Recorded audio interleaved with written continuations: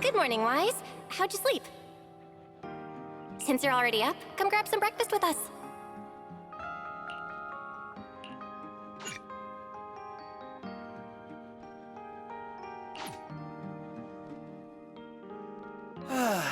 Having breakfast together with you guys every morning like this, I don't know, it just feels like...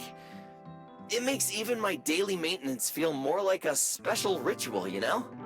Yeah, ever since we moved into Amber Hall, Wise and I have gotten into a much healthier routine. Hey, Wise, how come you got 2 fried eggs? Hand one over. I want another one too, with ketchup. Yeah. Wait, Cecilia, that's not ketchup! That's my maintenance oil! What's wrong, Cecilia? Those dark circles are pretty intense. Did you have a rough night? Yeah.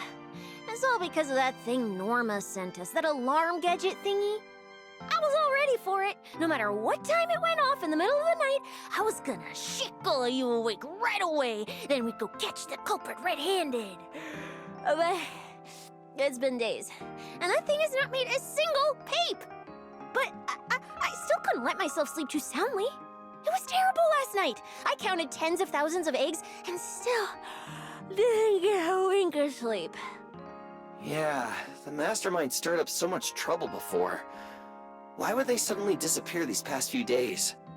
Wait, don't tell me our secret operation's already been compromised? I don't think so. The truth behind the Bangbu corruption incidents was never made public. As far as I know, the only people who really know what happened are Lady Dracaena and us. But from the culprit's perspective, now would be the perfect time to make a move. We still haven't figured everything out, and we're all being thrown off by those false leads. They seem to have vanished into thin air. Or maybe they're just waiting for the right moment. Well, if we're talking about recent events in Rose Califer, then yeah, all those outsiders showing up on the island fits the bill, right? Yeah. That really cool Sunbringer lady did mention something like that. Wait, this culprit! They're not planning to use the crowd and all the confusion to launch an ambush, are they?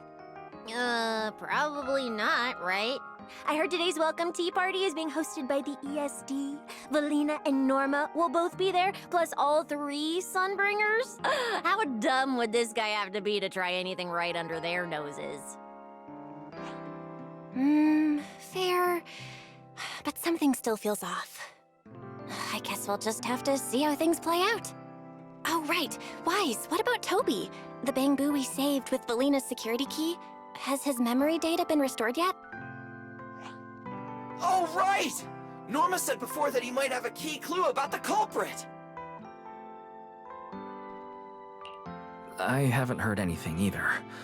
All I know is that ever since the vaccine plugin was completed, Norma's been completely swamped. She hasn't replied to any of my messages these past few days. Aw, man. She's already that busy, and Valina still called her to the tea party to help with the guests? Sheesh, poor Norma. Why do I get the feeling any guest who ends up dealing with a certain super cranky chief technician is gonna have it even worse? Well, breakfast is just about done. Billy, Cecilia, let's go grab those supplies we talked about yesterday. Sounds good. Ready anytime. I'll stock up on motor oil while the sale's on. Pudding! And my pudding! Half-price pudding! I'm buying a whole case and stashing it in the fridge! Wise, you're really not coming with us? Something just came up. There's been a bit of an issue with the HDD, and I'll need some time to deal with it. You guys go on ahead. Yeah, Wise already gave me his shopping list. Let's go ahead without him this time.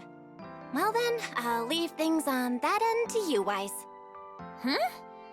Why do I get the feeling you two are hiding something from us? You're totally overthinking it. More importantly, if we don't hurry, your pudding might sell out. Huh? Right! I almost forgot. Let's go, let's go! Any later and we really won't make it!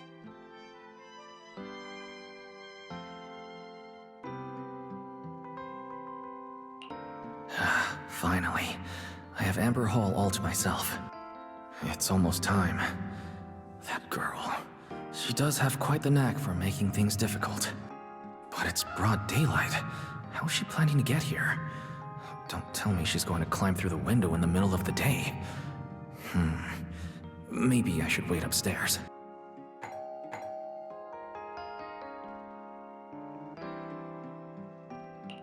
Huh? Someone's here? Who could it be? And of all the times... Alright, I'll see who it is first, then figure out how to handle this. Who could it be?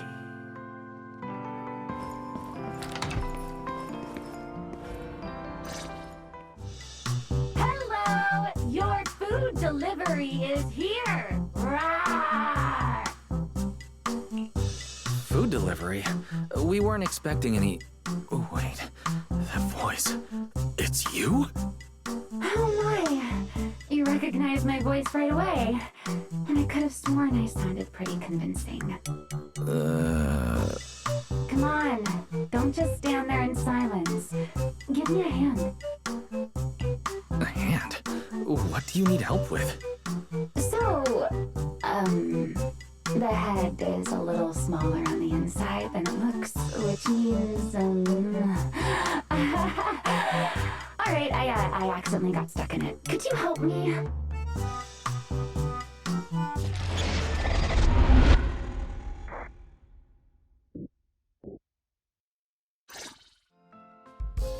Whew!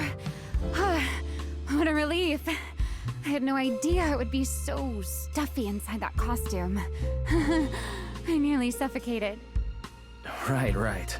The legendary first-generation Void Hunter almost got soloed by a mascot costume. Wait a second. Where'd you even get it? Where's the real Mr. Roar? Him? Probably still wandering somewhere in a hollow as we speak. Do you have any idea how dangerous that is? Where did you leave him? Come with me. We have to go save him, now. Why? I left him in his own shop, of course. Come now, I'm only teasing. This isn't Mr. Roar's outfit. It's just the same design. That's all. See? Did you truly think I tossed someone into a hollow? Oh, you really have that little faith in me? Personally, I'd say a certain someone brought this on herself. A certain someone who never says anything straight, only speaks in half-truths and riddles, then disappears halfway through.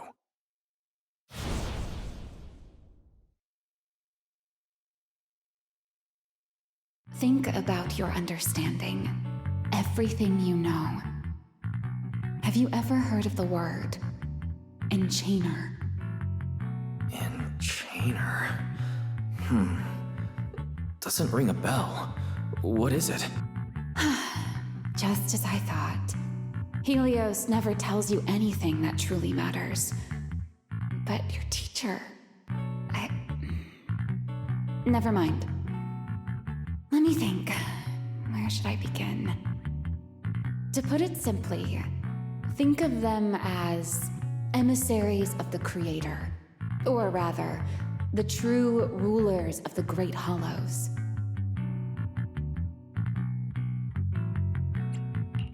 Rulers of the Great Hollows? No need to look so surprised. Haven't you already encountered something similar?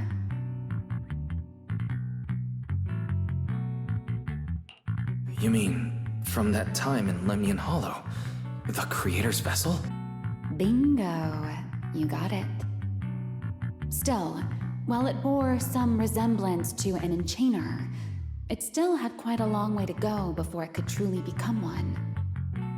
Of course, had you not stopped it back then and instead let it fully absorb the Qingming Sword's power, it likely would have fully evolved into the enchainer of Lemnian Hollow. It would have gained full dominion over the laws within Lemnian Hollow, whether that's miasma or anything else. Just thinking about it, that would have been a tough battle.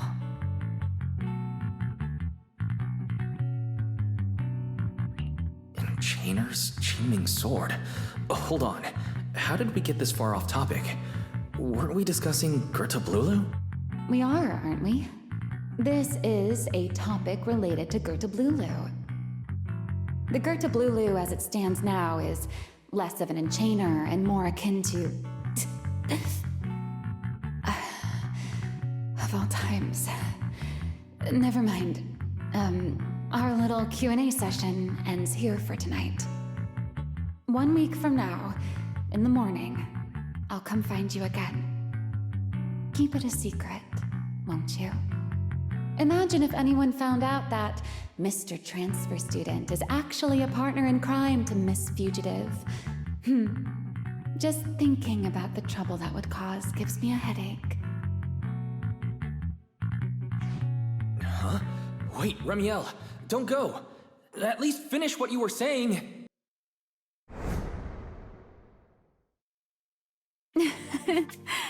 I never took you for the type to keep score. It's already been a whole week.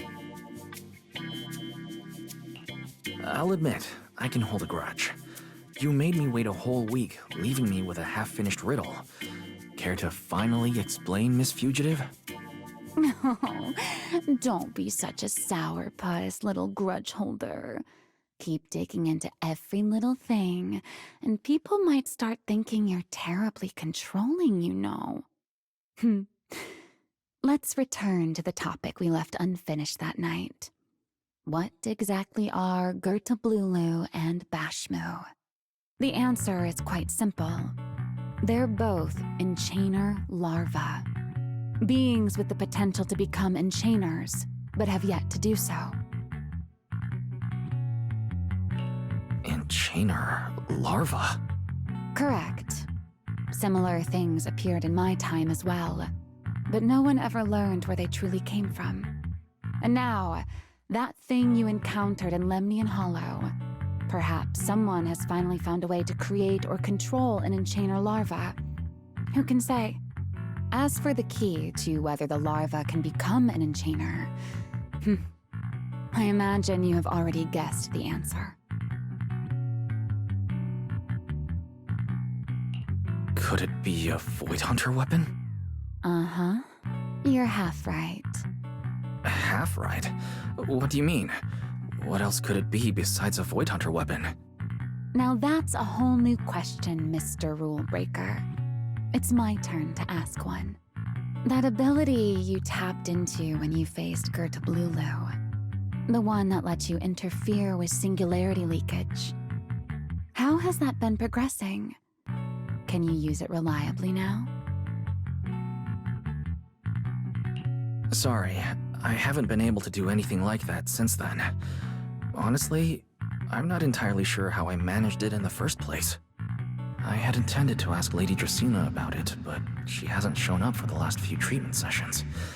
I never got another chance. That's tricky. And here I was thinking... Thinking what exactly? that you might help me find Gerta Blulu. I'm looking for it too, you see. Will you help me out? She's looking for Gerta Blulu too? Why? No, wait. Before that, why did she come to Rose Califer in the first place? If you have a question, just ask. It's written all over your face.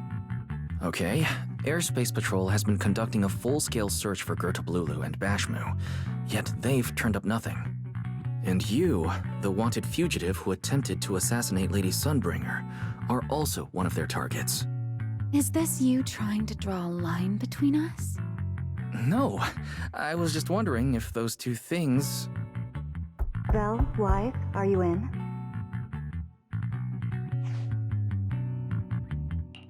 Huh? Was that Valina? What's she doing here? Oh no. Remielle, quickly! Please pardon me. It's about something urgent, so I let myself in. Hi! No, sorry. Good morning, Valina. Good morning. Are you having breakfast with Mr. Roar? Huh? Mr. Roar? Oh, right. Mr. Roar and I are, No, Lady Valina. I only stopped by to confirm this lovely, handsome gentleman's order. Roar! Order? Right. Cecia's birthday is coming up, so I wanted to order a cake for her. But this absent-minded gentleman forgot to choose a flavor. That's why I'm here to confirm it with him. Rawr. Looks like you two have serious business to handle, so I won't keep you any longer, Rawr. As for the flavor, sir, give it a little more thought. I'll stop by again tomorrow morning to confirm your choice. Rawr! Mr. Roar seems somewhat different from usual today. Maybe a little. By the way, what brings you here today? Yes, I do have a rather audacious request. Wise, I would like you to accompany me to today's tea party. You'd like me to accompany you to a tea party? Yes, you must have heard already. Guests from New Eridu will be arriving today. I have reserved Cup a Moment and prepared a welcome tea party for everyone. Originally, Norma was supposed to attend as the technical expert, but Toby's memory restoration has reached a critical stage, and she simply can't step away right now. So, if I'm understanding correctly, you'd like me to attend in Norma's place? Not quite like that. Wise, I would like you and Belle to attend with me as the collaborators recommended by Mayor Mayflower. On top of that, since you arrived on our island a little earlier, I believe sharing your experience here with the guests at the tea party would help everyone settle in a bit faster. Got it. Belle went shopping with Billy and Cecilia earlier, but I can go with you. Thank you for understanding, Wise. Let's go. There'll be quite a few important guests at the tea party, right? There's no need to be nervous. It isn't a formal occasion.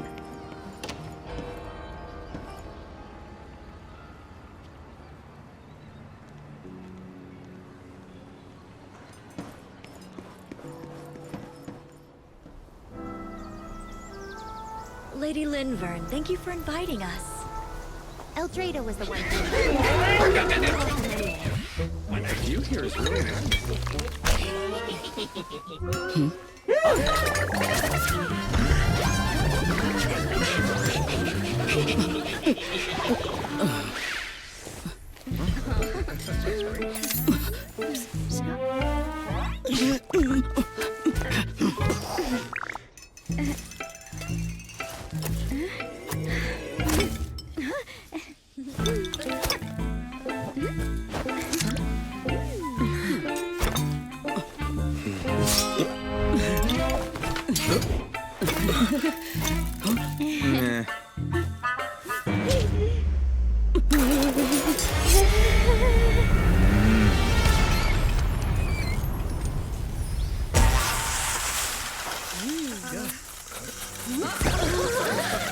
Oh, sure is lively.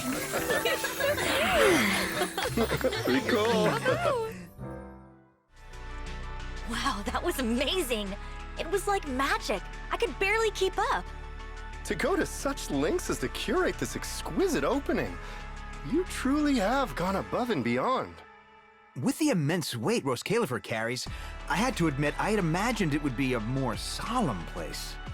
Relax, Mr. Owen. Even those of us in HSO don't work with stern faces every day. For a special occasion like this, we should all loosen up a little. Yes. To be honest, I also expected Roscalifer to feel more dignified at first. But this is pretty nice too, isn't it? Just the right air to talk about cooperation.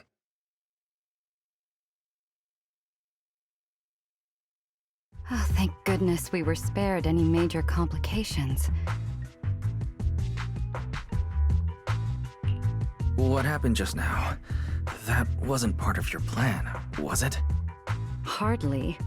If I'm not mistaken, this little mishap is the handiwork of those little ones from the Enna gang.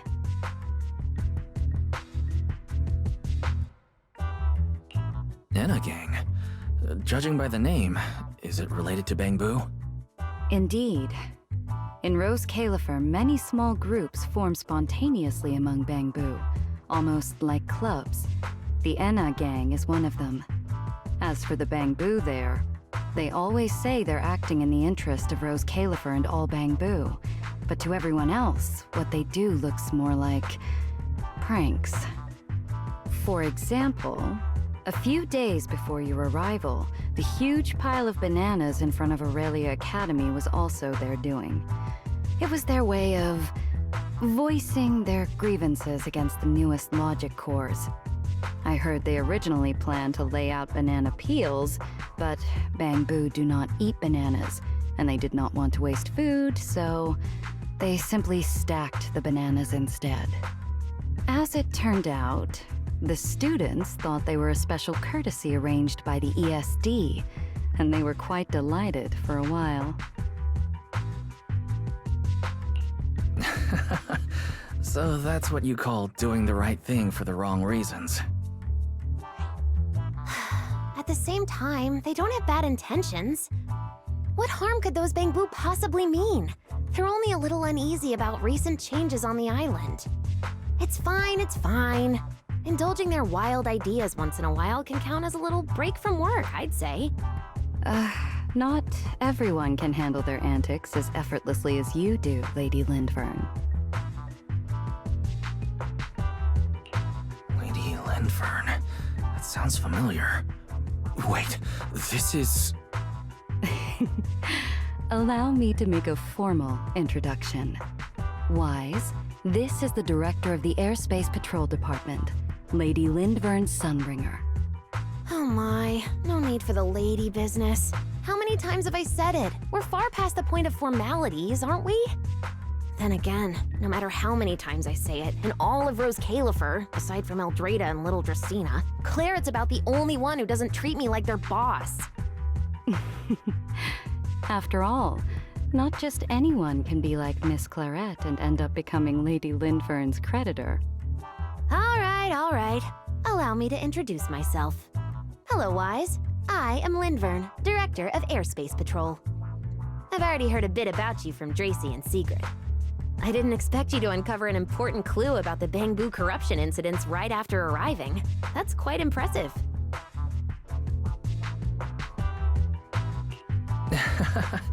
You're too kind, Lady Lindvern. I really didn't do too much. Well, I'll be counting on you later, all right?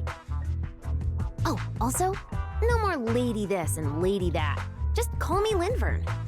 Okay, I'll try to get used to it.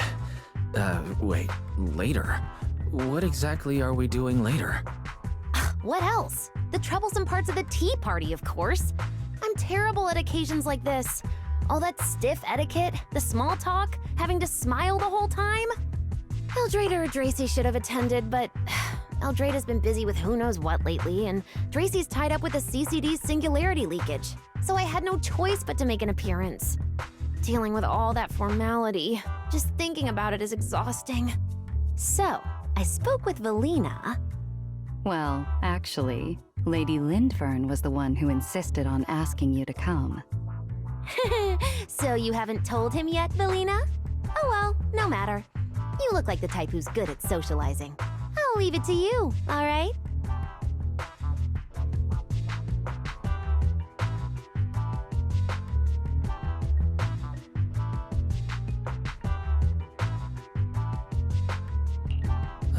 At this point, I don't think I really have room to refuse. The third Sunbringer, Lindvern of Airspace Patrol. I never expected her to be like this.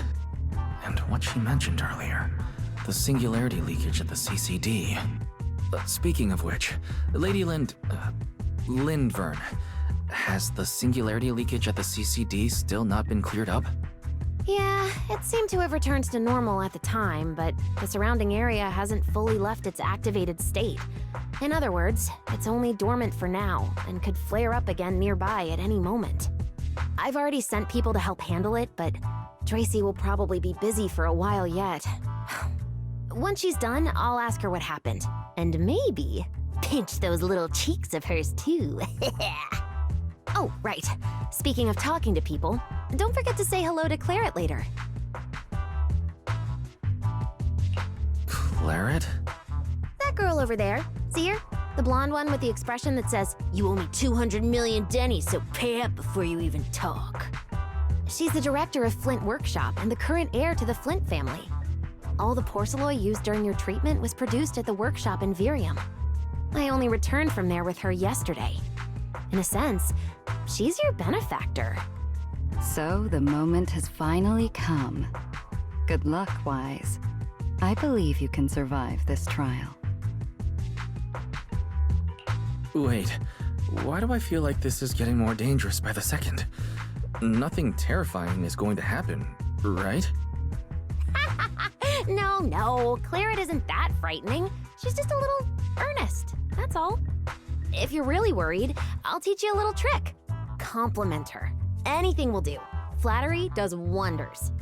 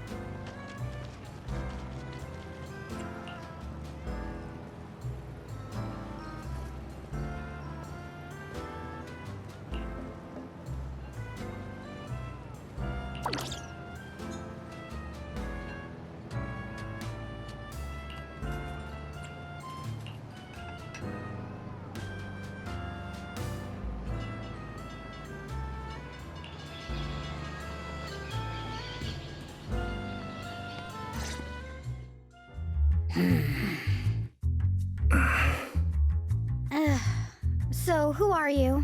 Another outsider? You've been staring at me for quite a while. Got something to say? Or is this some kind of new Eridu etiquette? My apologies, Miss Claret. I was just considering how best to express my gratitude to you. Gratitude? Are you sure you've got the right person? Did I help you with something? Oh, wait, I get it. So you're the one Dracaena and the others are trying to save. Yes, that's me. Thank you very much for your help during my treatment. Oh, I forgot to introduce myself. My name is Wise. Nice to meet you, Miss Claret. Help? Funny, I don't remember doing anything like that. All I remember is someone sweet-talking me into investing in some ridiculous long-term treatment project, then burning through at least 3 days' worth of my workshop's porcelain output in a single day. As for how that turned out, that has nothing to do with you or that byproduct inside you. I'll go have a nice little chat with that innocent-faced little liar myself. She really doesn't pull any punches. Maybe I should try complimenting her like Linvern suggested. That might help ease the tension. Is there anything else? I'm truly sorry. I never imagined my treatment would require so much porcelain. I know this is an exceptionally rare material that only Flint Workshop can produce. I'm deeply grateful for your generosity, and I won't forget it. Good. At least you understand. Hey, wait, don't just bow all of a sudden. You don't need to be that formal just to thank me. Everyone's watching. Honestly, you... Fine, I'll let it slide since you're at least being reasonable about it. Drop by my workshop sometime. I'll personally take a look at that etheric other situation of yours. I ought to know what my family's porcelain ended up being used for, shouldn't I? Please don't worry, Miss Claret. I'll do everything I can to make up for your losses and prove your investment was worthwhile. All right. Save the pleasantries.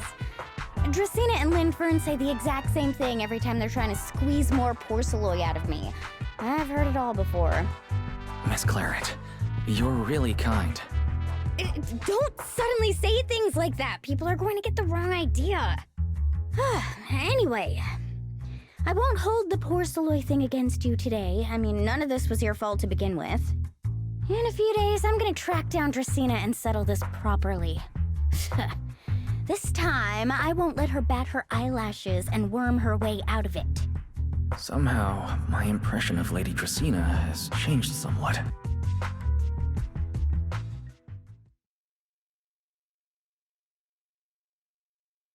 Valina, Sigrid, what's wrong? What happened? No need to be so tense, Wise. It's just a small matter. Not all the guests scheduled to arrive on the island today have shown up yet. One of the airships ran into some trouble while passing through the storm belt. That held things up a bit. They're just now pulling into port. The tea party's already halfway through, and neither Lady Lindvern nor I, since we're the ones hosting, can just slip away in the middle of it. So, I will be the one in charge of welcoming this batch of guests. And, Mr. Wise, I would like you to come along with me. I have to go too? Well, here is my request. Most of the guests aboard this airship are scholars specializing in holotechnology. Compared to the warriors of Airspace Patrol, I think they would find much more to talk about with Mr. Wise. I see. Got it. Leave it to me. Your understanding is appreciated. Now then, no time to waste. Let us move out. Today's tea party was a close call, but we came through safely. I hope this marks a good beginning. You were very composed the whole time, Sigrid. You are too kind.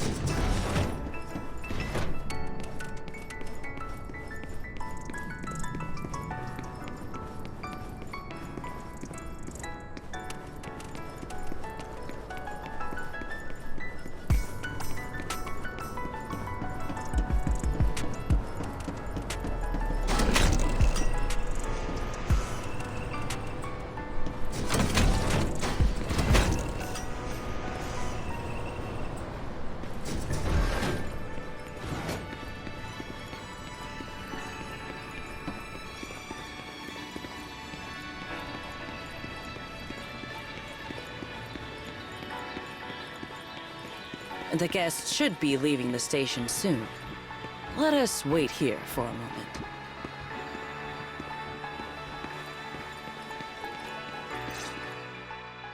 The last time I was here was just after we first arrived on the island.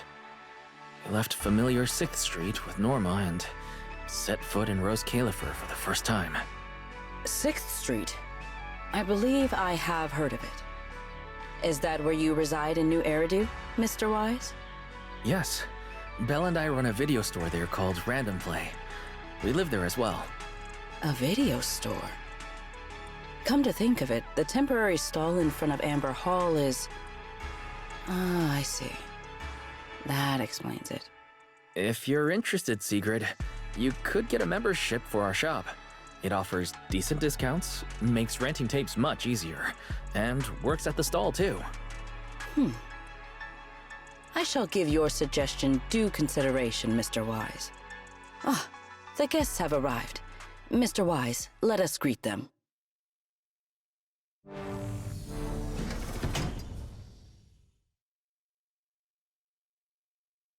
Honored guests, you have come a long way.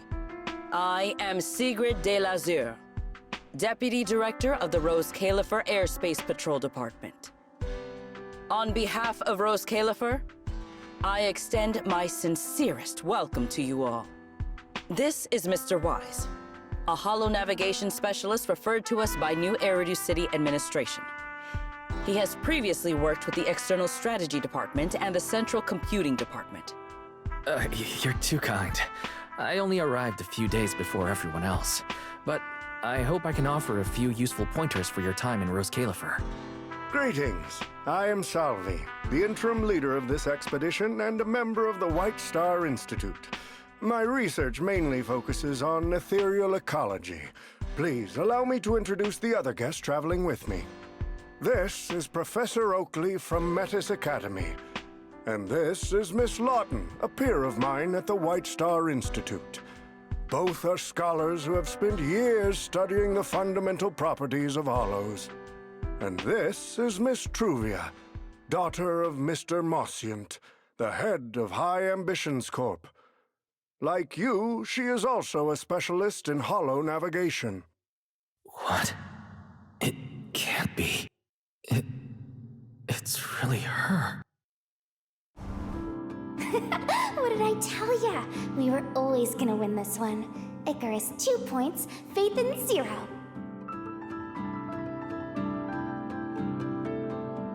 That's only twice. Nothing to brag about. Not satisfied? Fine then. Let's run it back tomorrow. Bring it on! We've got all the time in the world. I could go head-to-head with you for a lifetime. Looks like someone's gonna be losing for the rest of their life, huh? Truvia, you... What did you just say? I'm saying, what's that got to do with me?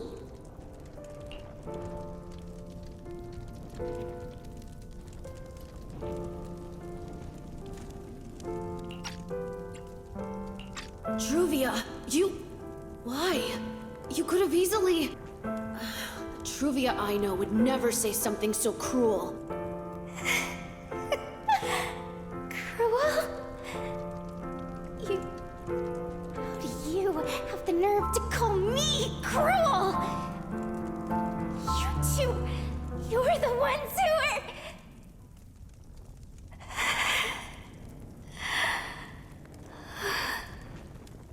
Forget it. Let's just say goodbye here, Phaethon. I know I said goodbye, but I still hope that for the rest of this life, we never have to see each other again. That really is Truvia. Why? Why is she here? In Rose Califer? Did she already know Bill and I are here? No, she probably didn't. Right. They just introduced her as the heir of the head of High Ambitions Corp. Should I pretend I don't know her? Or, no, she seems to have noticed me too. Should I go say hi? No, never mind, when it comes down to it. Wise. Mr. Wise. Yes? Yes. Mr. Wise, Mr. Salvi just mentioned that since both you and Miss Truvia here are experts in hollow navigation, you should have quite a few topics in common. Well, I'm not really an expert or anything. When it comes to specialized knowledge and technical skills, you'd really want to consult Miss Truvia for that. You give me too much credit. Our group primarily researches civilian equipment and technology. I wouldn't call myself a specialist. Why are two talented young folks like you being so modest? All right. Doesn't Mr. Wise also have a younger sister? That's right. And it seems I recognize you correctly. To be honest, you and your siblings' names have come up several times in our Institute's recent research logs. Naturally, I became curious and looked into it a bit. That's when I discovered Mr. Wise and Miss Truvia. Not only do your research interests overlap, but you also share another connection. You both studied at Helios Academy, and around the same time, no less. That's correct, Professor Salvi. Wise and I were both students at Helios Academy once. It's just, after the fall of the old capital, we never saw each other again. Oh my, so it truly is as I suspected. Once we reach the tea party, I'm sure you two former classmates will have plenty to catch up on. Unlike an old man such as myself, at my age, there are hardly any classmates left to reunite with. I suppose you're right. Professor Salvi certainly knows how to put people on the spot. I need to think of something. We can't spend the next few hours like this. I would love the chance to speak with Mr. Wise a little longer, but the journey was rather rough, and I'm afraid I'm feeling a bit airsick. If I were to attend the tea party in this state, it would hardly be proper. Sorry, Miss Truvia. That was our oversight. We did not account for a situation like this. Today's tea party is just a casual welcome we have put together for you all. You do not need to worry about a thing. We will be hosting a proper formal reception for everyone down the line. If you are feeling a bit under the weather, how about having Mr. Wise accompany you for a stroll in the nearby park so you can rest? Huh?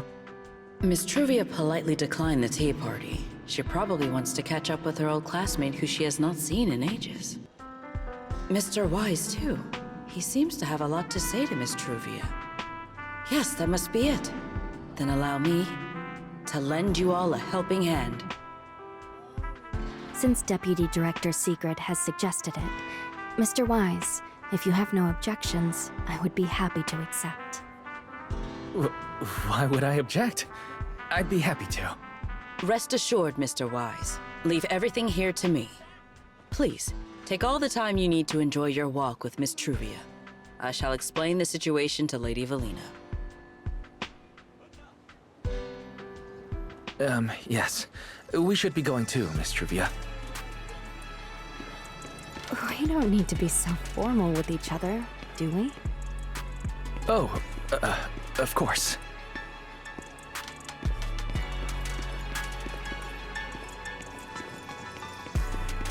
This really is beautiful. Give me a proper tour later, okay? To be honest, I haven't really been here much myself. Then you're a rather underqualified guide, aren't you?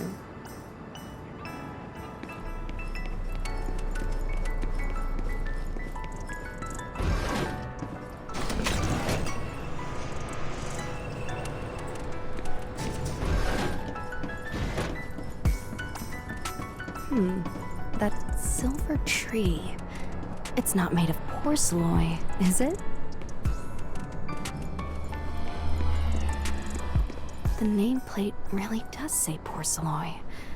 I heard Rose Califer was the homeland of porcelain, but I never imagined they'd use it for public decoration.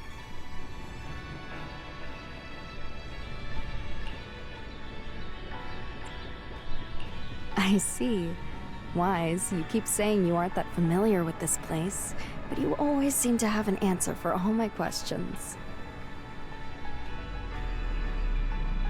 I've heard the porcelain veins in Guastrum are also essential to the computation of Rosetta data. How much do you know about the connection between the two? Really? Or could it be that this touches on Rose Califer's secrets you can't exactly share with someone from tops like me?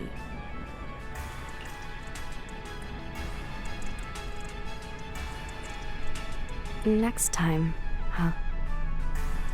I'm sorry, Truvia. It's alright, Wise. Come on, let's see what's up ahead. There's so many people over there. Yeah, there's a fountain over there. The Bangbu use it for events from time to time. It looks rather interesting.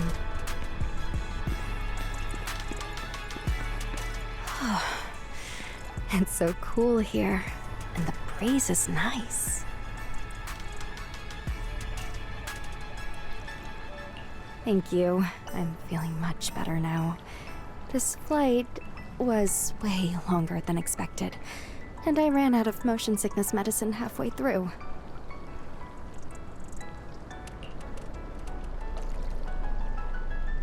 It's much better than it was back then. Otherwise, Father never would have allowed me to come to Rose Califer.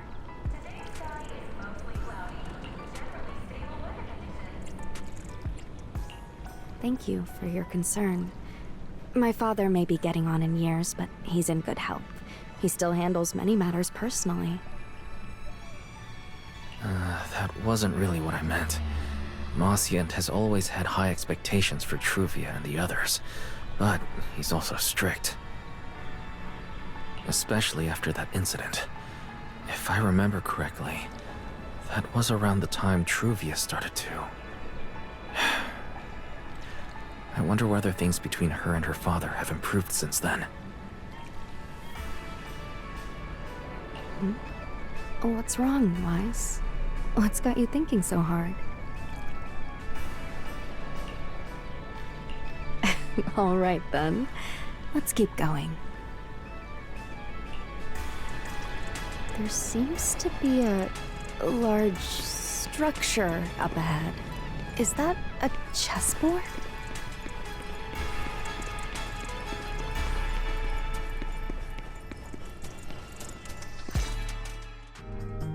Oh, it really is a chessboard. I feel like it's been ages since I last played a game of chess. Same here. I still remember. Back then, Belle and I were both really into chess. Whenever exams weren't looming over us, we'd always be going head-to-head on the board. She and I were both pretty clueless back then. She was always setting you off, and I just stood there watching most of the time, rarely stepping in to stop her. It's okay, Wise. It's all in the past now. How have you been after all these years? Oh, and what about Belle? Is she doing all right? We're both doing fine. Belle, she's still the same as ever. Gets hyped about something for like 3 minutes, then she's over it. She can't sit still for the life of her. A few years back, we opened a video store called Random Play on 6th Street in Janus Quarter. Business has been, well, decent enough, I guess. Even though we're supposed to be running that place together, Belle only ever gets serious when it comes to stocking horror films. The rest of the time, she also struggles to get the books balanced. If you've got time later, Truvia, feel free to swing by. I'll let Belle know to set you up with our highest tier membership card. No expiration, and permanently free. Well then, let me thank you two managers in advance. What about you, Truvia? All these years, have you been doing well? I guess I'm doing all right. Over the years, with my father's assistance, I've continued my research on holo communication and navigation. Back in the day, as one of the primary investors behind Helios Academy, High Ambitions actually retained a small portion of the related research materials. My father plans to adapt the technology for commercial civilian use. Fortunately, that's something I can help with.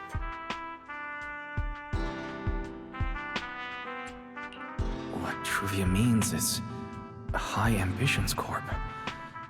They've been conducting research related to the HDD this whole time? Does she go in and out of hollows as much as I do?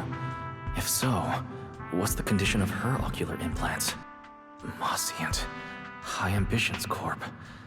Do they even know that Helios never resolved the hidden dangers behind this power? No. I need to make things clear with Truvia. Even if it means... Truvia... Are you... Truvia... Are you still using the ocular implants Helios Academy put in us? As fellow hollow navigation specialists, I think we both already know the answer to that question, don't we? Of course, I'm not trying to point fingers, and I have no intention of judging the choices you've made. But for me, I don't want this power to go to waste, and I don't want the memories tied to it to be forgotten along with it. Truvia, you got it wrong. That's not what I meant. That incident back then, Helios Academy never fully resolved it. And not long ago, my ocular implants started acting up again. Enough! Let's not talk about this anymore. I want to hold on to those memories, but that doesn't mean I want you dragging me back to that day. I don't want today, this day of our reunion, to become the continuation of that day. Sorry. It's okay. That's all in the past now. Didn't you say it yourself? We were just kids back then. We didn't know any better. And childhood, it's nothing more than the briefest chapter in our long, drawn-out lives. Compared to the present and the future, it's insignificant, and not really worth you and me bringing up over and over again.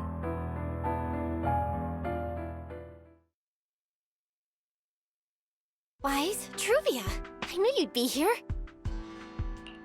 Belle, what are you doing here? We were heading back after shopping when we passed by Cup a Moment just as the tea party was wrapping up. Sigrid mentioned you'd come out here with an old classmate, so I figured I'd swing by and check in. I never would have guessed it'd be Truvia. That was cold, Belle. When your brother saw me, he was a lot more excited. I'd love to stick around and chat longer, but I'd rather not put myself through trying to keep up with you two chatterboxes at the same time. Now that the tea party's over, I should head back to the place the ESD arranged for us before my companions start worrying. Wise, Belle, I'm really glad we got to see each other again here in Roscalifer. Maybe next time, if we get the chance, we can sit down and catch up properly. No need to walk me back. I've checked the map, so I should be able to find my way. Besides, I'd like some time to myself. I'll see you around.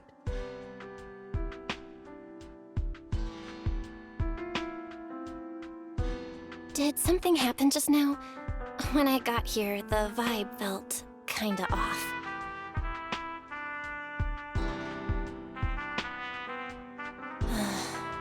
I didn't expect things to turn out like this.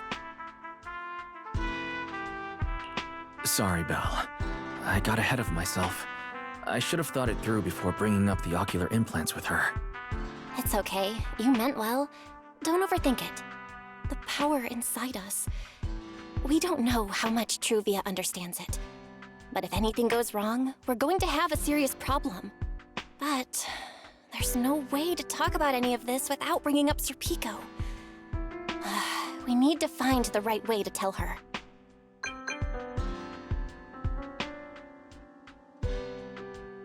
Oh, it's a message from Norma.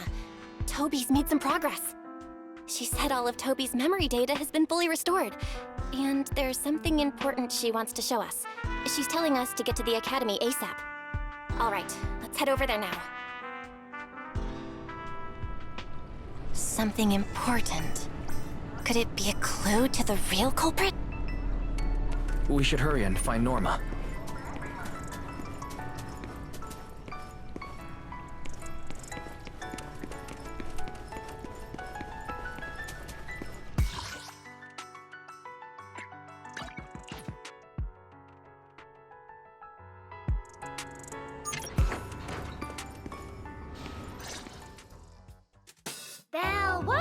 What took you two so long? Norma, did you find anything in Toby's memories? Any clues about the culprit? What exactly did they do to those bamboo? Whoa, slow down! Your expectations are way too high. Oh, now you're making me nervous. Anyway, just like I said in the message I sent you, Toby's memory restoration work is done. Some of the data's been totally wrecked by corruption, but no biggie. I still managed to dig up someone who looks like a prime suspect. I've already seen it plenty of times. Here, take a look for yourselves. So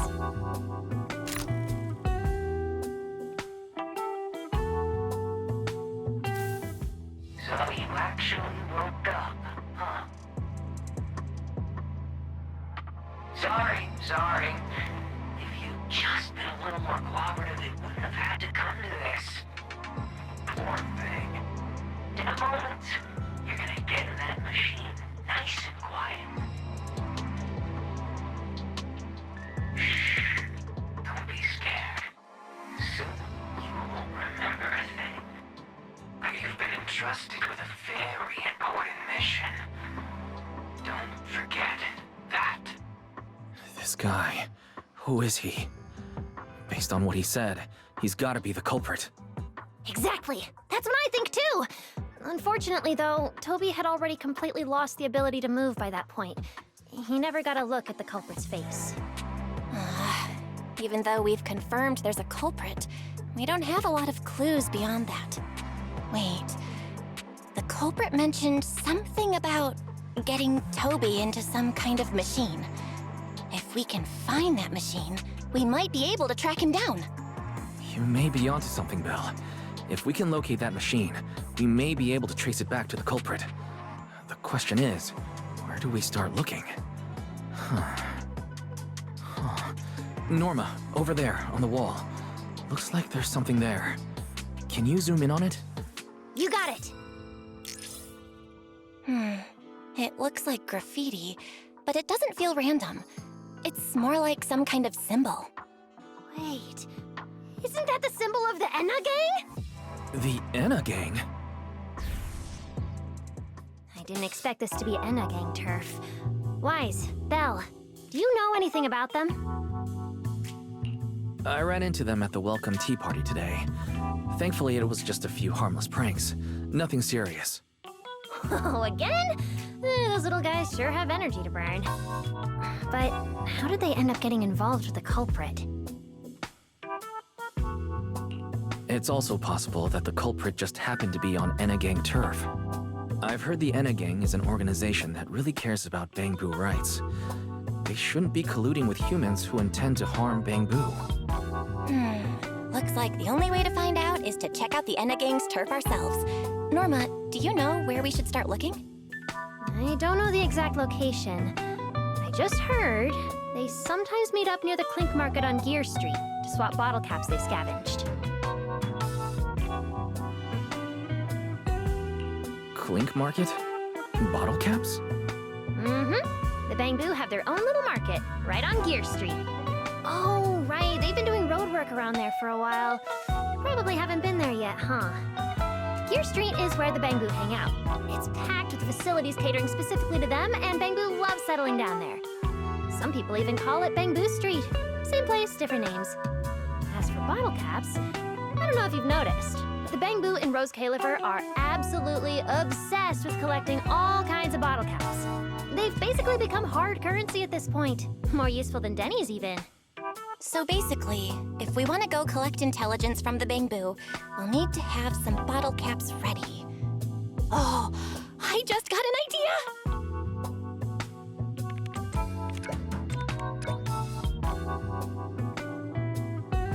I'm here, Wise! Belle, check it out! Are these bottle caps enough? Cecilia, are you secretly a Bamboo or something? Where'd you get all these bottle caps? What are you even talking about? I brought these myself. Before coming to Rose Califer, I was worried there wouldn't be anything good to eat, so I stuffed a ton of snacks and drinks into my luggage. And then, things have been crazy lately with one emergency after another. I forgot to take out the trash in my room, and then Anyway, the bottle caps you wanted, I found them for ya. Never thought the day would come when I'd be grateful that Cecilia never bothered to take out the trash. But what do you guys need so many bottle caps for? Feeding your Bang Boo?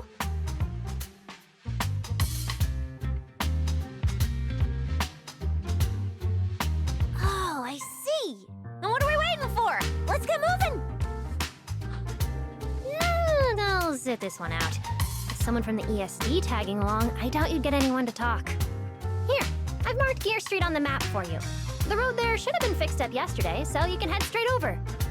But hey, don't go telling anyone I'm the one who tipped you off. All right, let's go. We'll catch you later, Norma.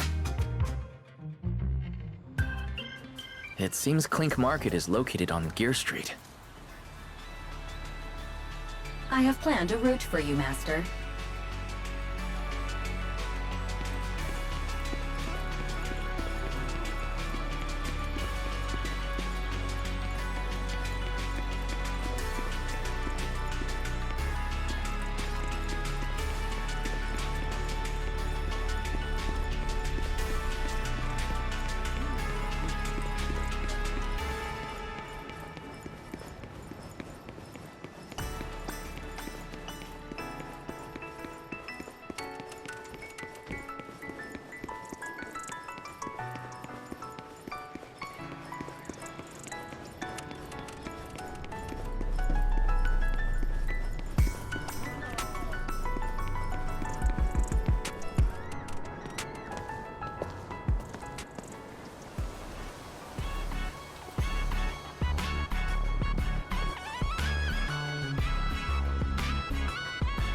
Master, we have arrived at the target location, Gear Street.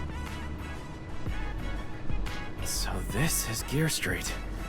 There really are Bang Boo everywhere, just like Norma said. Our target is Clink Market. Huh. Is there anything around here that looks like a market? Well, based on my extensive experience solving cases as a public security officer, over there! That red mailbox! That one! The little door next to it looks extremely suspicious.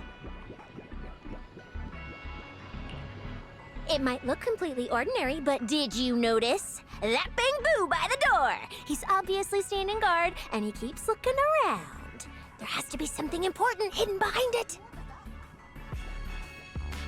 That does seem suspicious. Let's go check it out.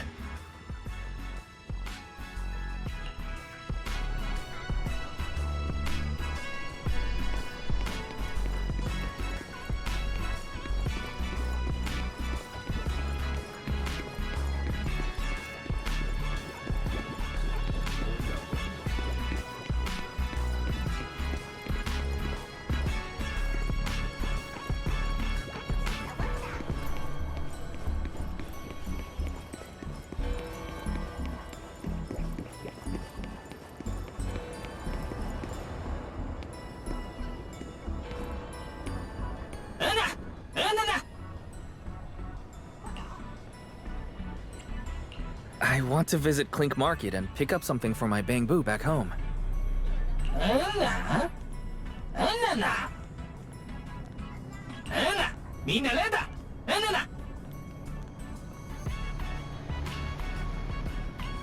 Yeah, this door's way too small. But at least I found the right place. Clink Market really is here. How am I supposed to get in? Right. I can use Eos's body.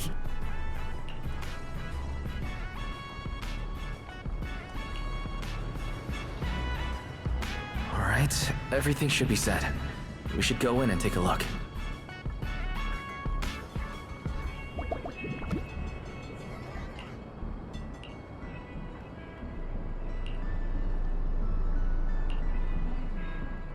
Would you look at that?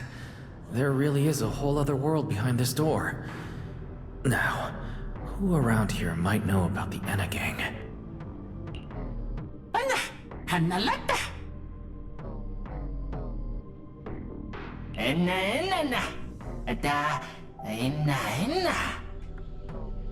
That Bangbu seems really well informed. I'll go ask them about it.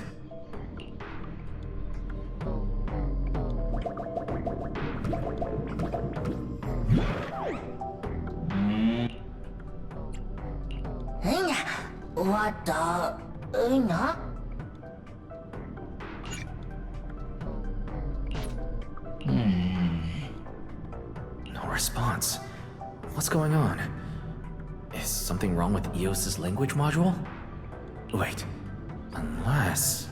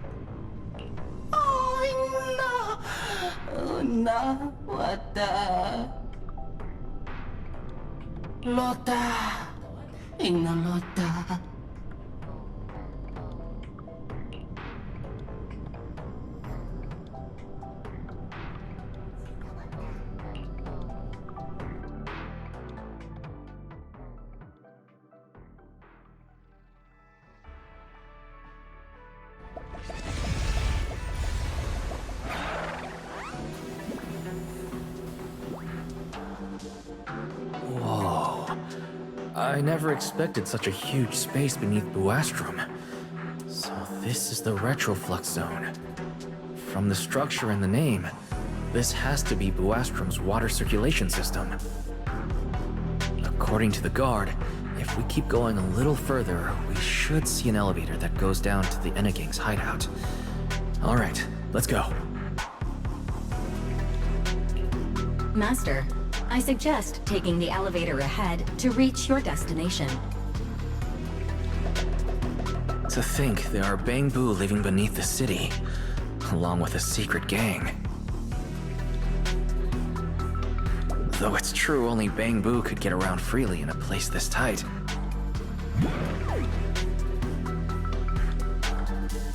I wonder what the Enna gang's hideout is like. I hope we can find some clues that lead to the culprit.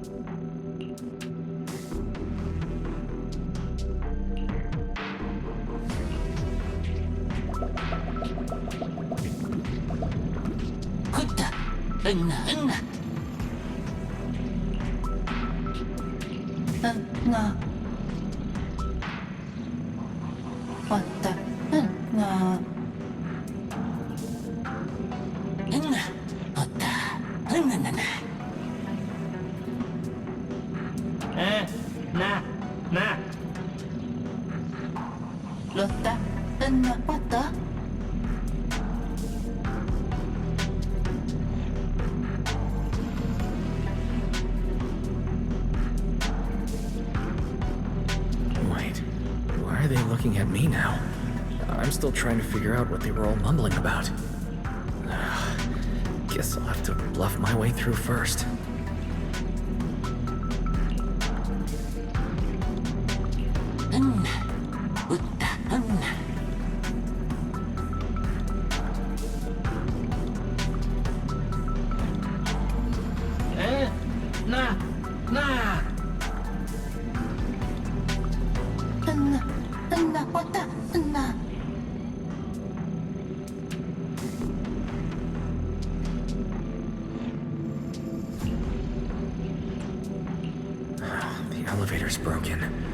Let's look around. There's another way to reach the Enna gang's hideout.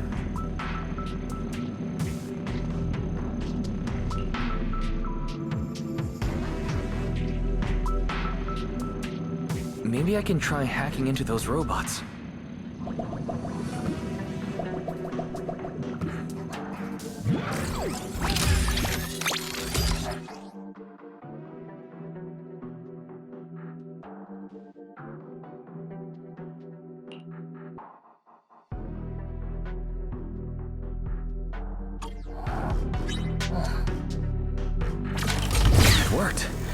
Just as I thought. Let's take this side path and see where it leads. I don't see a switch for the drawbridge. Maybe I can try ramming it.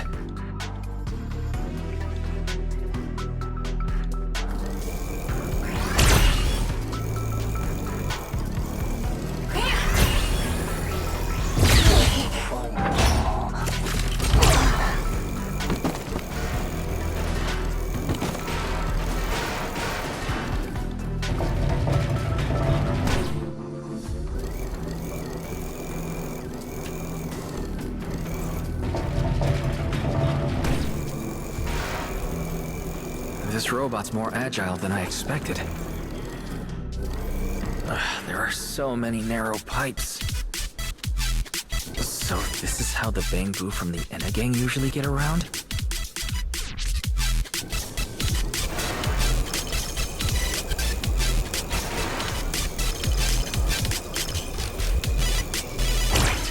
Am I supposed to go down like this? It's faster than I expected.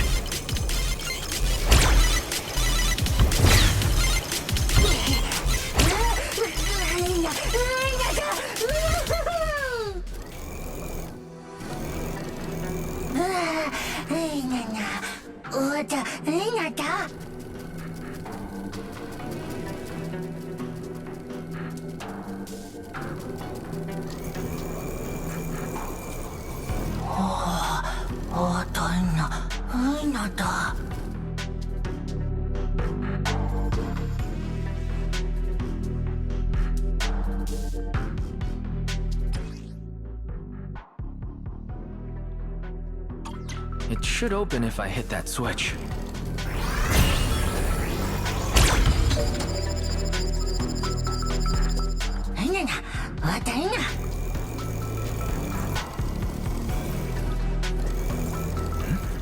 I can hear something nearby.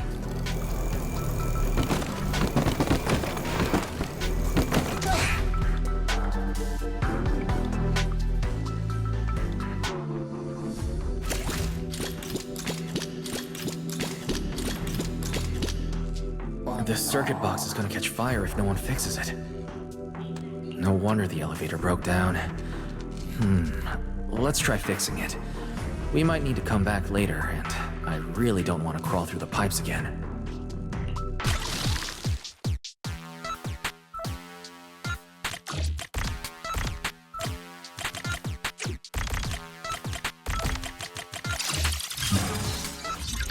Okay, that should do it.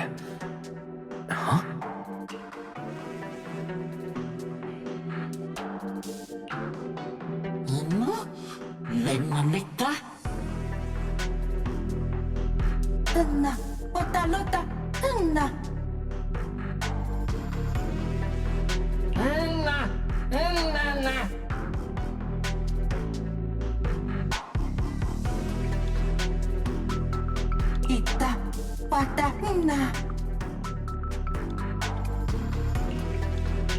The Enna gang's Bangbu keep mentioning this revelation.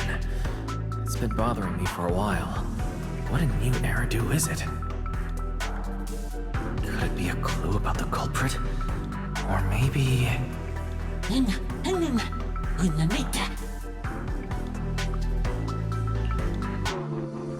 What is the connection between the revelation and the culprit?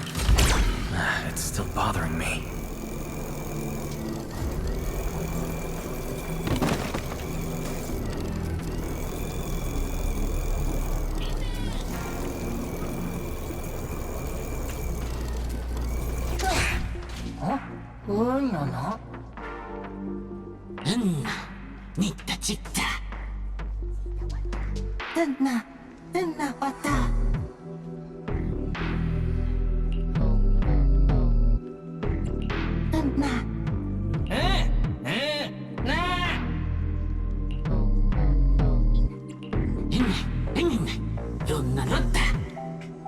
Master, based on a rough calculation, the probability of this vehicle safely delivering EOS to the destination is 98.732%. I don't even know where to start. That this can even be called a vehicle, or that absurdly precise probability. Forget it. There's no other way. Let's just try it.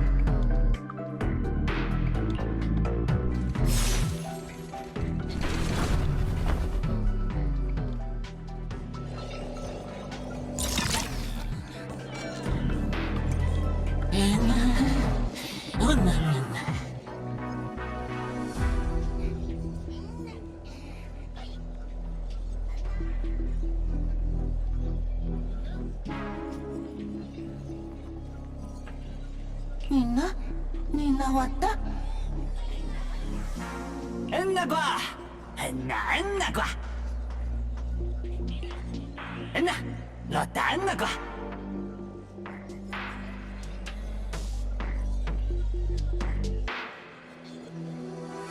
Griff. So he's the boss of the Enna gang. Maybe he knows something about the culprit. Come to think of it, this place really does resemble what we saw in Toby's memories. Also, something's really strange. Almost all the Bang-Boo here seem to be Data-Boo. Why is that?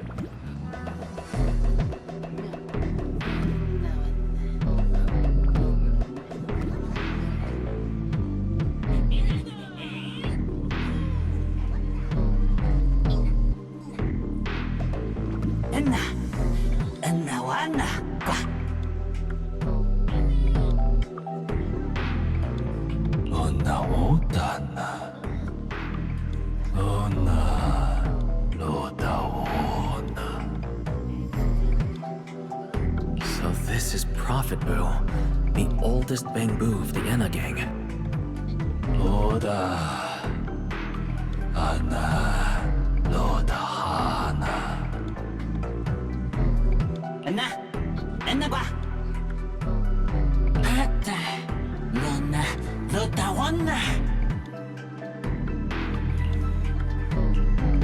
Enna, Loda, Wana, Puna, Puta. Kuta, Enna, Loda.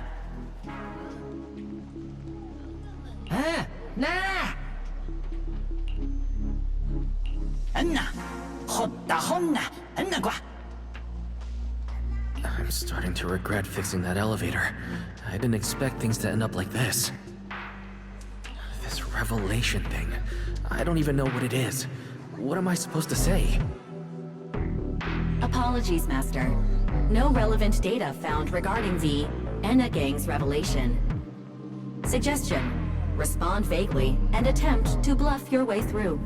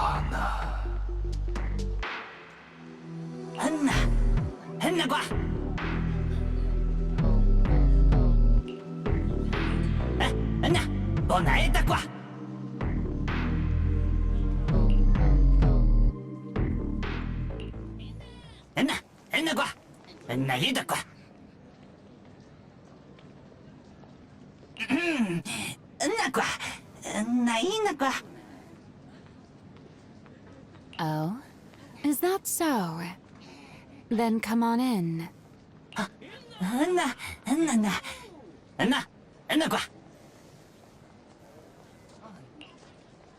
Great One. Could that be the culprit? That voice sounds strangely familiar.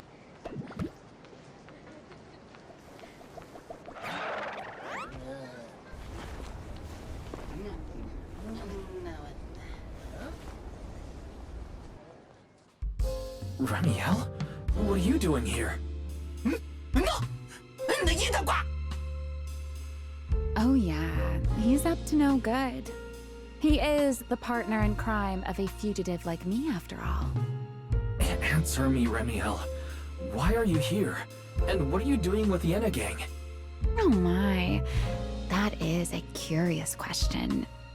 Barging into someone else's home uninvited, then starting with, "Why are you here?" How terribly rude. Oh wait, I suppose I did something similar myself not long ago. Never mind, not important. Yes, haven't I mentioned before? This is the proxy from the External Strategy Department.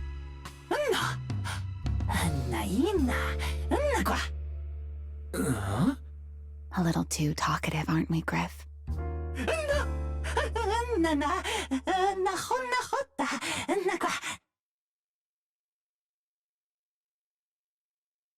Well then, it's just the two of us now, my charming little bang-boo. I must say, I didn't expect you to have such a practical, yet rather adorable, little skill. You haven't used this, little trick for anything mischievous, have you? I feel like you're imagining something really weird. Wait, how did you manage to get me off track again? If I remember correctly, in our Q&A game, it's my turn to ask the questions. Sure. What would you like to know this time? Why are you on the Enna gang's turf? And why do all the bang-boo here seem to respect you so much? My, you really should listen when people are talking, Mr. Impatient. Didn't I already tell you? This is my home. What's strange about finding me in my own home? So, you're the real leader of the Enna gang? What are you talking about? The leader of the Enna gang is Griff, the one who brought you in just now. Me? I'm only a poor soul they took in recently, that's all. But don't the Enna gang's bang-boo hate humans? Why would they... Because the bang-boo they call Prophet Boo saw me once, long ago. It must have been over 100 years ago. I never imagined a bang-boo could live that long. In his eyes, I'm still the Void Hunter, and a friend of their mother, Lady Sunbringer, the person they hold most dear. But that makes even less sense. Weren't you wanted because you tried to assassinate Lady Sunbringer and failed? In which case, shouldn't the Enna gang's bang-boo hate you even more? Oh, that part's simple. Because, as far as the Enna gang understands it, the 3 Sunbringers now governing Rose Califer, they're all imposters. What did you say? The 3 Lady Sunbringers we have now. Even if they're not exactly as they once were, they're still Sunbringers, aren't they?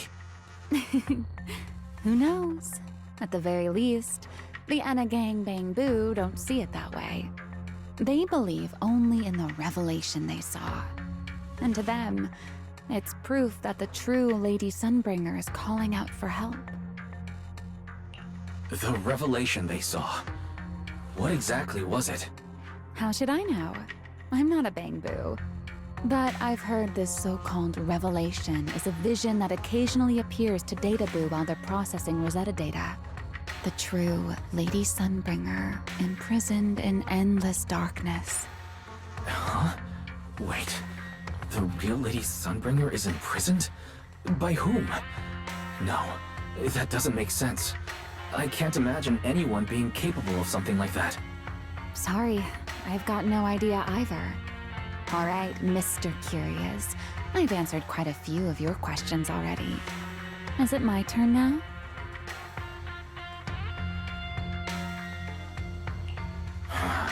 What do you want to ask? No need to be so nervous. Aren't we close enough to tell each other anything by now? My question is the same as yours. Why are you here, my dear Proxy? Remember Toby? The Bangbu we rescued from Blulu. We managed to restore some of Toby's memories. He was kidnapped, and the place where it happened had Enna Gang graffiti. I see. So you've come to the Enna Gang looking for answers. Singularity leakage, the culprit behind the Bangbu case, the Enna Gang, Blulu. If my guess is right. What is it, Remielle?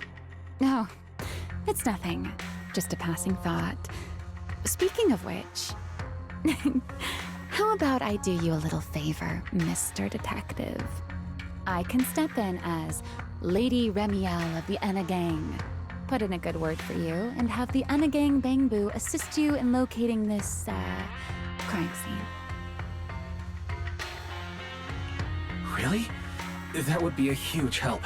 Thank you. Wait. This doesn't come with some extra condition, does it? No. Knowing you, of course it does. Out with it. What are you scheming this time? Oh my, Mr. Detective.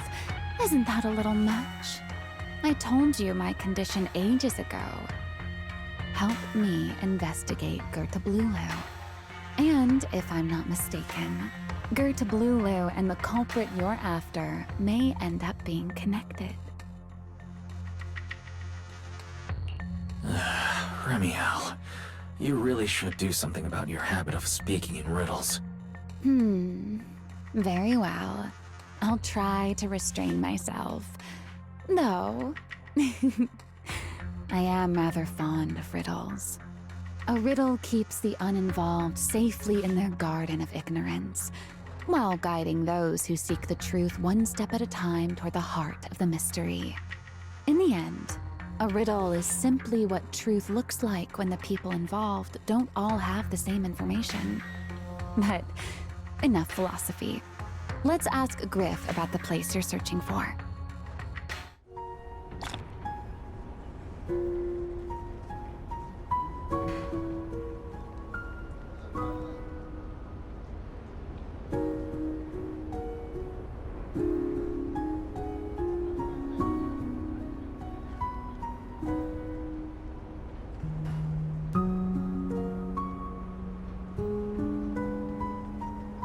Griff's good at rallying people.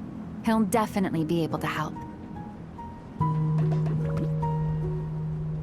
I hope everything goes smoothly.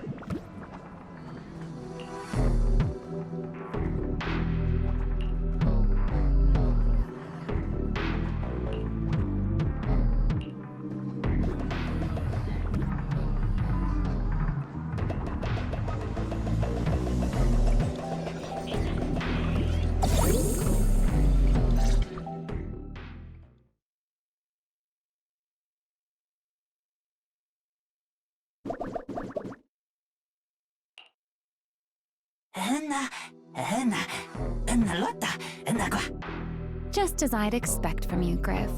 Quick and efficient.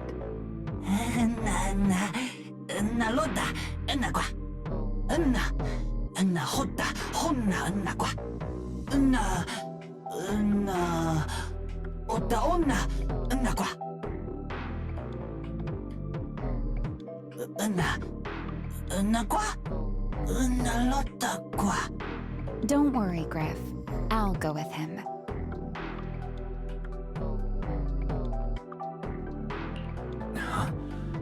You're coming with me, Remielle? Wasn't that our agreement? I help you follow the culprit's trail, and you help me investigate Gerda Blulu. What? Have you forgotten already, my dear partner in crime? I can't shake the feeling that you just maneuvered me into this again.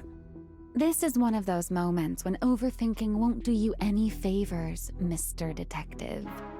Besides, rather than concern yourself with such trivial details, my adorable little Bang-Boo, before we officially set out, could you change back into your proxy form for me? Those short little arms and legs won't be much help after all.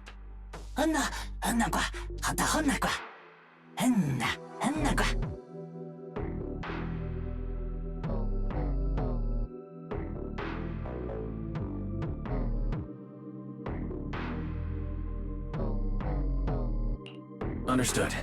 I'll head there now.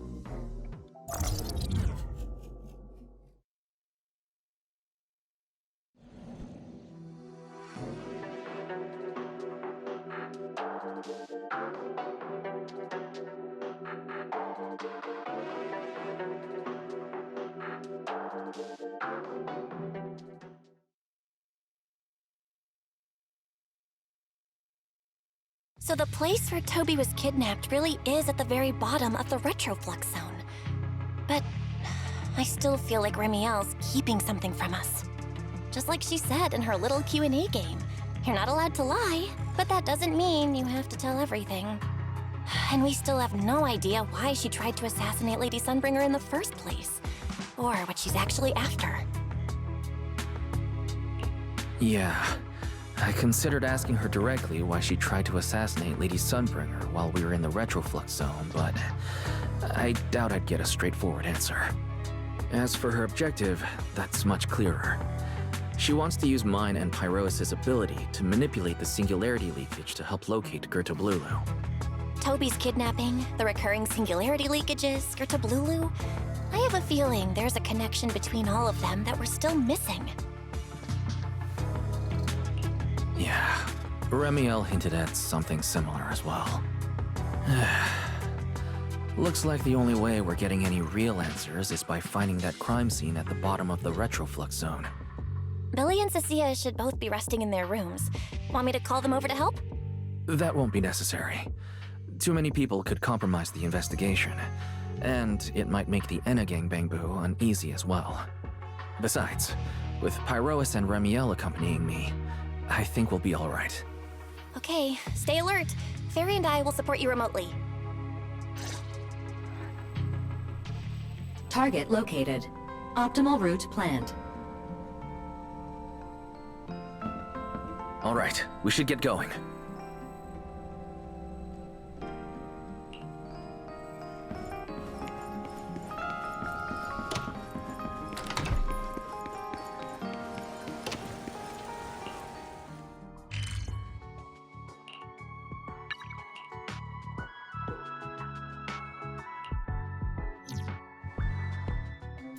Pardon me. Is something troubling you? You have been circling this phone booth for quite some time now.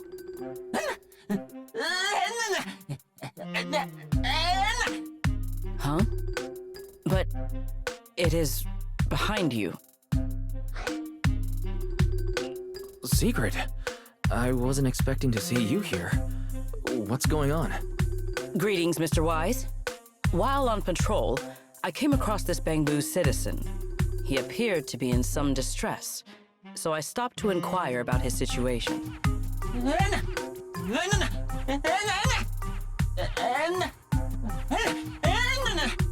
Waiting for someone? And who might that be?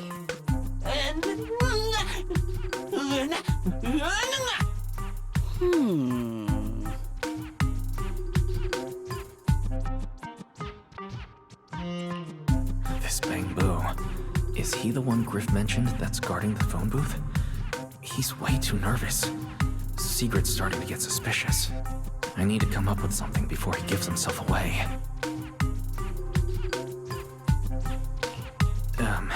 Sigrid, actually. The person he's waiting for is I see. Citizen, the one you await is Mr. Gaboo, is that right? Mr. Gaboo? Whomst? I do not know, but we must stay here. We must wait for Mr. Gaboo. Perhaps today, perhaps tomorrow. But one day, we shall wait no longer, for Mr. Gaboo will finally arrive. Uh-huh. Oh, it's a line from the famous play, Awaiting Gaboo. Did I get that right, Mr. Actor?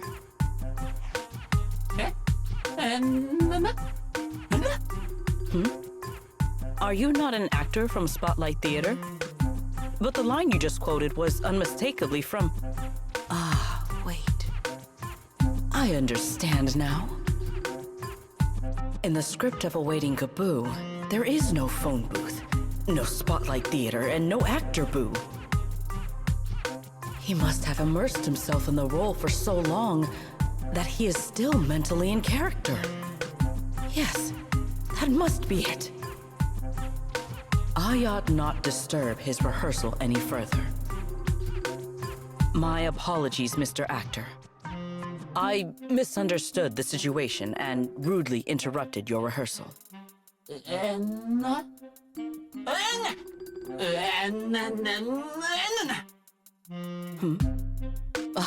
Indeed. Only by holding fast to courage and conviction can we fulfill our duty to protect Rose Califer.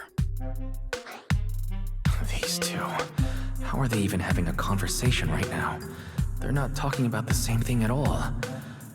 Oh well, at least Secret doesn't seem to suspect anything. If she learns that Remielle is involved, explaining the situation could get complicated. Oh well, we've come this far already. I'll deal with it later if it comes to that. Well then, now that the misunderstanding has been cleared up, I shall not interrupt your rehearsal any further. Farewell, you two. I wish you a pleasant day.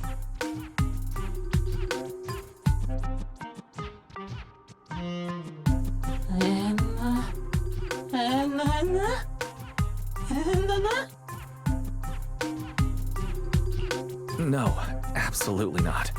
This has been a huge misunderstanding.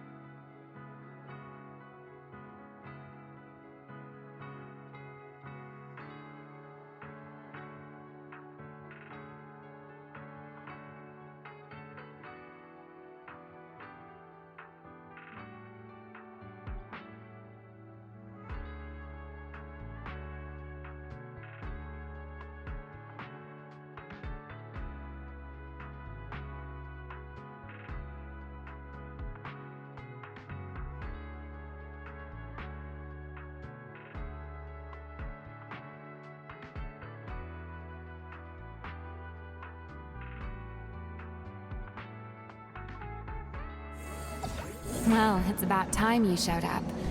Amber Hall isn't that far. What kept you?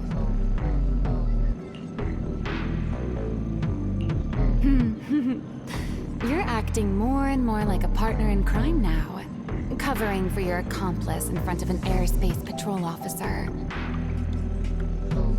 Still, I have some understanding of what kind of person Secret is.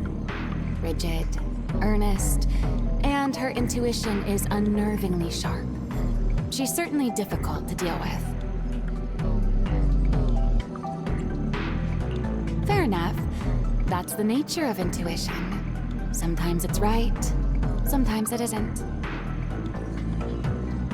All right, enough of that. We should head off to the crime scene on the lower level of the retroflux zone. The entrance is this way. Griff is already waiting for us.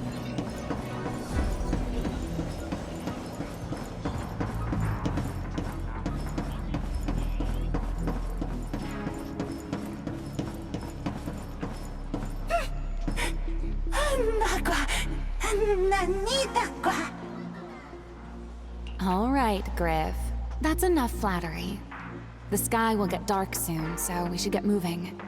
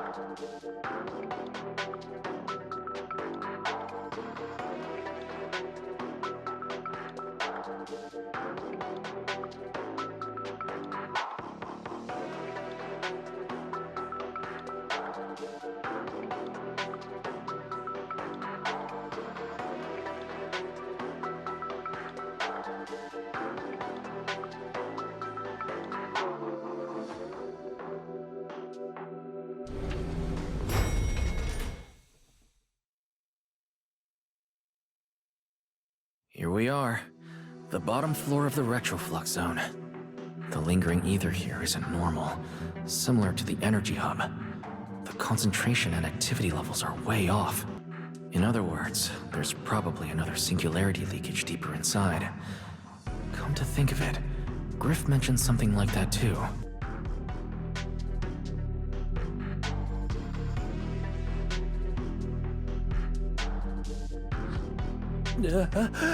Oh, that tickles. Remielle, what are you doing? Why, to bring a certain someone back from his own little world, of course. Now then, Mr. Detective, what new clue have you uncovered? Oh my, are you upset? Then how about this? I'll give you a feather as well, and you can try to get me to sneeze too. Then we'll be even Steven. Deal?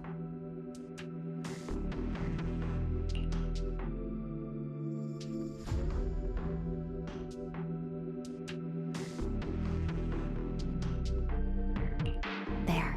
Now we're even. So, tell me, what did you find? The lingering ether in this area. Its concentration and activity aren't normal. It's a lot like the energy hub. In other words, the deeper we go, the higher the chances of encountering a singularity leakage. So, as we keep moving deeper, we'll need to avoid singularity leakages as much as possible. Remielle, I need you to follow my directions, okay? I'm confident in my abilities as a proxy, so it shouldn't be a problem. Remielle? Are you listening? Remielle? I'm listening. Please, go on.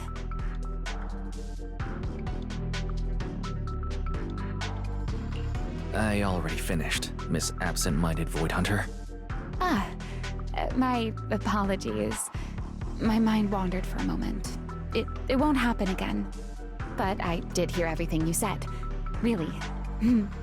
Relax. I'll follow your lead. After all, your faith in the legendary proxy. I'll leave the route planning to you, oh great Faithin. Must we use that title? Oh great wanted Void Hunter?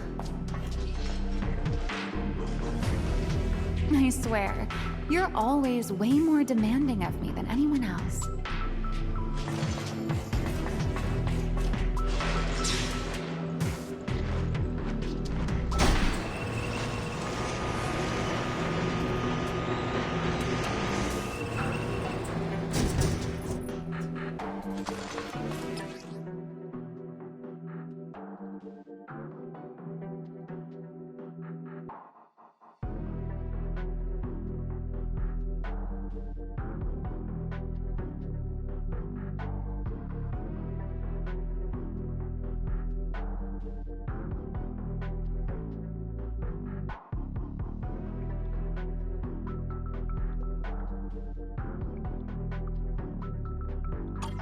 Be careful.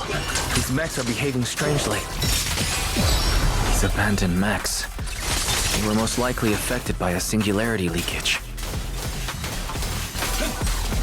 Let's give them a moment to cool down.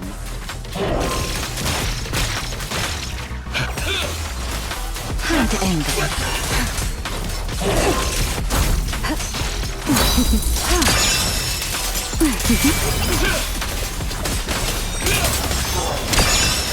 Put down first.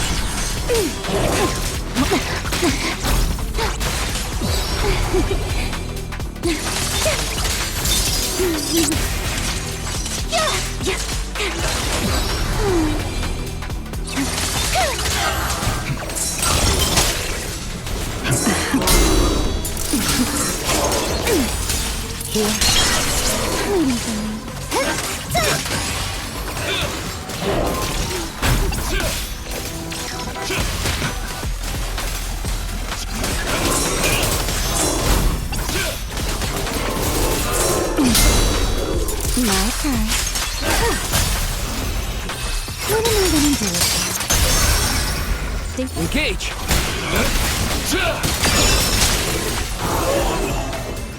Done. Let's keep moving.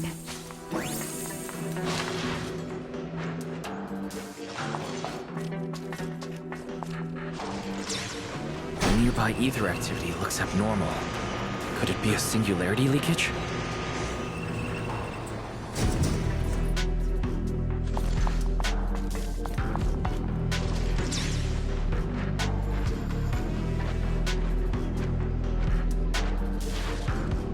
There are way more enemies around here than I expected.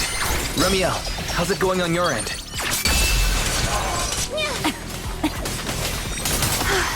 These enemies are far too strong. I couldn't possibly defeat them. Abandoned mech beats first-generation Void Hunter. That would make quite the headline.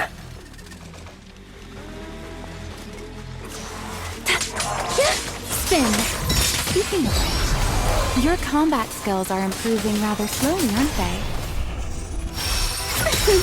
For something I picked up so recently, I'd say I'm doing pretty well.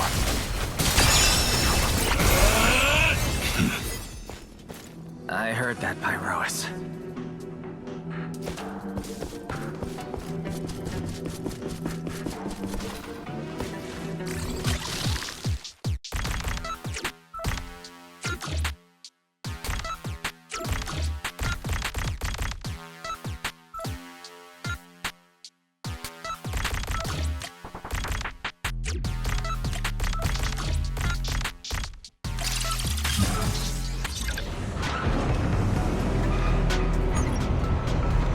We should slow down a bit. The area's data still hasn't fully synced. Remy, wait, don't!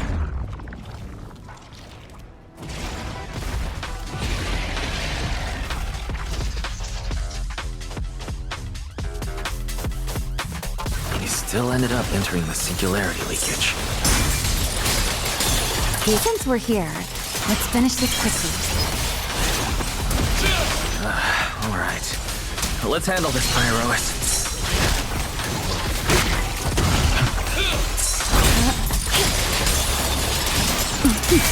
Here's the dawn. She won't be disappointed. Spin. Let this air come crashing down. Torching Sun! Annihilation!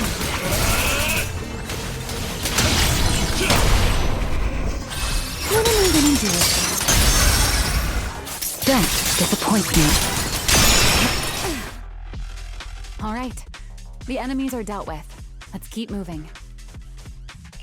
After all that, we still ended up entering the singularity leakage. Remielle, didn't we agree? Follow my directions and avoid singularity leakages whenever possible. Sorry. That was my bad. It won't happen again. I'm not like you, Remielle. You were right. When it comes to combat skills, I really haven't improved much. I've mostly just been relying on Pyrois' power. That's why I've been trying to stay away from those dangerous singularity leakages. At the very least, I don't want us getting dragged into a fight where I'd only hold you back. If you ask me, you're being far too hard on yourself, Mr. Proxy. The proxies I've known, well, there haven't been many, but among them, the only ones capable of entering a hollow and fighting in person are you and Joyous. What was it you all ended up calling him again? Ah, right, the predecessor of proxies. I'd love to see the look on his face if he ever heard that title. Look at it this way. You're already enough of a legend to stand shoulder to shoulder with the predecessor of proxies. Does that make you feel a little better? Thanks, Remielle. But putting me on the same level as Mr. Joyous? You're giving me way too much credit. It's not such a stretch. If you ask me, his combat skills may actually be worse than yours. He's your complete opposite. Always convinced he can handle anything. Yet the moment a real fight begins, he's the first one flat on the ground. And you're the sort of person who's already doing well, yet still quietly tells themselves it isn't enough. For a beginner, your combat skills have improved remarkably quickly. I know many of your friends excel in combat, but there's no need to measure yourself against them. Don't forget, you're Proxy. You always have been, and you still are. There are many things only you can do. As for the things you can't do alone, I believe your friends will be right beside you to accomplish them together. Remielle, where did all that come from? And no riddles? Did your chronic riddler syndrome finally clear up? Oh my, I thought you'd at least thank me first. Thank you for dragging us into a singularity leakage? For sharing a bit of old gossip about Joyous, of course. There aren't many people in this world who still remember what happened back then. Remielle. Now that you're feeling a little better, it's time we kept moving. The crime scene you're looking for should be just below us. As for finding a way through the singularity leakage, I'll leave that to you, my stubborn Mr. Proxy. Hey, I'm not the one being difficult here, Remielle. Yes, of course.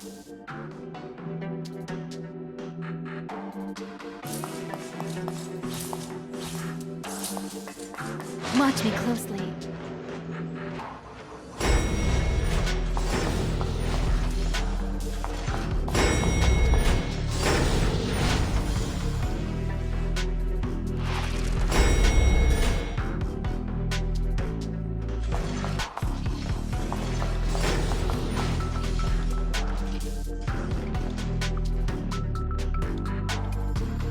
I'll leave the fighting to you, Remielle.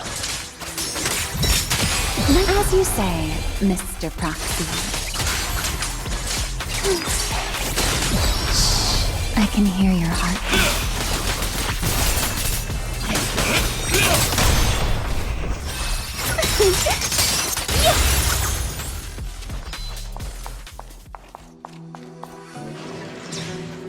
Are the enemies in this area actually increasing in number? This hardly counts as a warm-up.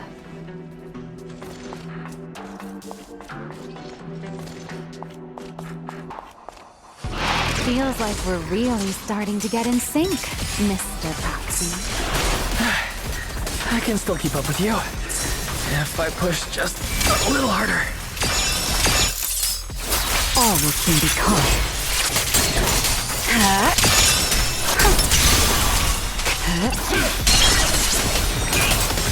Everlasting flame! To the blade!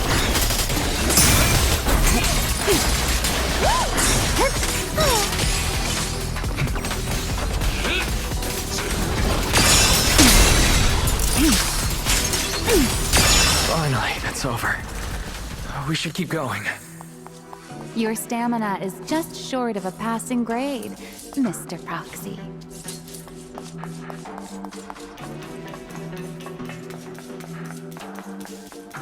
Up ahead. That's the place from Toby's memory.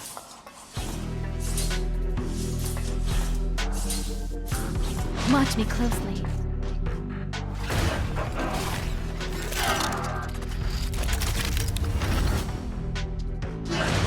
That's a strong ether activity reaction.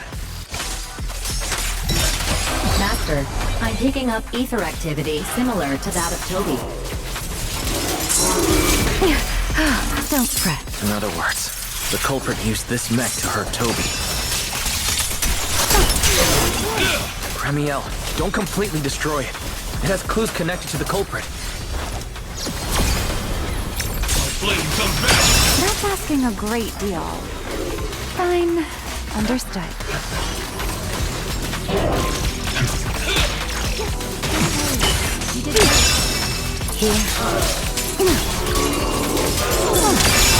Consider your survival. Ready to dance with me?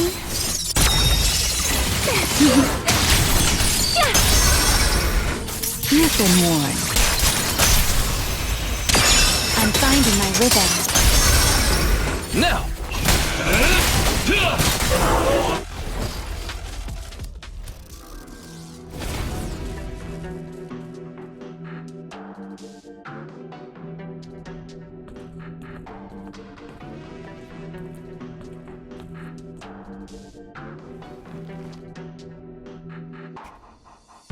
Data cross-reference complete.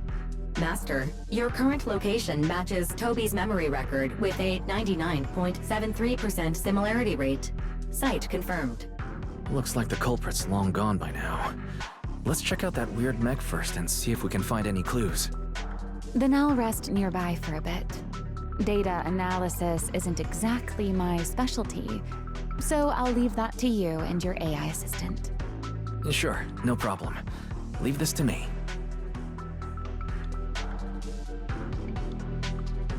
Just as I thought.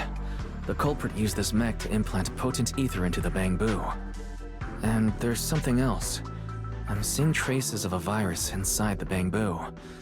Was the culprit trying to control them remotely and make them commit crimes? Or maybe... Best be quick, Mr. Proxy. I damaged that mech's ether battery during the fight, so there's no telling when it might explode. Huh? Why didn't you mention that sooner? Wait, what's this? A video? No, it looks like a photo. Huh?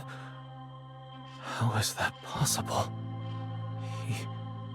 He's alive? No, there's no way. He should be... Serpico. How is he here? Huh? That image that flashed by just now, what was it? The culprit's face? I feel like I've seen it somewhere before. I'm not sure, but...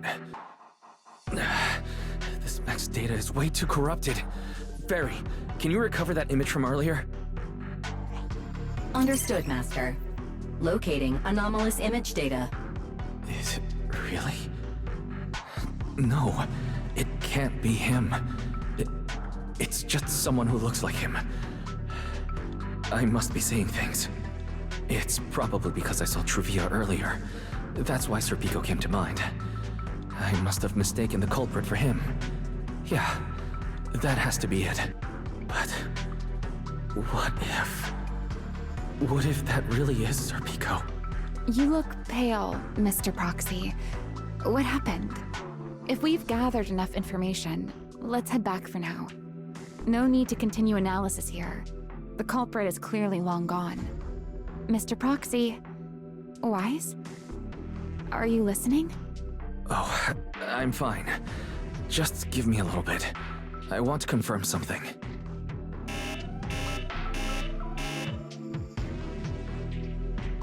Why, stay away from that mech. Close. I need to figure this out. Wait! The clue! What did you do? What did you do? You have a death wish or something? Are you trying to get yourself killed?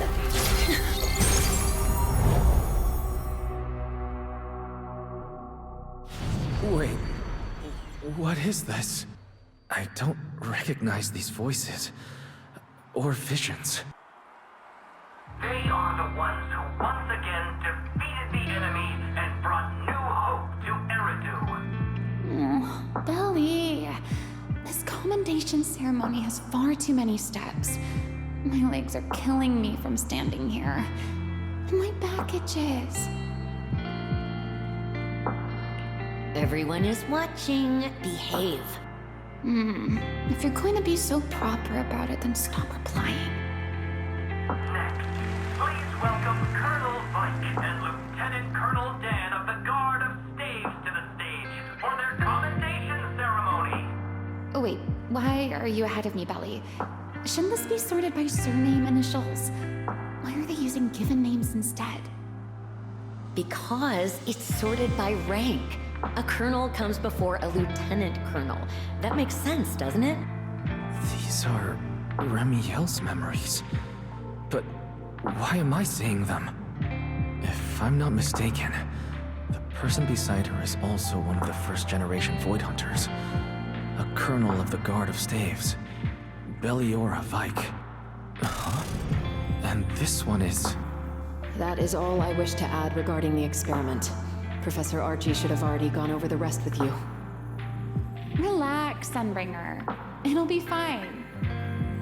You and RK have already explained the experiment to us nearly 100 times, each in your own way. Then can you repeat it back to me, Remielle?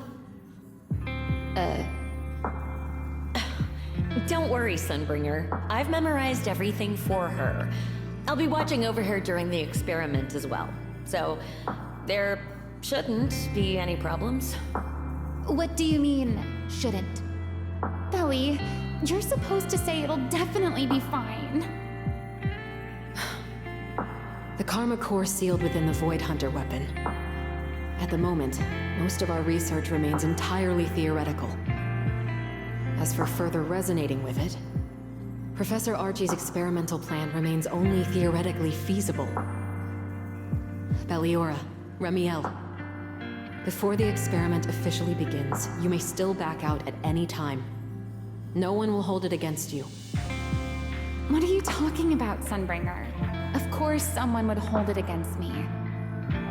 If I were to back down out of fear and throw away a chance that might let us conquer the Hollows once and for all, my future self would never forgive me for it.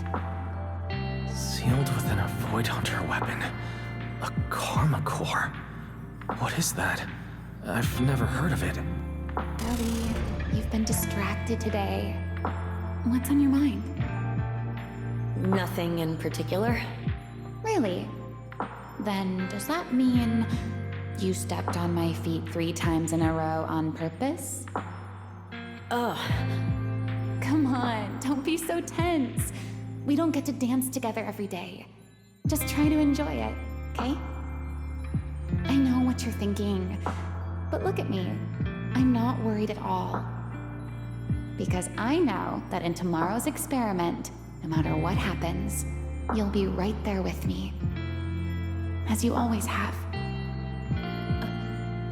Yeah. Just like always.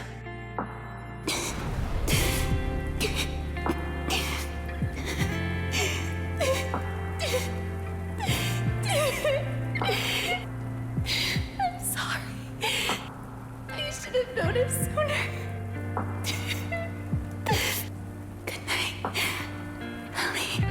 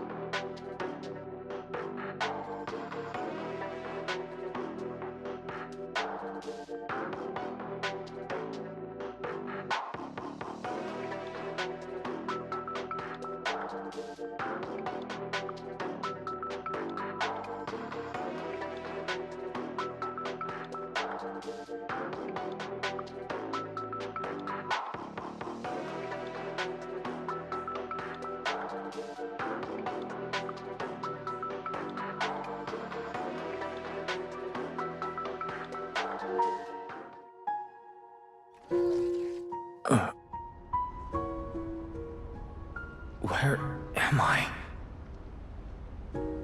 You're in someone else's home, sleeping in someone else's bed. Please tell me you don't drool in your sleep. Remielle? Wait, is this the Enna Gang's hideout? Correct. It looks like you're still in good shape. That whole ordeal didn't scramble your brain after all. Tell me, what did you see? Now, don't go quiet on me, Mr. Proxy. Unless, are you perhaps a little too bashful to speak up? Worried you might be mistaken for a peeping Tom? I'll go first then. I saw you, your sister, and those two classmates of yours. What were their names again? Truvia and... Sir Pico. Oh, right, Sir Pico. So that's what happened between you all. No wonder you were so shaken. Why? Why were we able to see each other's memories? That is not a question I can answer for you. After all, I have only experienced it twice myself. Twice? Mm-hmm. The previous time was when I retrieved Thaumiel from within you. I was really caught off guard, too. I had no idea what was happening. It felt like a flood of memories that weren't my own poured into my mind all at once. Though it seems you have no recollection of it whatsoever. Maybe you were already on the verge of losing consciousness then, and felt nothing at all. All right. It seems I am the one who'll be mistaken for a voyeur. For the record, I didn't mean to pry. So, can you tell me now? What exactly did you see? I saw you, Colonel Vike, and Lady Sunbringer. You were talking about something called Karma Core. And after that? Not long after that, Belly died. I killed her with my own hands. Remielle. I'm sorry, Wise. I know I was the one who brought this up, but I'd rather not talk about it anymore. It's getting late. You should head back to Amber Hall.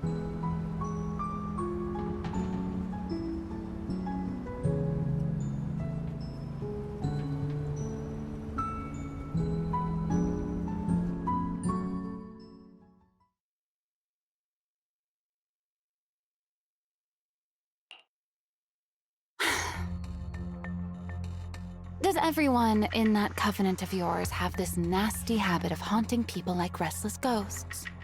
I'm simply concerned about your mental state, Remielle. Then this is the worst possible time to appear. I can at least pretend you don't exist if you just stay away. Sorry. If you are truly sorry, then disappear. Now. You knew all along that Faith and I would have that strange resonance, didn't you? I'll take your silence as a yes. Yes. I knew all along that he would have an anomalous resonance with you. The part of you that's already fused with the Karma Core. But I'm sorry. I did not expect the two of you to see fragments of each other's memories because of it. Fine. Since you are being so sincere, I will forgive you this once. So, why did you show up this time? Surely you didn't come all this way just to apologize. After your previous encounter with Eldreda, I'm sure you realize what the three Sunbringers of Rose Califer truly are. Perhaps. I'm not drawing any conclusions here, but I have a fairly good guess.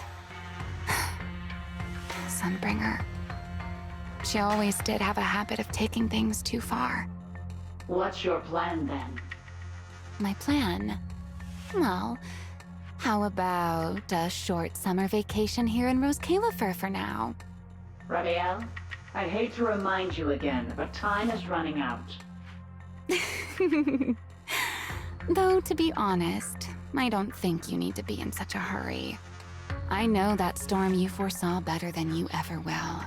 And I also know when it will arrive. And before it's finally here, let me rest a while longer. In this city in the sky, opportunities like this don't come often, so I just want to take one more good look at the ideal city my old friend poured her life's work into building. And at the final gift she left for this world.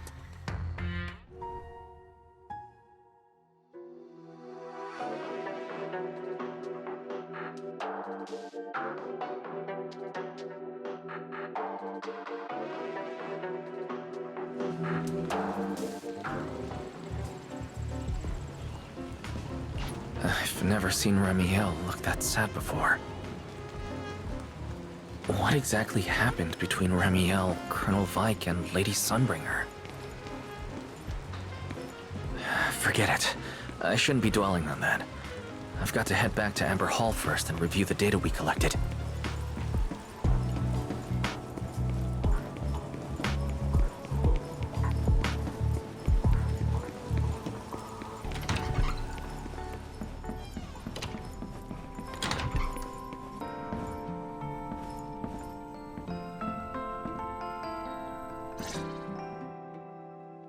You're finally back!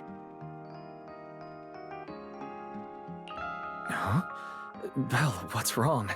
Why do you look so tense? How could I not be? You suddenly lost contact with Fairy down at the bottom of the retroflux zone. If Remielle hadn't used your phone to let me know you were safe, I was about to grab Billy and Cecilia and come looking for you. Sorry. That's my fault. I should have let you know. Wait. How did Remielle know my phone password? Did she learn it back then? So, what exactly happened after you lost contact with Fairy and me?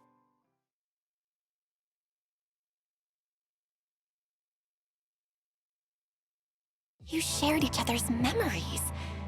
Can our ocular implants really do that?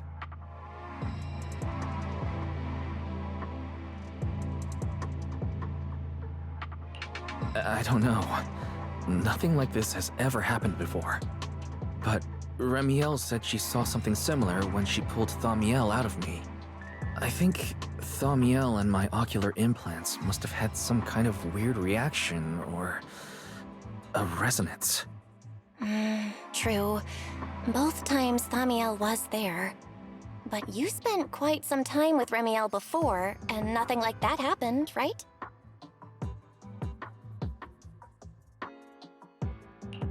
Yeah, that's true. I feel like there has to be something else besides the ocular implants and Thaumiel. How about we go ask Lady Dracaena the night after tomorrow? She's overseeing our treatment, so she may know more about this. The night after tomorrow? Why then? Lady Dracaena will be hosting a welcome banquet for the guests at the CCD reception hall. We received invitations as well. Lady Dracaena's hosting it herself? Does that mean the CCD's singularity leakage issue has already been resolved? Most likely. Otherwise, she wouldn't have scheduled it. I heard that there's another welcome banquet happening in Virium at the same time. Lady Lindvern and the ESD are hosting it for guests who still haven't been cleared to land in Buastrom. When I went out this afternoon, I ran into Valina and Norma. It looked like they were already heading to Virium to make preparations. So there are still guests stuck in Virium. Do you think that person who looked like Sir Pico could really have been... No, Wise. There's no way that was Sir Pico. You know he already... Yeah. Wise, I get it. Seeing Truvia again was bound to bring back a lot of memories. But that's all in the past now. Sir Pico, Helios Academy. They're gone. Hey, Belle, why do you look even more upset than I do? Anyway, let's leave the past where it belongs for the night. We should both get some sleep. We worked hard to get our schedule back on track. You wouldn't want to ruin it now. Yeah, you too. Don't stay up late. And no scrolling under the covers. I'll be keeping an eye on you.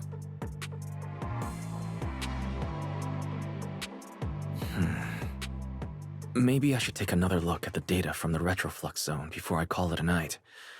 If I'm lucky, I might find something that tells me who the culprit really is.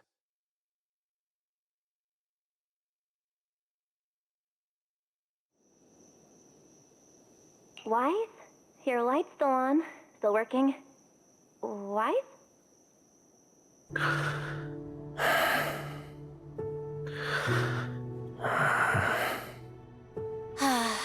I told him to go to bed early, and here we are.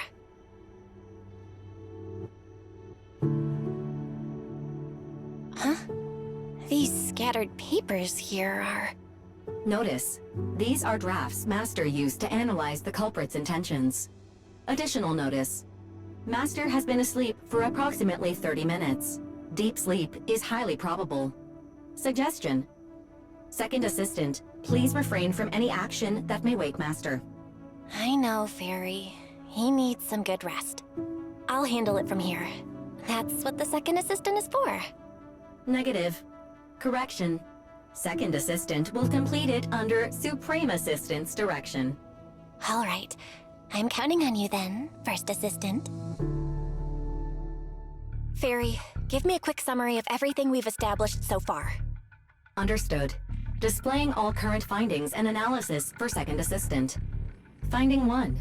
The culprit's victims share no common traits. Their identities are of limited use for further deduction. Finding 2. Whenever the culprit implanted potent ether into each Bangbu victim, he also set a specific activation time and activation location. So for the culprit, what matters was the time and location, not the victims' identities. Affirmative. Based on current information, the most meaningful data is the time and location of each singularity leakage. Fairy, can you pull up Airspace Patrol's recent records? Start from when singularity leakages began appearing frequently. I want to see when and where each occurred. Understood. Accessing Airspace Patrol's internal network. Wait, Fairy, why are you hacking into Airspace Patrol's intranet? How do we even explain this if they catch us? Just stick to the public records? Too late, Second Assistant. Intrusion and search processes complete. A complete schematic has been generated for Second Assistant, with all singularity leakage times and locations marked. So these circles mark where each singularity leakage appeared, right? The energy hub, the retroflux zone, the CCD... Looking at the map, they appear to be randomly scattered around Bruastrum. Oh, right. I remember now. Even after a singularity leakage disappears, there's still a window where it can be reactivated. Affirmative. Such events exist in archived records. Fairy, could you mark the locations of these reactivated singularity leakages as well? Understood. Corresponding locations have been added to the map for Second Assistant. The positions changed a lot. No wonder Lady Dracaena spent so long dealing with the CCD singularity leakage problem. Huh? Fairy, what's the significance of these overlapping areas? Answer. These indicate multiple singularity leakages occurring in close proximity, both in time and location. Analysis. Under these conditions, multiple singularity leakages interact, causing the affected area in real space to expand accordingly. So what you're saying is, multiple singularity leakages that appear at the same time and place can overlap? Wait, does that mean... Fairy, can you reorganize this data again? I want to pinpoint when and where these singularity leakages came closest to overlapping. Understood. Generating new analysis results for Second Assistant. This is it. This has to be it. How long was I out? Fairy, I said wake me up after a bit. Huh? Belle, what are you doing here? That's not important. Look at this. Fairy and I found out why the culprit is creating these singularity leakages. What is this? This is the location of the singularity leakage the culprit created last week, 3 days after we rescued Toby. Each of these singularity leakages overlaps with the others, and the affected area stretches from the edge of Scommel Hollow all the way to Buastrom's main urban district. So, the culprit could use this method to move something from Scommel Hollow to Buastrom. Wait, it couldn't be. Gertablulu? Yeah, I think so too. The culprit's real objective is likely to move Gertablulu into Buastrom's urban district. When you encountered it before, it already showed a clear tendency to be attracted to singularity leakages.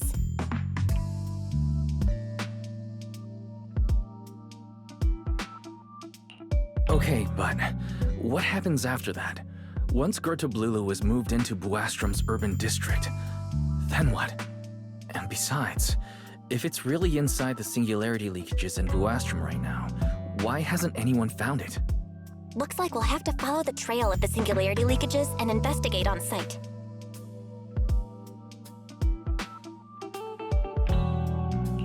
Yeah, I was thinking the same thing. Once it's daylight, Billy, Cecilia, and I will head to the energy hub.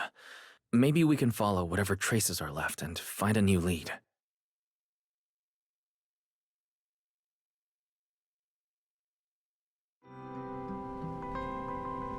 I slept pretty badly last night. Oh well. I should head downstairs and find Billy and the others first.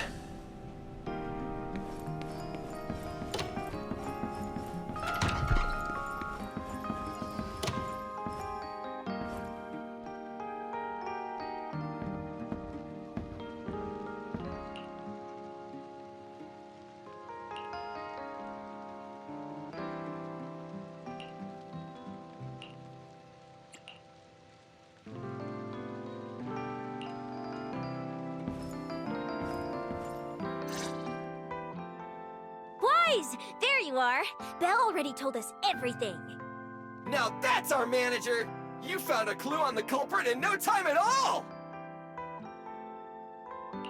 Alright, time to investigate the site. We'll head to the energy hub and trace the singularity leakages as they appear, until we locate either the culprit or Gertablulu. Right. Fairy and I will stay here and back you up remotely, just like before. Wise, if you run into the culprit or Gertablulu, don't do anything reckless, okay? Your safety comes first. Don't worry, Belle. I promise I'll be extra careful. We'll protect the manager too! Yeah, don't worry, Belle! If anything goes wrong, I'll grab Wise and make a run for it. Oh, sorry, Billy, you're on your own, buddy. No problem! A Starlight Knight always protects their companions until their dying breath!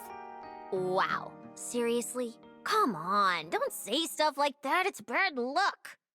Anyway, it's getting late. Let's go!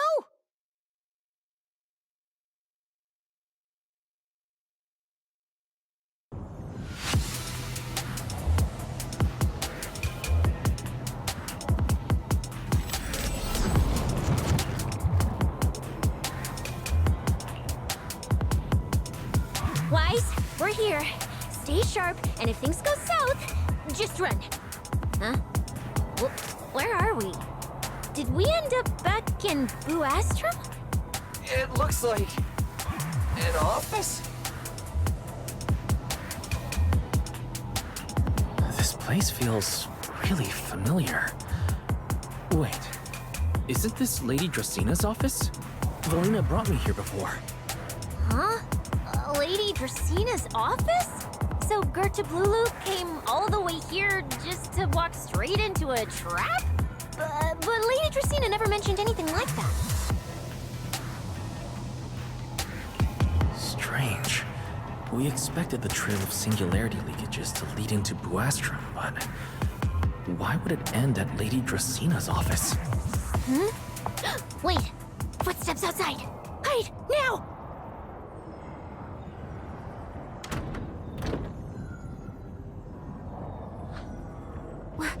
You startled me.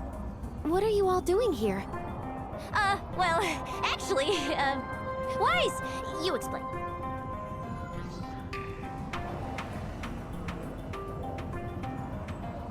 I see. A path formed by singularity leakages? I really hadn't considered that possibility before.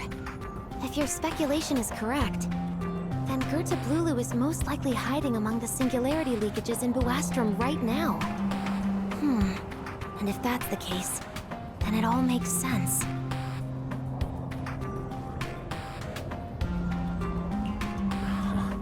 Lady Dracaena, do you have any other clues? Well, you see, a few nights ago, a small singularity leakage appeared near my office. Considering that, together with your deductions, the target of both the culprit and Goethe Blulu is most likely... Wise, could I ask these two to step outside for a moment? After all, their identities... It's all right, Lady Dracaena. We're all friends here. It shouldn't be an issue. I understand, but this concerns Rose Califer's highest level secrets. The fewer people who know, the better.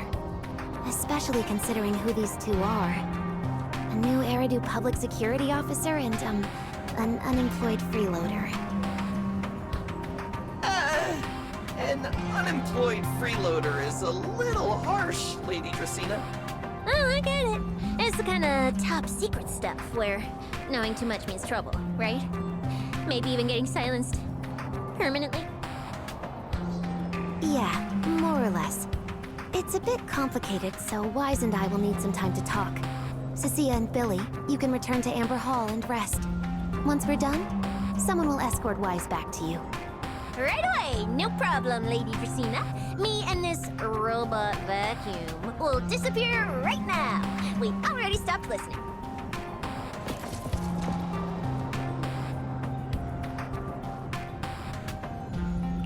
Something feels off. Why am I treated differently from Cecilia and Billy? Is it something about my identity? Why would Lady Dracaena send them away like that? Should I call them back here? What is it, Wise? Something on your mind? It's nothing, Lady Dracaena. Come here, Wise. I'll tell you what happened that night. That night, I had just returned to my office when I sensed an unusually strong ether presence in the air. The source seems to be somewhere around here. Now that you mention it, there still is a faint trace of ether in this room. Aside from the residual ether, these documents were scattered across the floor at the time. Lady Dracaena, are these documents connected to the incident? Compare them with what you have found. Once you read them, you will understand. CCD facility renovation plans, personnel transfer records, Rosetta Data daily reports. They don't seem to have much in common. What's going on? My eyes just... Wait, that ethereal broke in several days ago. So why is there still ether residue?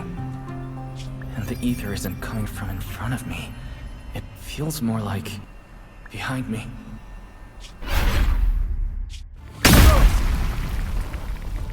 I knew it. You're not Lady Dracaena. What exactly are you? Lady Dracaena. I'm Truvia from High Ambitions Corp. I'm here for our appointment. Truvia, run!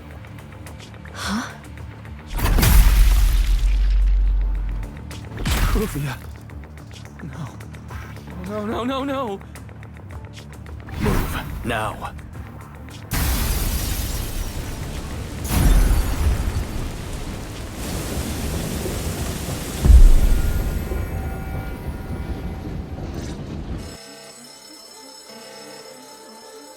Lady Dracaena, are you unharmed? We received word that something inside the CCD... Is that... Miss Truvia? How did this... Secret? Oh, thank goodness, just in time. Hurry, help me stop the bleeding. Yes, Lady Dracaena. This is my fault. I shouldn't have left her here alone with Wise. Wise? Lady Dracaena, forgive my boldness. But do you mean... Mr. Wise gravely wounded Miss Truvia? Yes, that's what happened. What I mean is, I never realized there was such a deep animosity between Wise and Truvia. But I believe Wise must have acted on impulse. He would never do this otherwise. In any case, our first priority is to find Wise and get to the bottom of this. He just fled. Lindvern isn't here, so can I count on you to handle this, Secret? Secret, is something troubling you? My apologies, Lady Dracena. I will find Wise at once and bring him back to you. Good. I'll leave that to you, Secret. And about tonight? Keep it quiet for now. We don't want our guests who've just arrived to feel any unnecessary panic. Yes, Lady Dracena.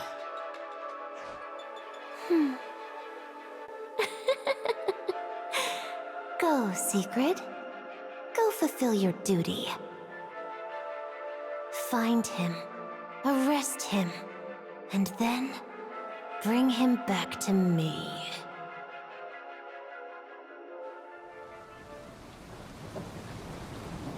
Pyrois! Why did you pull me away? Truvia, she was right there. Why wouldn't you let me save her? Because she's beyond saving. Her wounds were clearly fatal. There was no way to save her. And that thing that appeared like Sunbringer, we cannot face it on our own. But aren't you powerful, Pyrois? You're supposed to be powerful, Pyrois. So why? Why didn't you use that power to save her?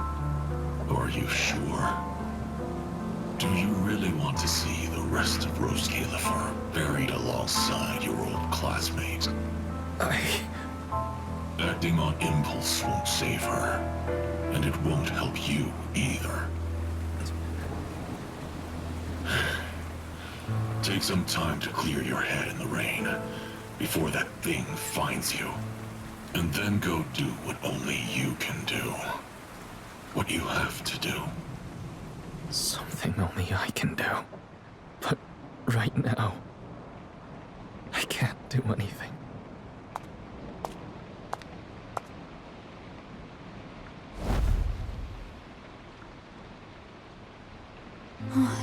You sure look like a mess. It's only been one day.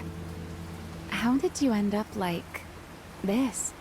Remielle, why are you here?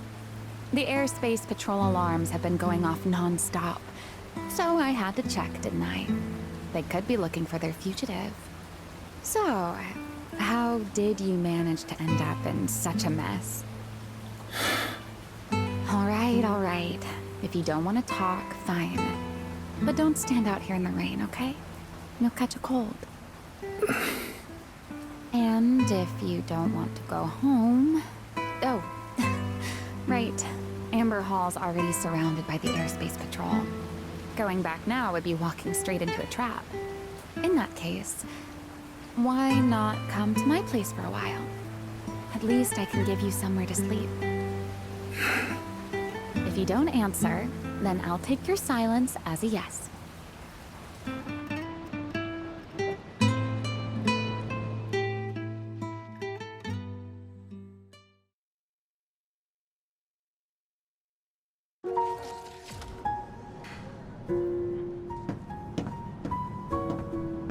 All right. Sit anywhere you like. Just, not the bed. Wet bedding is such a pain to deal with.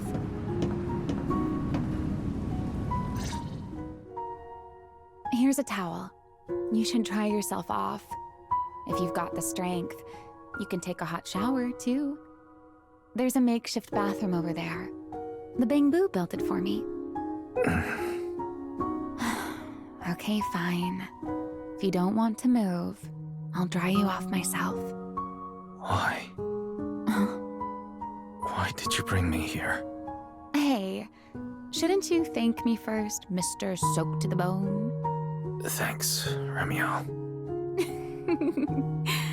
Since when did you become so obedient? That isn't like you at all. If you really want to show your thanks, here, it's your turn.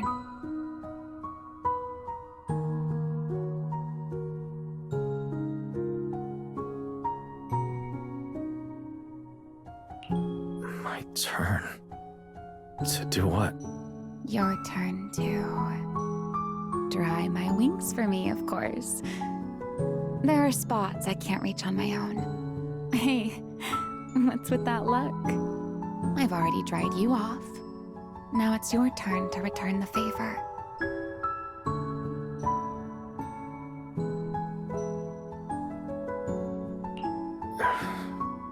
All right.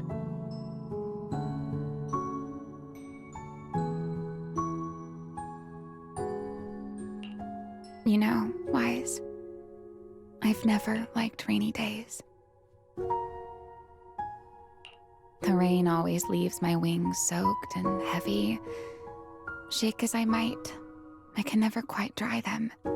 The same goes for taking a shower, though at least I can manage to keep my wings from getting too wet.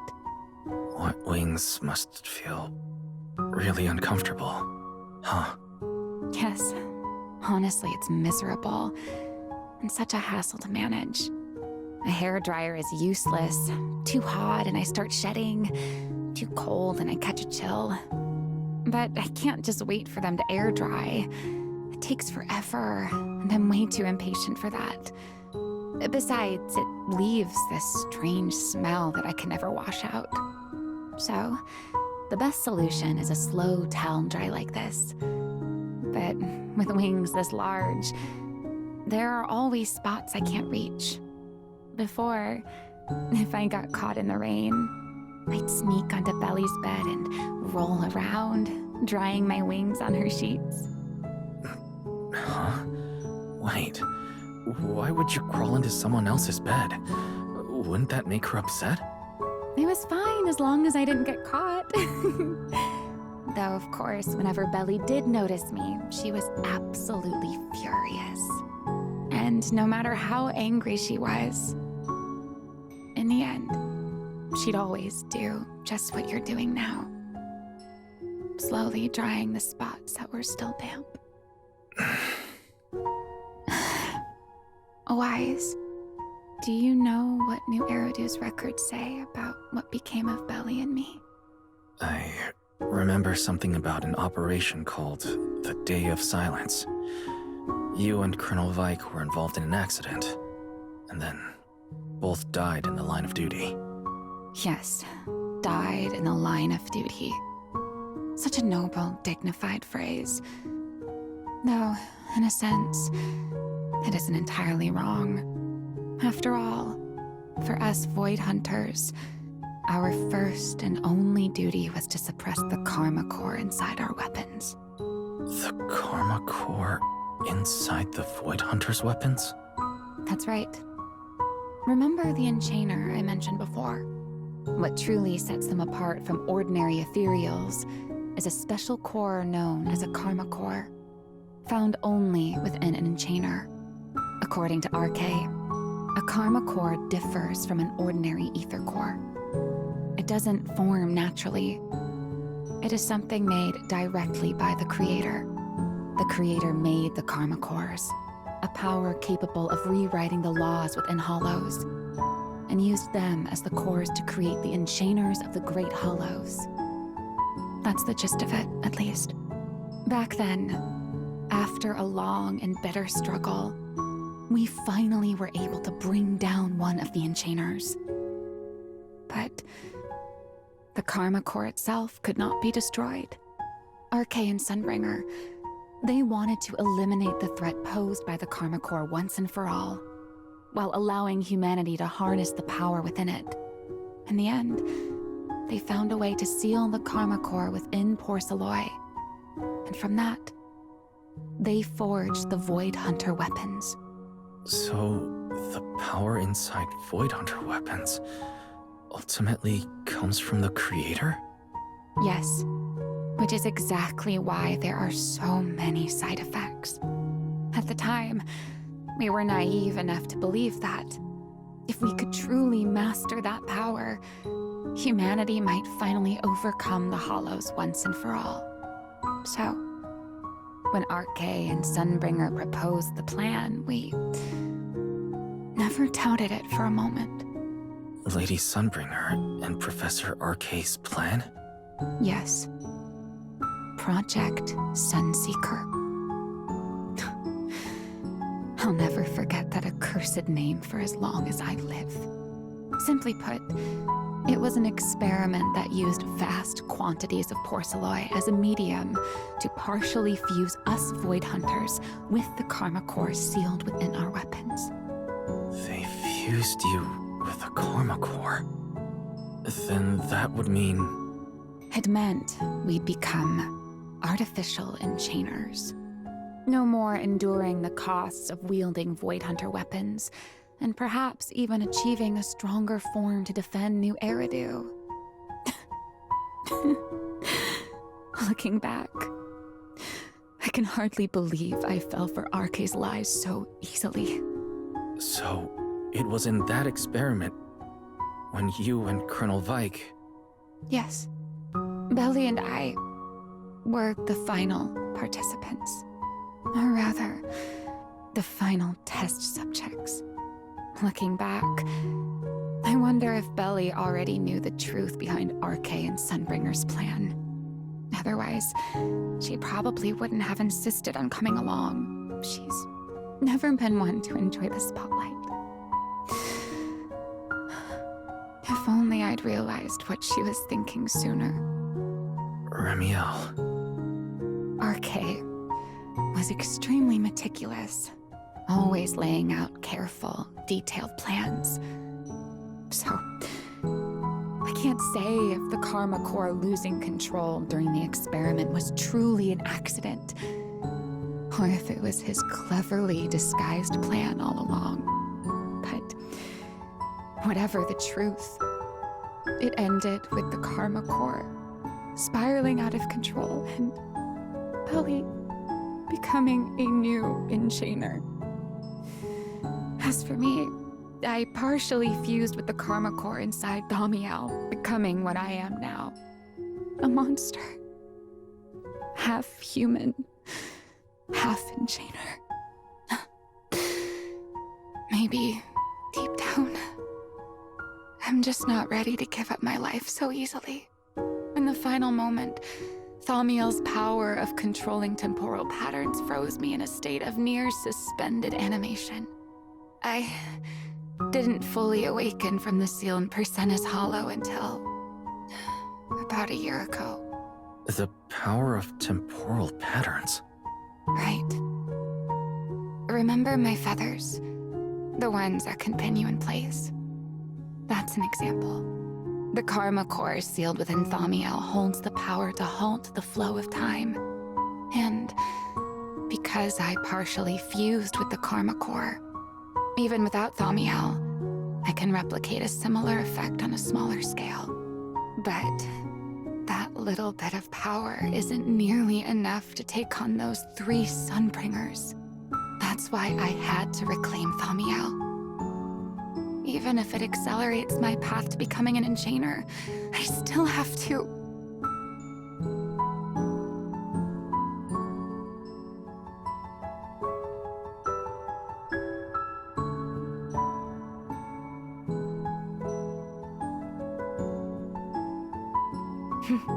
Never mind. Enough about me. Why am I even telling you all of this? Still, now that I've told you so much...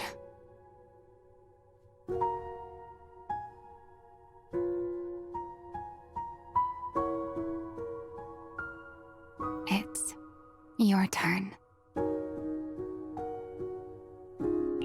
Huh? My turn again? For what exactly?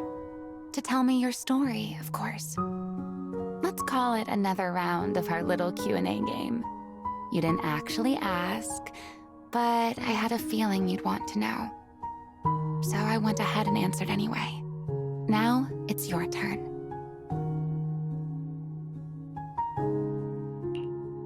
wasn't actually going to ask you anything.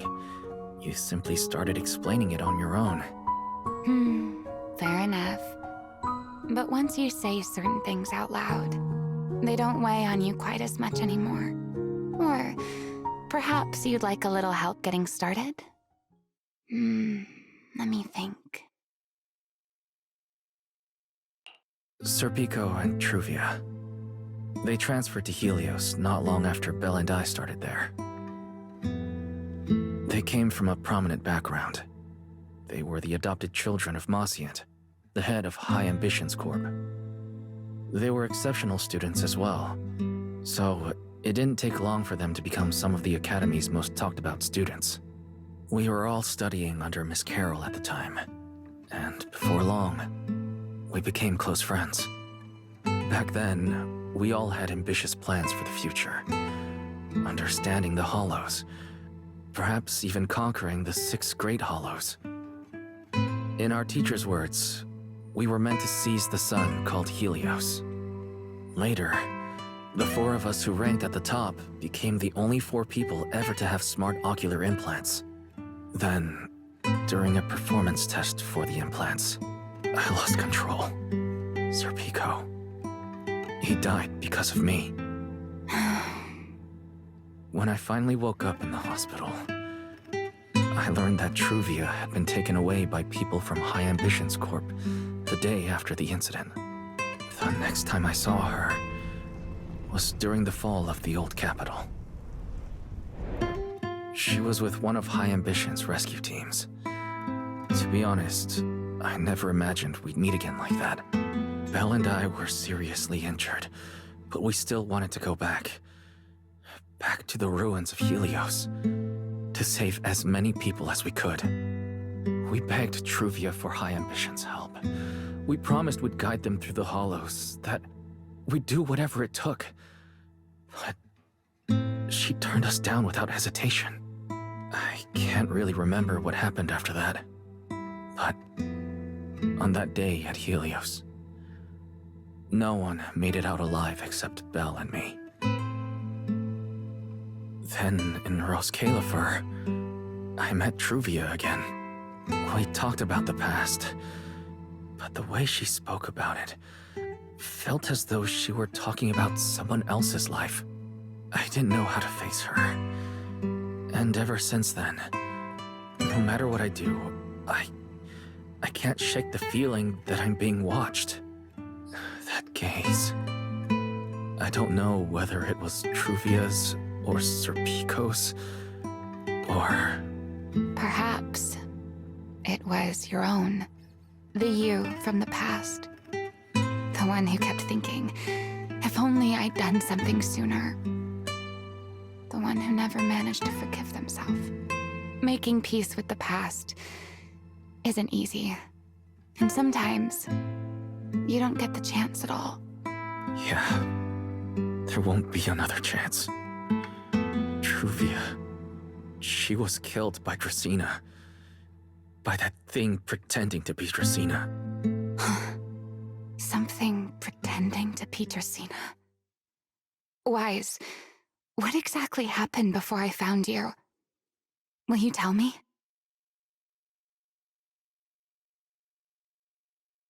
I see. So that means Dracena, the youngest of the Sunbringers, had already...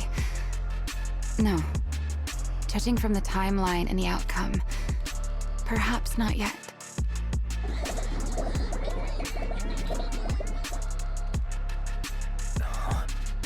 What's happening outside? I'm not sure. Let's go find out.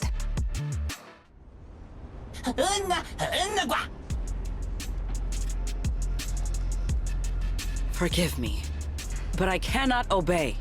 Is that secret?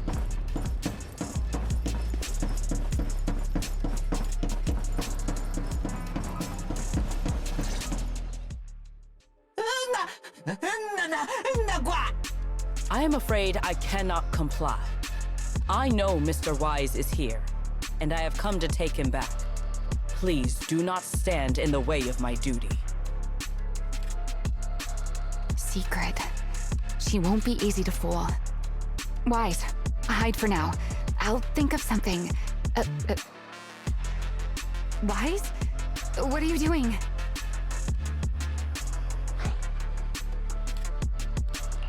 Sigrid, there's no need to pressure them. I'm right here. Thank you for your understanding and cooperation, Mr. Wise. But I'm sorry.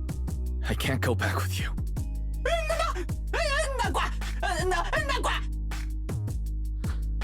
Well, since Wise has already stepped out into the open, I suppose there's little point in my remaining hidden. This would be our first proper face-to-face meeting, would it not, Deputy Director of Airspace Patrol? Remielle. Now that is an unexpected development. Mr. Wise, Lady Dracaena has ordered a search for you. But our only aim is to uncover the truth of what happened inside the CCD. So please, come back with me. As for this fugitive wanted for the attempted assassination of Lady Eldrada... Just so we're clear, if you decide to make a move here, you'll be the only one who dies. How can you be so sure before you actually try? I don't mind getting my hands dirty. I am a fugitive after all. Hardly a saint to begin with. But are you really willing to die like this? As a puppet controlled by that monster without ever learning the truth? Then speak plainly. I have no patience for riddles. Very well.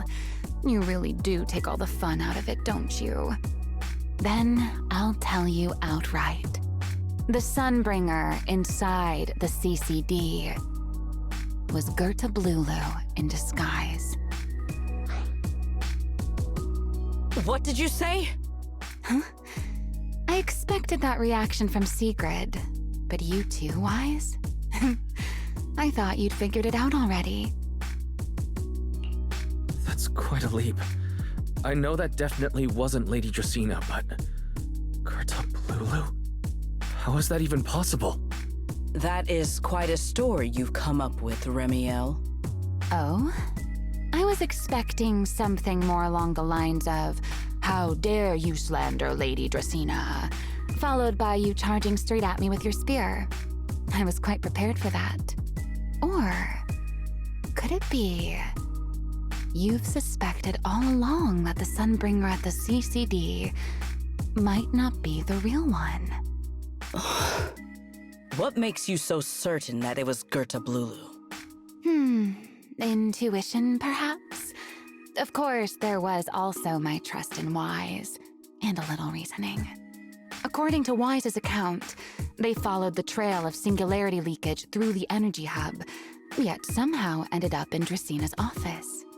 Then the false Dracaena showed up, sent Billy and Cecilia away, began mutating into an ethereal, and attempted to silence Wise for good. That's when Truvia arrived. She saw through the imposter's disguise too, and became her first target. After that, Sigrid, Dracaena ordered you to bring Wise back to the CCD and uncover the truth. Have I got that right? Yeah. Sigrid, I understand why you'd find it hard to believe, but this is what I saw with my own eyes. I did receive orders from Lady Dracaena. But what does that prove? Let's put it this way, Sigrid. Before you arrived, based solely on Wise's description, I assumed Lady Dracaena's karma core had gone out of control and turned her into an enchainer. But from what we've seen before, if that were the case, there is no way she could have retained her human consciousness, much less continued issuing orders to you. With that possibility ruled out, and considering Wise's discovery of the singularity leakages, along with the recent appearance of multiple enchainer larvae, it is entirely possible that either Gerta Blulu or Bashmu entered the CCD through the singularity leakage, and, through the karma core, became partially fused with Dracaena. How could that even be possible? It seems you have at least a basic understanding of enchainers and karma cores. Good. That saves me a fair bit of explanation. I can't say how Sunbringer managed it, but the most likely explanation is that she divided her karma core into 3 parts and entrusted them to the 3 ladies we see today. That would also explain why Gertablulu and Bashmu appeared at roughly the same time. Then again, there may be a 3rd enchainer larva out there that we simply haven't discovered yet. As for why I don't think it was Bashmu, well, that's the easy part. Bashmu is enormous. Had it appeared in Buastrum, it couldn't possibly have gone unnoticed. So, either it was Gertablulu or a 3rd enchainer larva we haven't discovered yet. It attacked Lady Dracena, and it succeeded. Just not completely. Otherwise, there would have been no reason to keep impersonating her. If I had to compare it to something, it would be like, 2 people fighting over the same controller. Dracena's consciousness and Gertablulu's consciousness coexist in the same body, competing for control of both the body and the karma core. Judging by the current situation, it seems Gertablulu has the upper hand. That is still nothing more than speculation. And if Mr. Wise deceived you, then none of your conclusions would hold. It's true. I have no way of proving that I wasn't lying. It's all right, Wise. I believe you. And I believe everything you've told me. Remember the rules of our little Q&A game. You don't have to tell the whole truth, but no one is allowed to lie. And besides, Sigrid, you've heard us out this much already. I'd say that means there's still room for us to talk. Wouldn't you agree? What is it you want to talk about? Why, how to get that poor little Sunbringer out of her current predicament, of course. So, interested? There's too many eyes out here. We should speak inside. The retroflux zone. I never would have thought you would be hiding here. Oh? And here I thought you would let me go on purpose.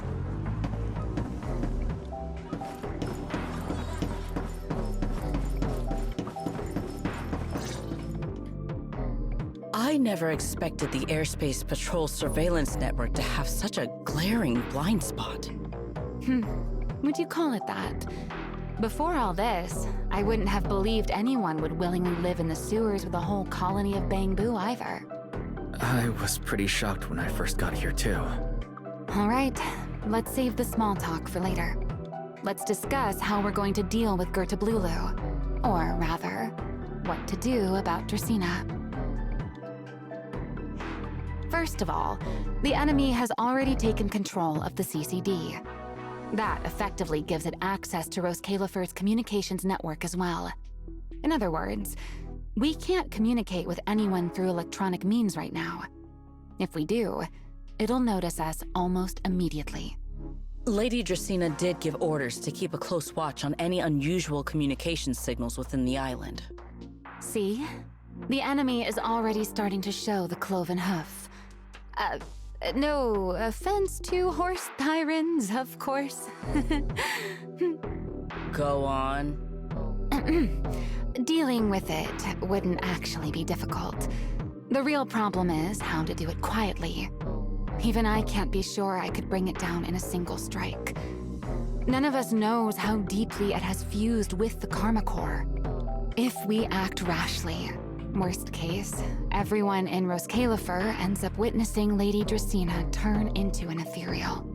And by then, even if we manage to save Dracena, to Roskalifer, all we've really done is save a monster that could turn into an ethereal at any moment. I never thought you cared about Roskalifer's order and stability. Why wouldn't I? This is the utopia my friend built with her own hands.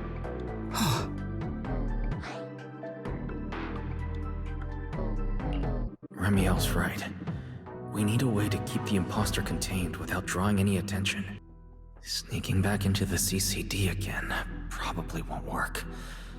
Even if Sigrid helped us and cleared out all the guards, the imposter would notice the moment she did anything out of the ordinary. Unless we could somehow lure the imposter out of the CCD and into somewhere isolated. Somewhere no one would notice. Wait. Remielle, Sigrid, I know how we can deal with the imposter without drawing anyone's attention.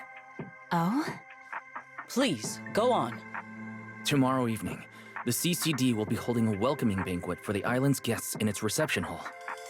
Lady Dracaena is scheduled to host it herself, which means she'll have to appear in person. That does sound promising. We could go in as guests instead of forcing our way into the CCD. That would save us a great deal of trouble. But, Mr. Wise, with so many guests around, how do you plan to stay unnoticed? What if a singularity leakage were to appear at the exact moment the imposter makes an appearance?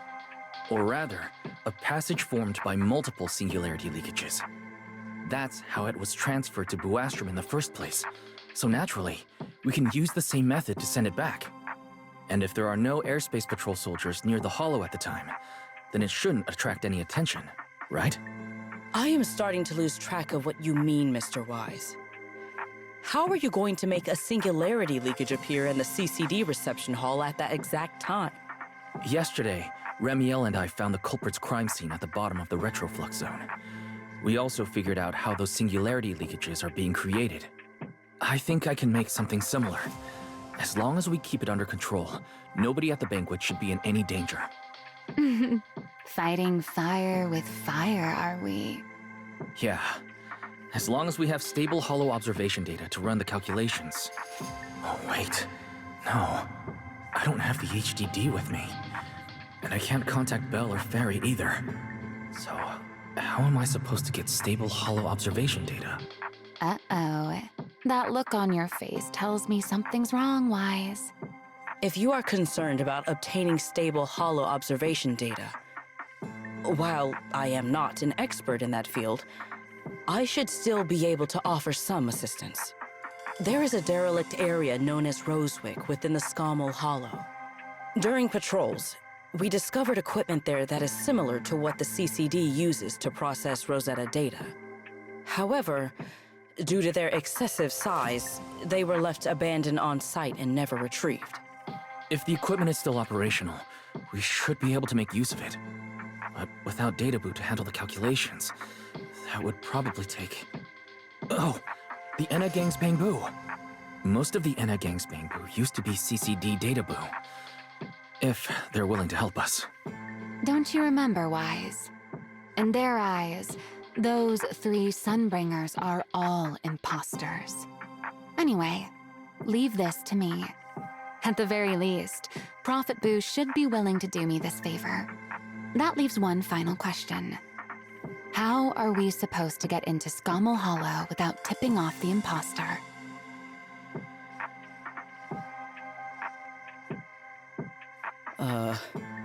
Why are you both suddenly looking at me like that? Oh, nothing. I simply thought a certain airspace patrol deputy director might be able to get us into Scommel Hollow.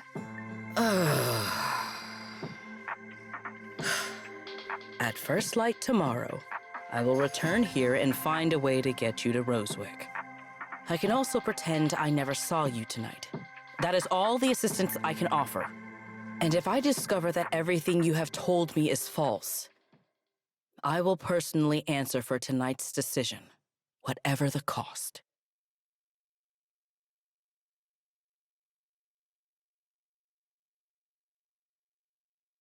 Before I leave, there is one final matter I would like to confirm with you, Remielle. Mm-hmm. You once attempted to assassinate Lady Eldrada.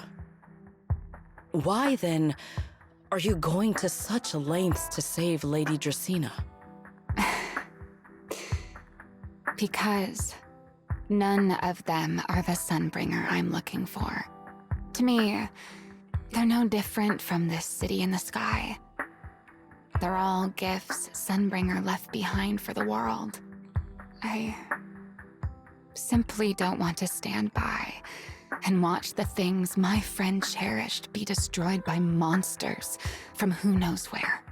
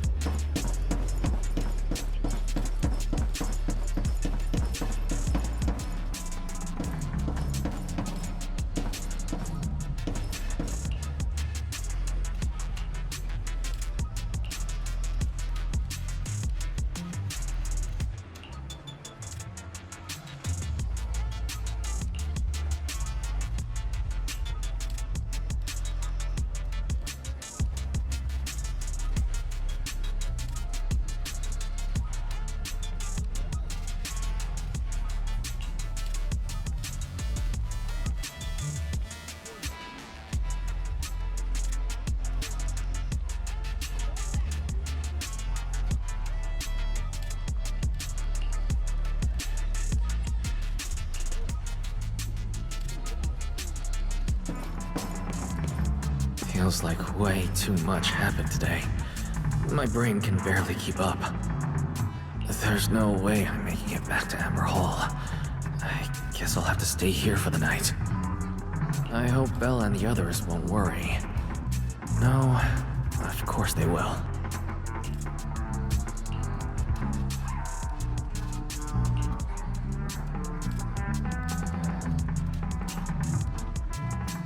Oh, Seeger's here so early.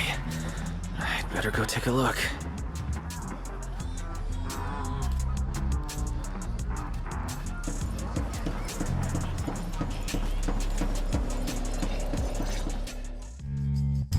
Good morning.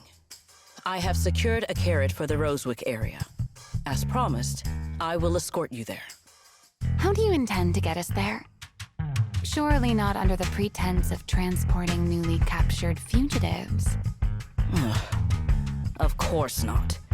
I brought this. That hesitation was very telling. She really did consider taking us there as prisoners. So, what's inside?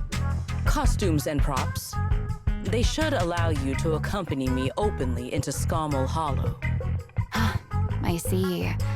Airspace patrol uniforms. Not a bad idea.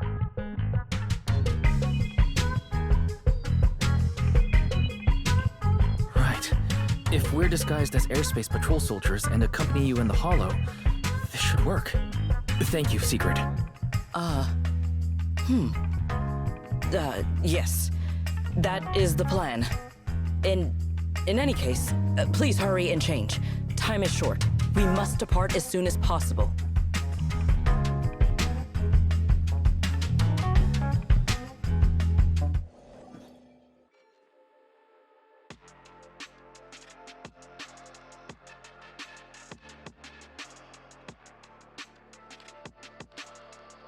Hey, look! What's that? Wait a second.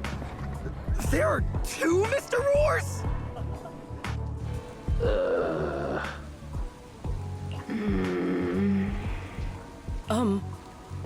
Is something the matter? Why have you fallen silent?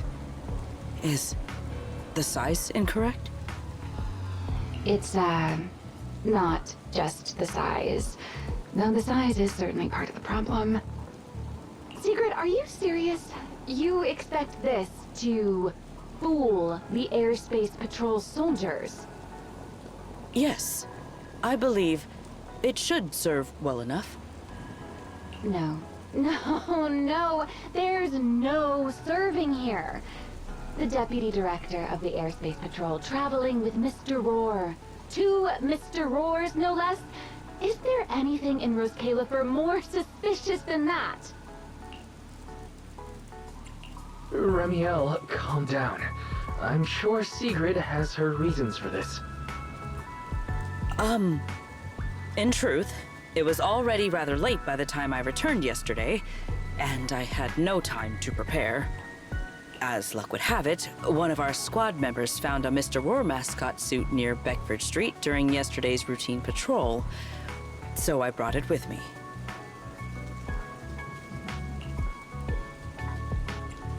Beckford Street. Remielle, is this the one you left there the day before yesterday? Oh? So you are fond of Mr. Roar too, Remielle? I am not. How did you even arrive at that conclusion? Wait. There are 2 mascot suits here. Don't tell me. The other one is mine.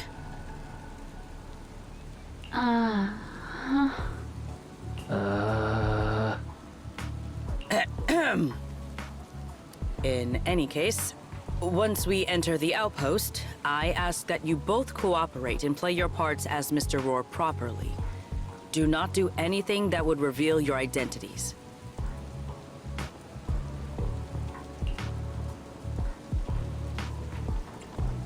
Understood, Deputy Director Sigrid. From now on, we're the Roar twins. You seem rather pleased with yourself. Stay in character, Remielle. Every sentence Mr. Roar says must end with "Rawr." Understood, Deputy Director Sigrid. Roar! Very well. Since you are both prepared, let us move out.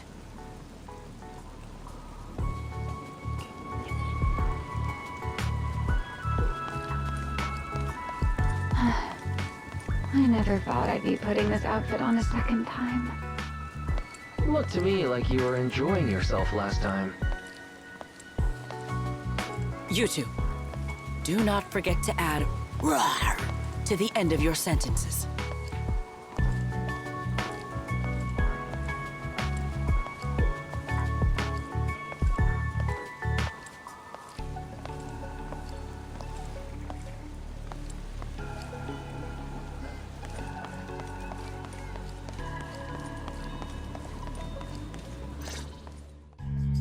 Good morning, Lady Sigrid!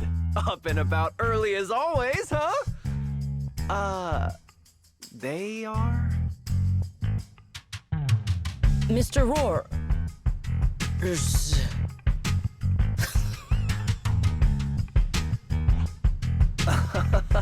I know it's Mr. Roar, but, Why plural?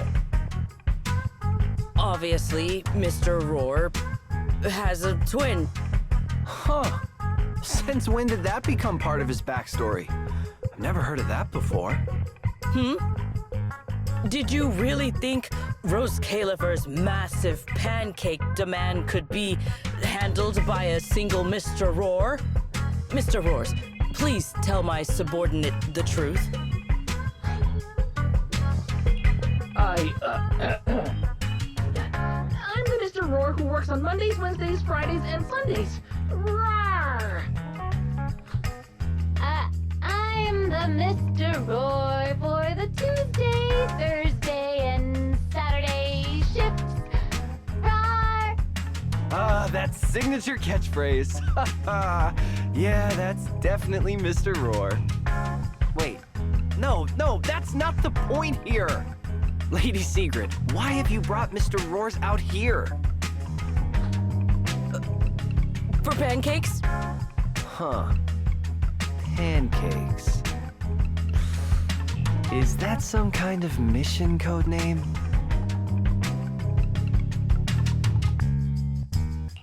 Oh no, he's definitely suspicious. And why pancakes? Who would bring Mr. Roar into the Hollow just for pancakes? I can't believe I actually went along with this absurd disguise plan.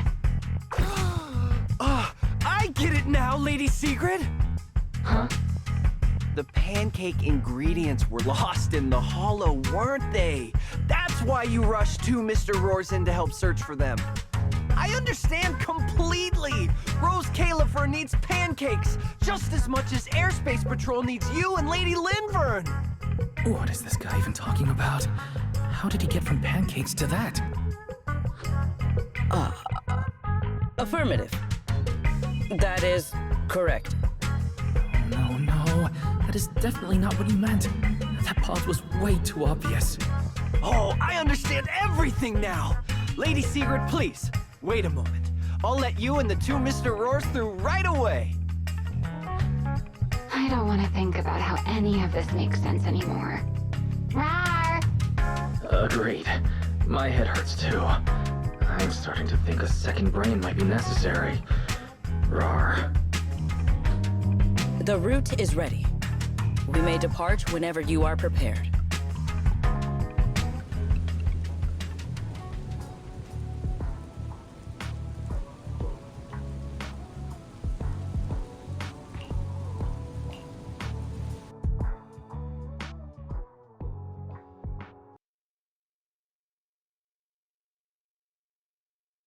All right. From here on, there is no need to worry about being spotted by my subordinates. There are no scheduled patrols in Rosewick today. What are you two doing?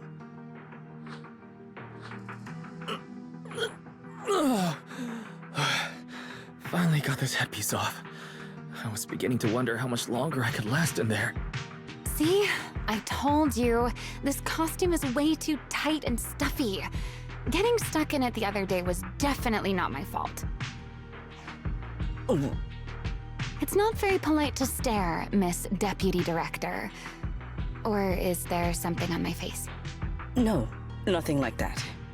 I merely thought you seemed somewhat more lively than I had expected. You are quite different from the Remielle described in the records of the first-generation Void Hunters. Let me guess. In those records, we all come across as rather stern and proper, don't we?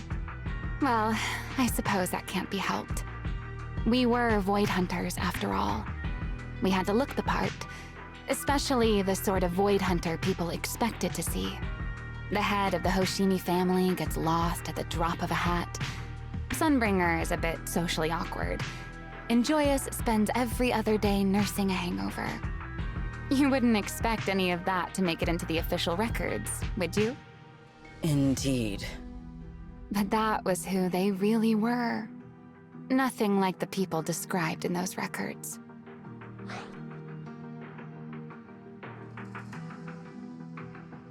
What about you, Remielle? What's the real you like? The real me? Isn't she standing right in front of you already? Knew it. That's about what I expected. Oh my, then we really are in sync. But let's save the gossip for later, shall we? Don't forget why we came here. Yes. The central district of Rosewick is just ahead. The device we are looking for should be there. Okay, let's keep moving.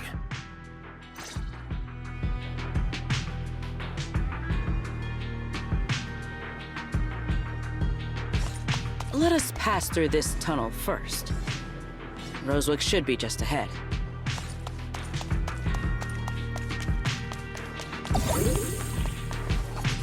So this is Rosewick. What a spectacle. Rosewick. I never imagined this place would end up like this.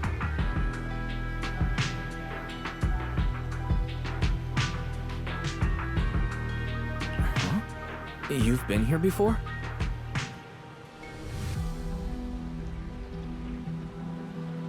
Yes. Back when there was still only one Sunbringer, over 100 years ago.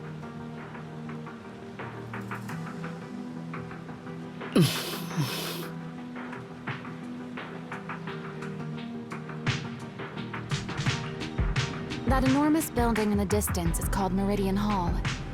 It was once a research facility personally overseen by Sunbringer.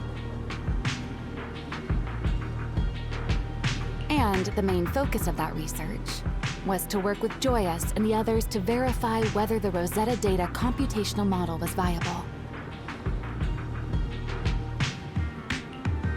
But as for how this place ended up in the Hollow, that I don't know.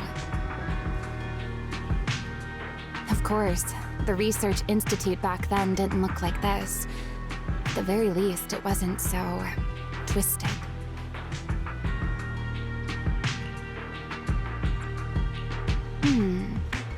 It should be fine.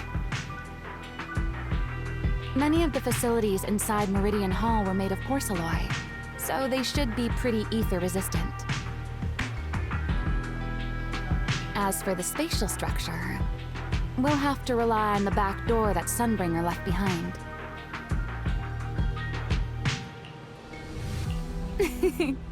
You'll see when we get there.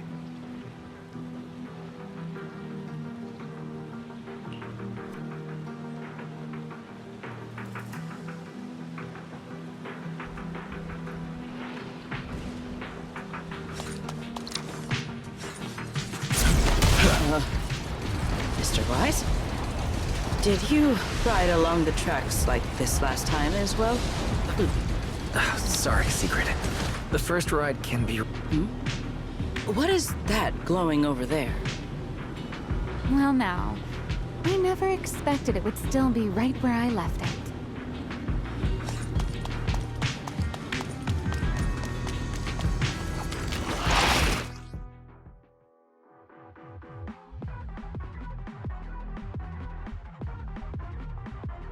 Looks like the nearby ethereals spotted us. They're starting to gather. Call me anytime you need my help. An ambush! There is no need. This is barely even a warm-up. Move out. Hyrois! Let's stir up some breakthrough.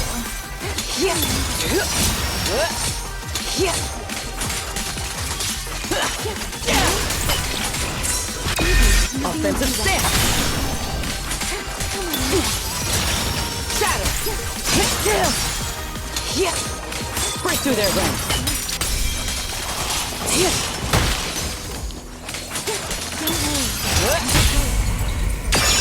My speed guards the skies!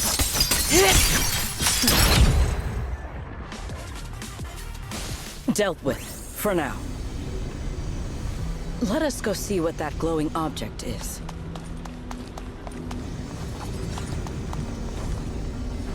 This object bears a strong resemblance to certain devices within the CCD. Yes, both are Sunbringer's creations after all. I'm surprised this key hasn't been affected by the spatial distortions. It remains intact. Guess we're pretty lucky. It's the key to Meridian Hall, the back door that Sunbringer left. This is a key, you say? But where is the door? For that, I'm afraid you'll have to ask Sunbringer herself.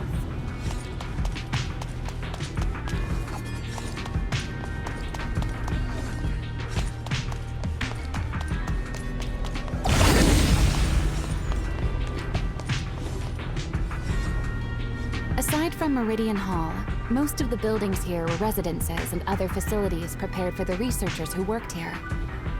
In other words, even if they were swallowed by the Hollow, it wouldn't matter. There was nothing important inside them to begin with. But Meridian Hall is different. The prototype used to verify Rosetta data is stored inside.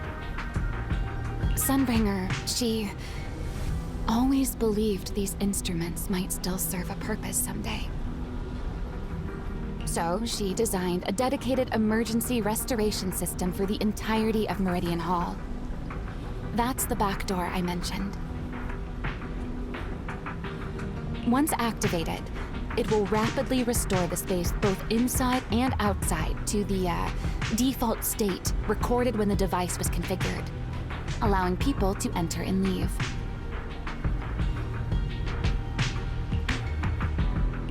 Hold your horses there, my impatient friend. Let me finish first. There's actually two parts to this key, and we need both to enter.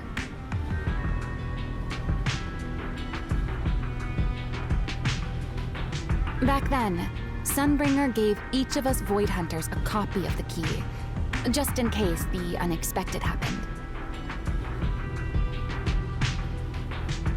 But, you know me. I thought it was quite troublesome, so, well, I simply hid both pieces of the key she gave me somewhere nearby. I mean, people hide spare keys under doormats or in flower pots all the time, right?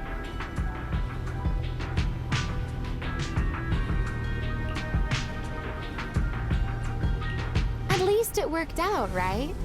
If I had taken it with me back then, we'd be at a loss now. As for the other part of the key, if memory serves, I hid it somewhere rather high up, I think.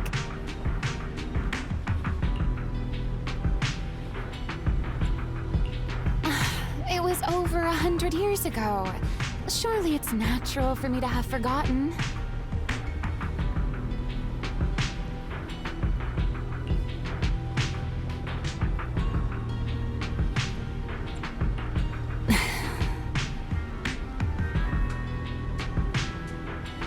You sure are sharp.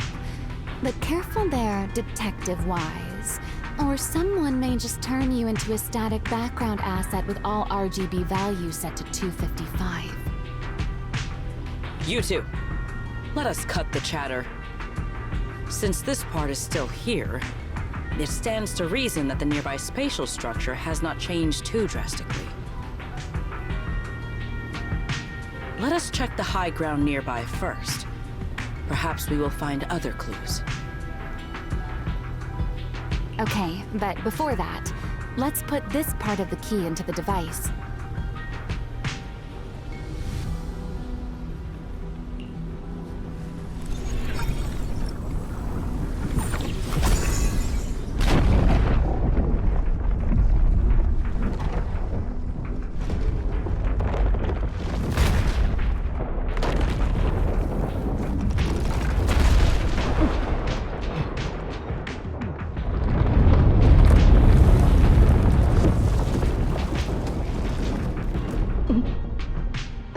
Unbecoming. Only half the key was inserted, so only about that much of it was restored. This way. It seems there is a path leading higher up. Right. Let's take a look.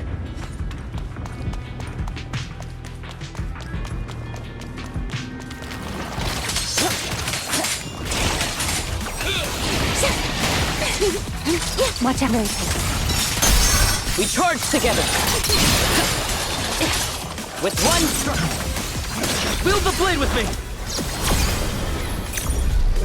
Fired up! Time to shine, my partner in crime. A single moment and the power turns. My spear stands. What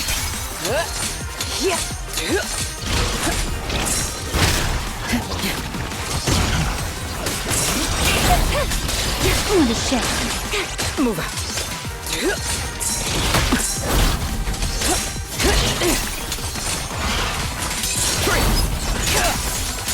Hold formation.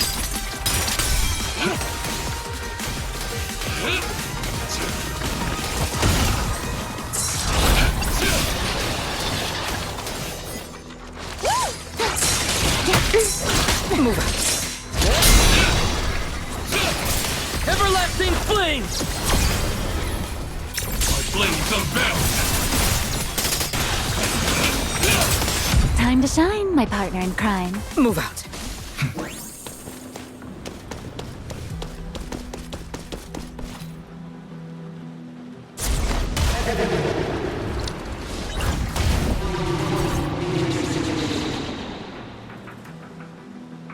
What was that sound?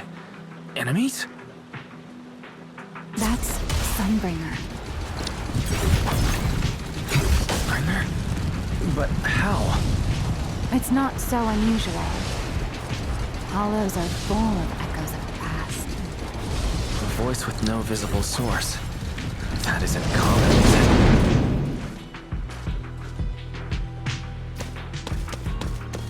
Let's take a look around here. I see it. The other half of the key is over there. I should be able to unlock this path if I hack the robot.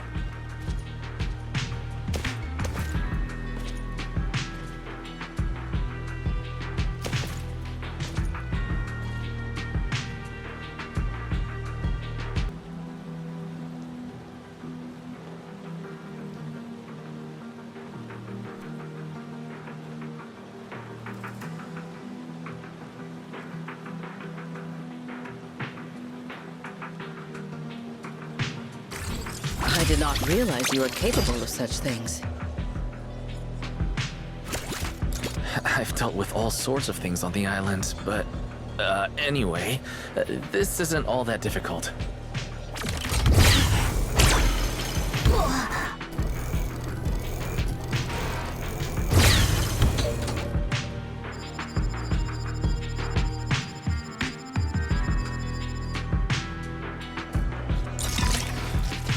Problem solved. Let's keep moving.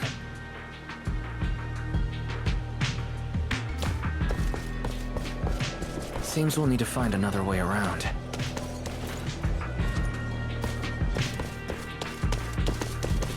I seem to remember a very beautiful spot up ahead. You can see the entire Meridian Hall from up this high.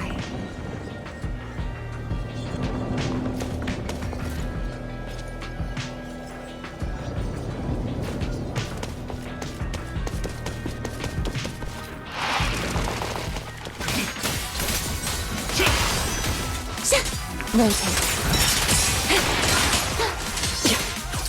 Shiver! Heroes!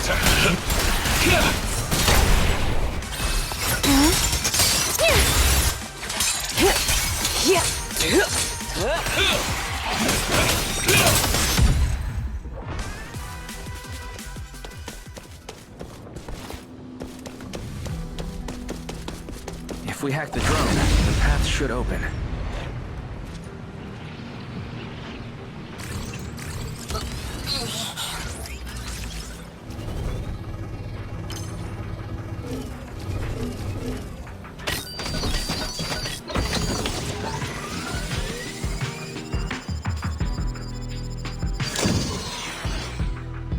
Good. We're almost at the target. That's quite an emotion. The experiment. That voice. That's Joyous. He's Likely been dead for a very long time.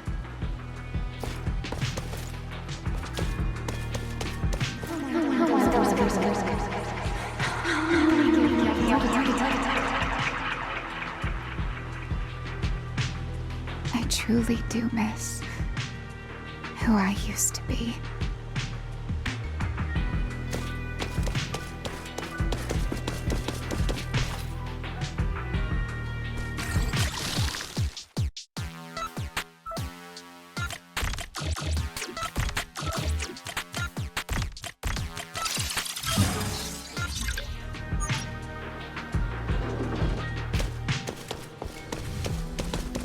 The ethereals in this area are gathering again. What? Is it just me? Or do the ethereals seem interested in the Meridian Hall key too?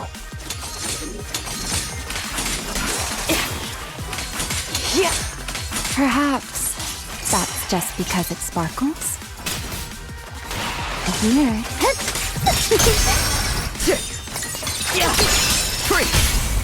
Hyrois!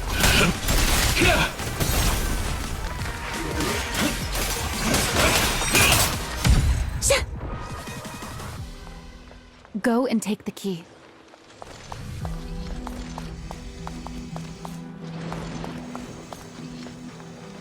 You've been left here all this time. Poor thing. Now, I'll take you to fulfill your purpose.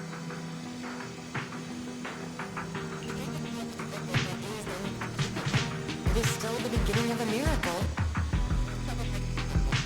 The Rosetta data. The beginning of a miracle. Celebrate. I know. A moment like this does call for celebration. Just as it did back then. Remielle, that voice. Is that... Yes. That's Belly. All right, we have the key. Let's head back.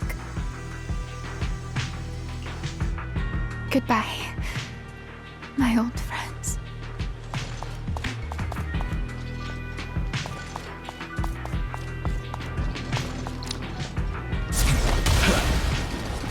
Today's success was the first step in taking back the world.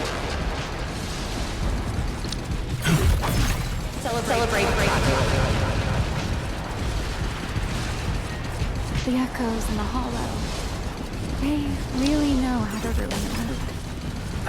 Are you okay? Yes. Time to shine, my partner in crime.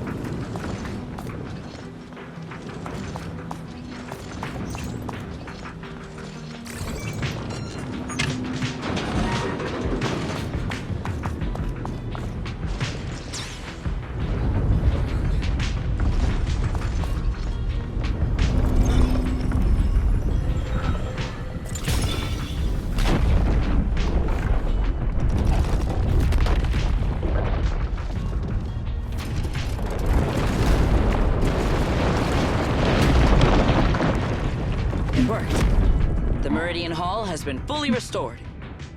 Well, that went rather smoothly. Let's hope everything inside is fine as well.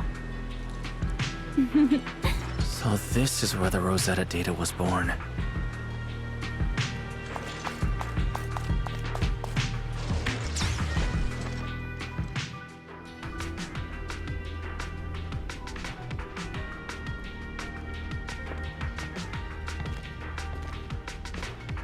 The space here is still shifting.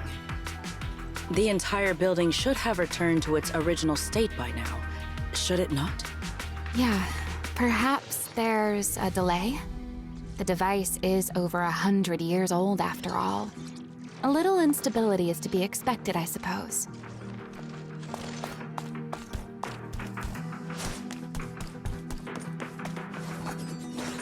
It seems the environmental changes won't affect our exploration much. Let us keep moving forward.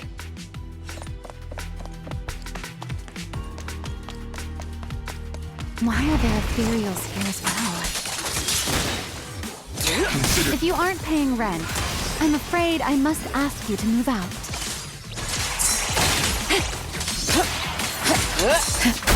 Insolent fool! Pyrois!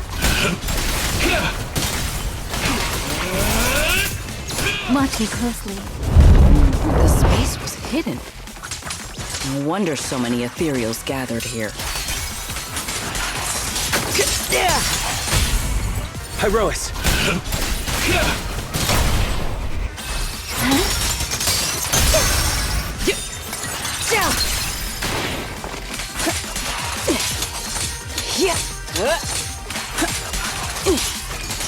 Victory! With one strike! Is this the last one? I was expecting something a little tougher. Rotate. Here's the time you still have to feel regret. Tactical deployment. Wield the blade with me! Restrain! Watch me closely. Tactical deployment.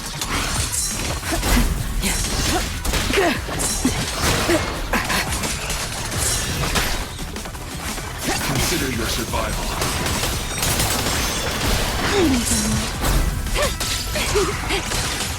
Move out.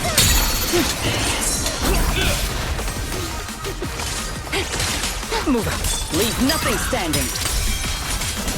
All my strength. In one strike!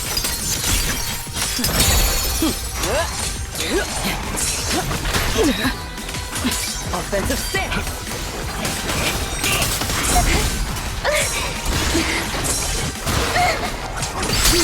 Let me play the final note of your face. Tactical deployment. Shiver! Scorching sun! My flames unbound!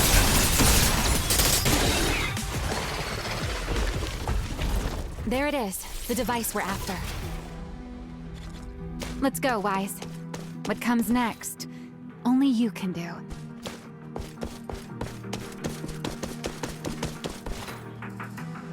So this is the prototype they used to verify Rosetta data. The equipment was not damaged in that fight, was it? It looks intact on the outside. It's a prototype, but the modules aren't that different from modern systems. I think it should be fine.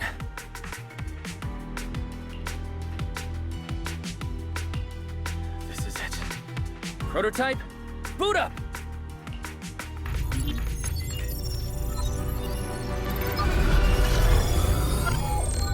We did it! Seeing these screens light up again after all this time feels strange. Well, can you work with it? Anything unclear? No issue so far. If anything, it's been suspiciously smooth. This system feels remarkably similar to the HDD. Next, I'll connect to Prophet Boo. He'll act as a relay node and mask our Rosetta data request as normal traffic. To minimize exposure, we'll only pull essential data from the CCD and handle the rest locally. I only managed to install the essential modules on Prophet Boo, and with most of the bandwidth reserved for Rosetta data transmission, the connection may be a little rough.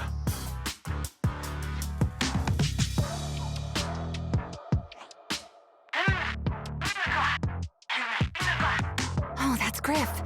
Looks like it worked. Need anything from us, Wise? Thanks, but not right now. I've got this. Understood. We will keep watch for any ethereals and keep the area secure. Link bandwidth stable. Traffic disguise deployed. Target side response seems normal. Starting designated path prediction calculations. As expected of a hollow specialist, the aura is completely different. Watching him, it truly occurred to me that Rosetta data was born here. Yes, exactly. Link bandwidth stable. Verification unit synchronization complete. Professor, can you hear me? We can begin with data extraction. Everyone, I believe... I must now inform you of a major situation. What? The theoretical verification of Rosetta data is complete. It was a resounding success. Oh, is that how one delivers good news? You nearly gave me a heart attack! I believe this is due to Miss Sunbringer practicing the composure training I recommended. How many more people do you intend to torment with your family's strange tradition? So loud. That's quite the commotion. I take it the experiment was a success? Yes, very much so. It would have been even more successful if the core technology provider had simply stayed asleep. Even a little nap earns me that much grief. I was merely showing full confidence in my colleagues' professional competence. Besides, today's success is only the first step toward taking back the world. All right, all right. At a time like this, why not be honest and express a little joy? Even if the Rosetta data is only the beginning, it is still the beginning of a miracle. Let us celebrate properly, shall we? And Professor Arke, don't even think about skipping it. Then, let's throw a party, like the one Mayflower treated us to last time. Don't tell me you're planning to drink until the next morning again. The professor will throw him out, just like last time. Then let us hold a ball with soft drinks only. Hey, you people. Back then, we thought taking back the world was only a matter of time. As long as our companions were by our side, there was nothing we couldn't do. We could even go anywhere. In the end, none of us reached the promised destination.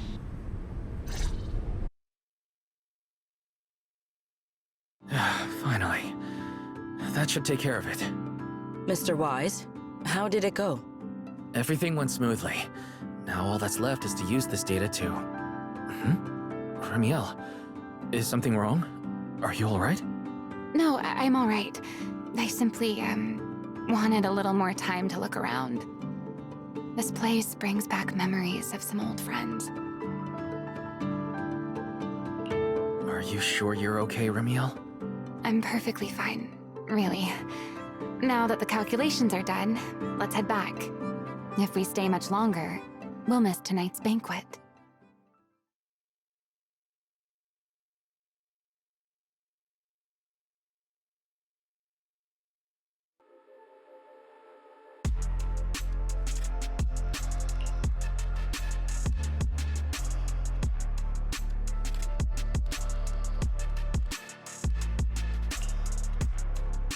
This should be everything. Here, Secret. You got my instructions earlier, right? Yes, Mr. Wise. I simply need to place these devices at your designated locations, correct? Yeah. Once the imposter appears, I'll activate the devices and create a small singularity leakage at the venue. Meanwhile, I'll use Thaumiel's power to immobilize both it and everyone at the venue. Then, before it has time to react, I'll drag it through the leakage and into the hollow. Finally, we subdue it and rescue Dracaena. Very well. Understood. I will do everything in my power to help you enter the venue unnoticed. However, if the worst-case scenario occurs, if, in the end, our conclusions are proven wrong, and this was all fabricated by Mr. Wise, then the banquet will become the place where you arrest both the fugitive who attempted to assassinate Aldreda and the fugitive who attempted to assassinate Dracaena. I imagine Wise would have no objections to that, would you? No, I promise. Then, may none of us betray the trust we have placed in each other. There is a balcony outside the banquet hall. The door to that balcony will be locked today, so you two can stay there until the banquet begins. When the music begins, That signals the start of the banquet. The guests will share the first dance. Once that happens, you can head directly above the hall and prepare to act. Got it.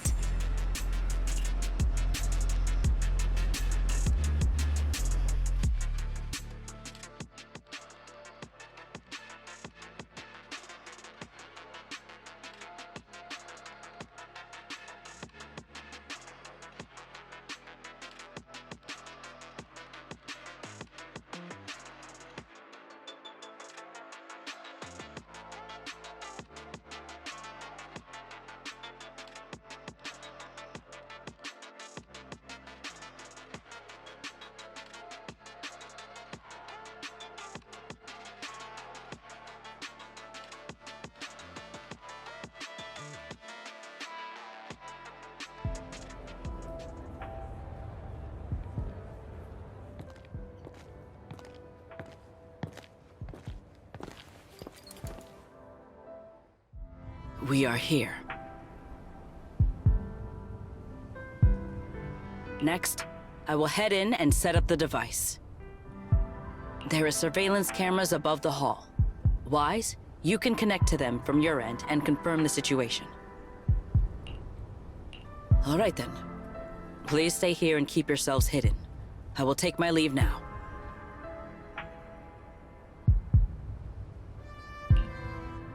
Let's use the camera to check on Sigrid.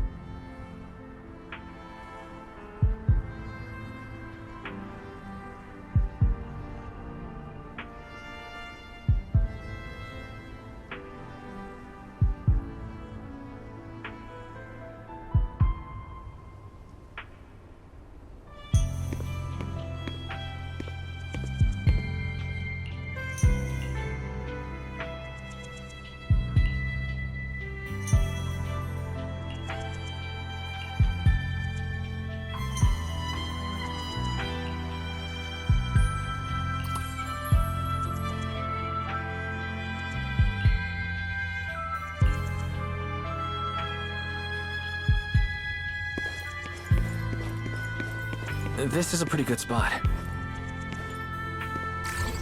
I'm in. Oh no, a soldier's coming this way. What's going on?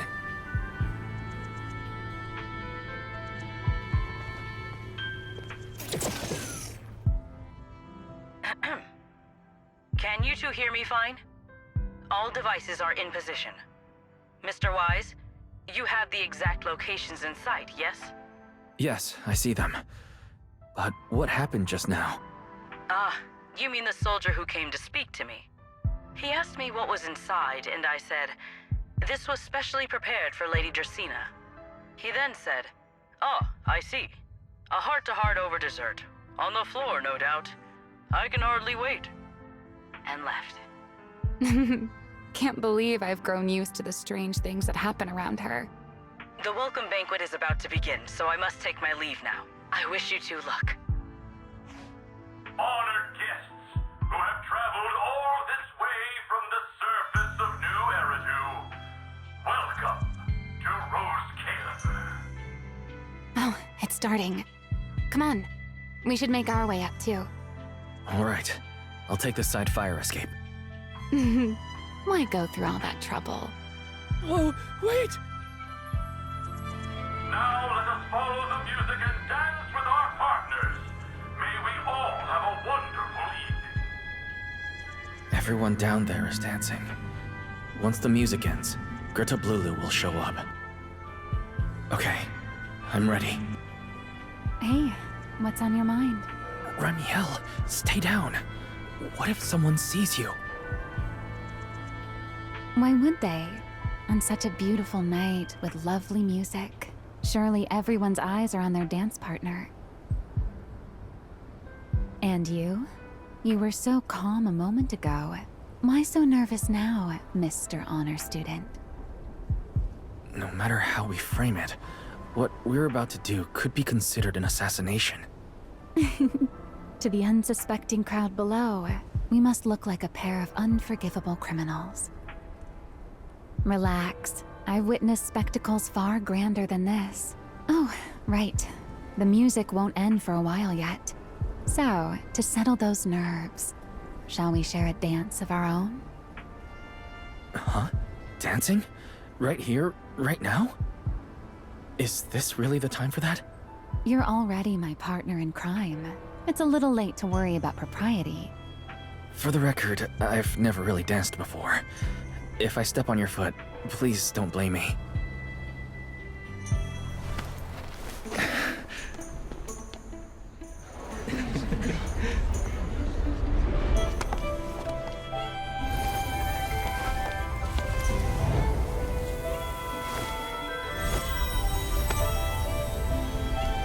You know, Wise.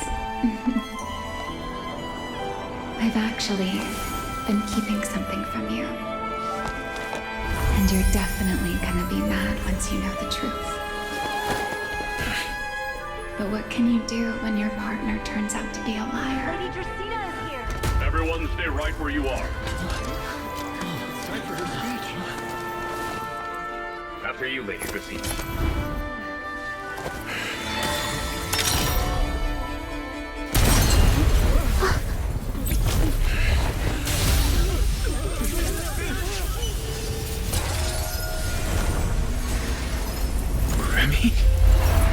I'm sorry, Wise. As this dance draws to a close, it's time for us to say goodbye.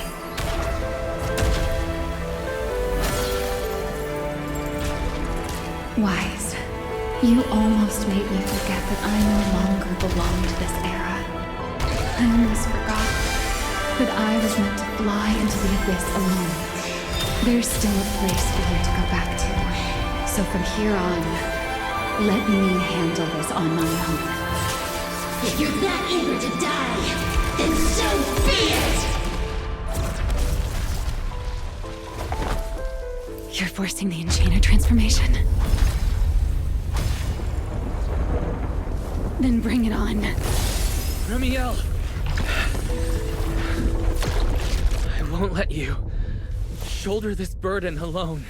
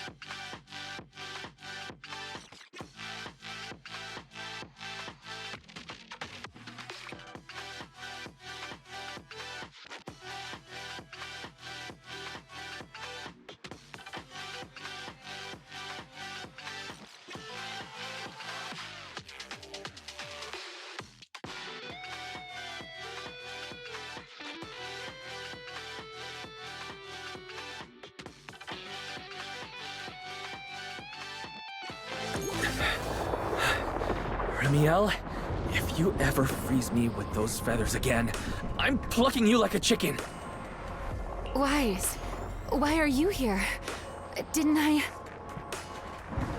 You're the one who said we were partners in crime. Who leaves their partner behind like that? Sorry. You can apologize after this is over. What just happened? And what's that huge ether glow over there? That's Gertablulu's cocoon. Since we ruined its plans, it's trying to absorb nearby ether to make up for the energy deficit and force its fusion with the Karma Core. And completely devour Dracaena. I can't be certain how much longer she can hold on. Is there any way to stop it? Do you see those new ether growths nearby? Gertablulu created them. They're basically doing the equivalent of a blood transfusion, gathering ether from the air and feeding it into the rapidly growing cocoon. In other words, if we cut off those growths, we can stop the cocoon from growing any further. Are there any main arteries among those blood vessels? Sharp as ever. Good. I found 2 in total. Sever them both, and the energy supply across this entire area will fail. Then we can destroy the cocoon. Now that player 2 has joined the game, let's get ready to clear the stage at double speed.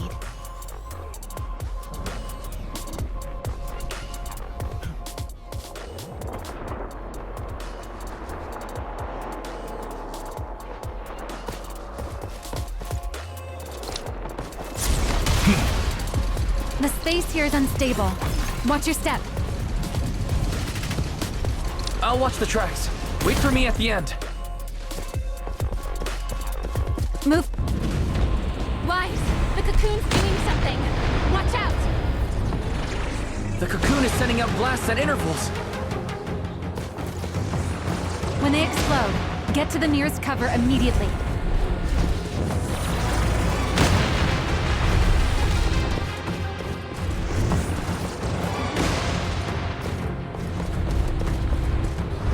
That's it. That's the first artery. The frequency of the blasts is increasing. I need to find a way into the next area. This may get a little rough. Be careful.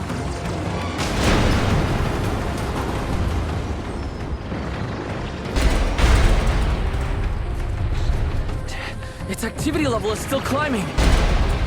Don't panic. Whatever happens, stay clear of the blast.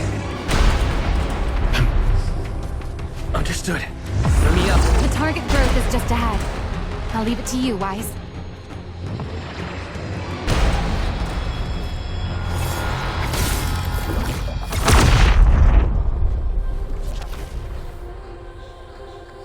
This route looks safer. Go this way.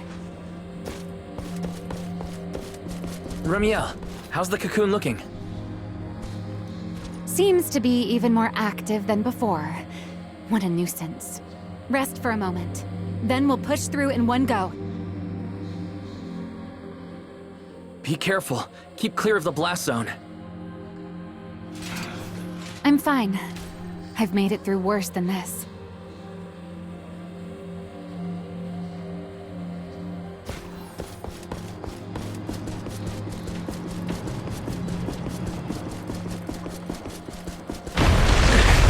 Blasts have grown stronger again.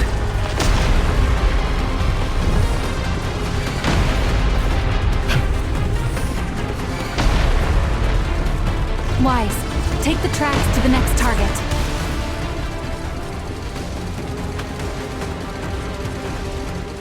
Not good! I'll think of something. Using the railcar as cover. I'm impressed. We're approaching the second target boat.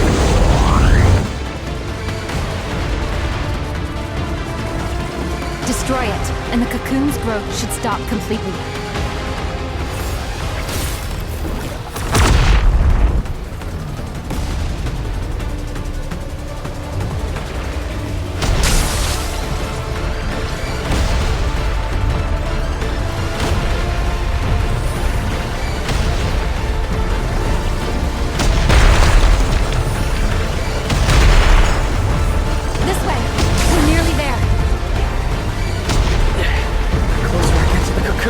The stronger its reaction becomes. That only proves we've got it cornered.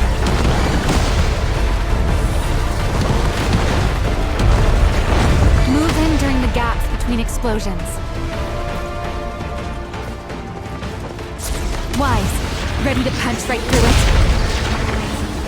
Ready. Match my rhythm. Now!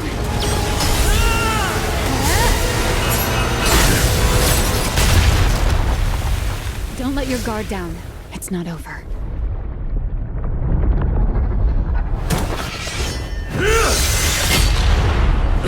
Too late.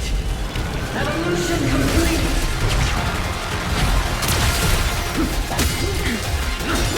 Together!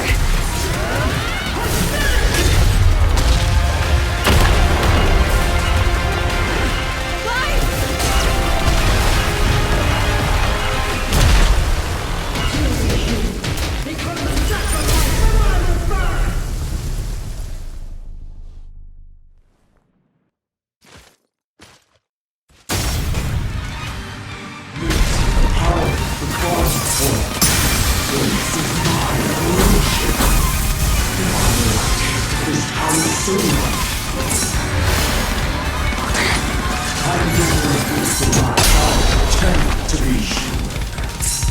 had no idea ethereals could be so talkative. Then let those be your final words in this world.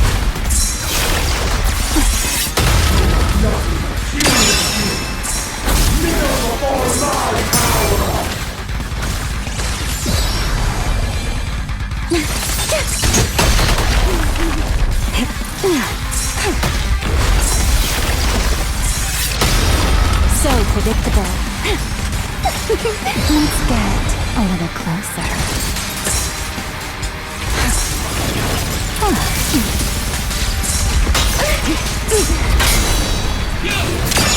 Its movements are erratic.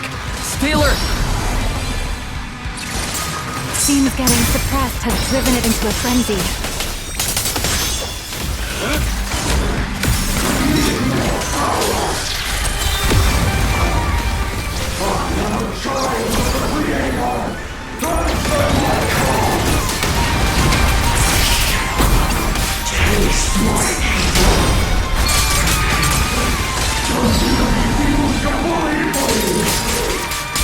It devoured half of itself just to keep fighting.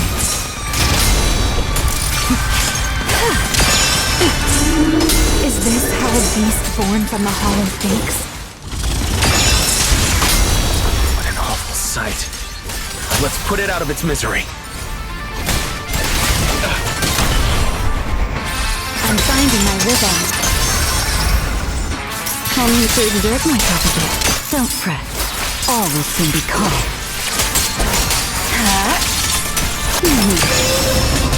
A single moment can become eternity.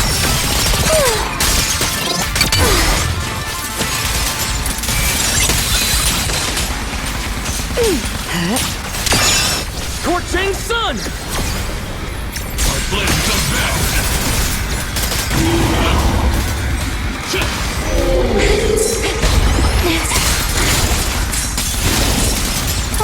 Sink into the whirlpool.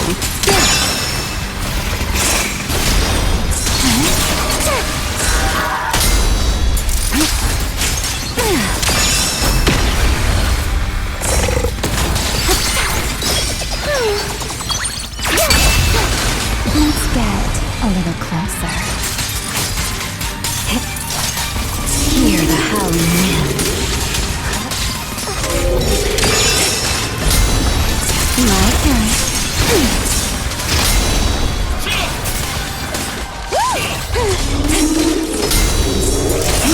Everlasting flames! Restrain!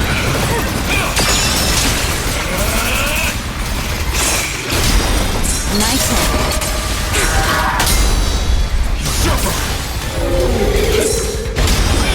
So, don't get scorched by the light.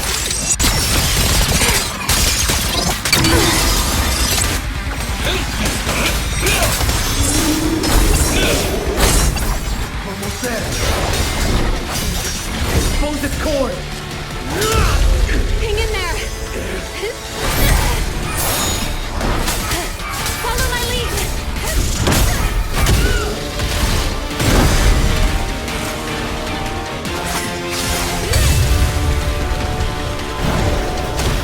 Getting away. We have to catch it. Wise, you should take a breather. Now then, it's finally time to get serious! I'm counting on you, Remy!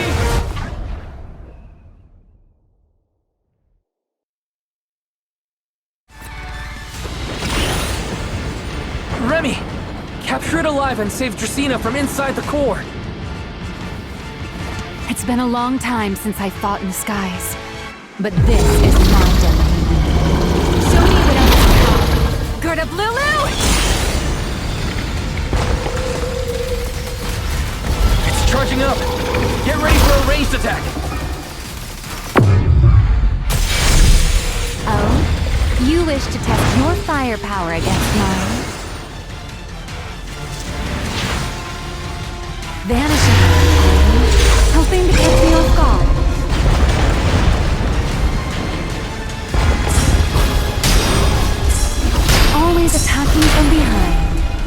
don't you face me head on? Unfortunately for you, I don't leave open. Bringing down the pillars to block my path again. Out of my way. An attack this week. It won't be long now. Its core is nearly exposed! Good. Time to end this. After 100 years of sleep, my body has grown like a sluggish. Forget it. Someone like you is hardly worth the effort.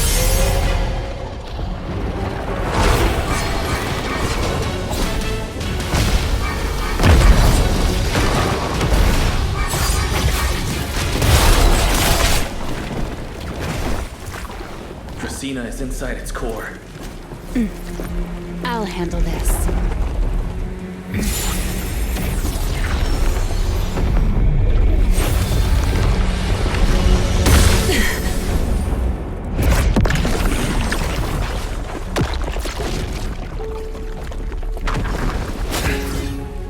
She's still alive, but fading quickly. I'll stabilize her ether activity.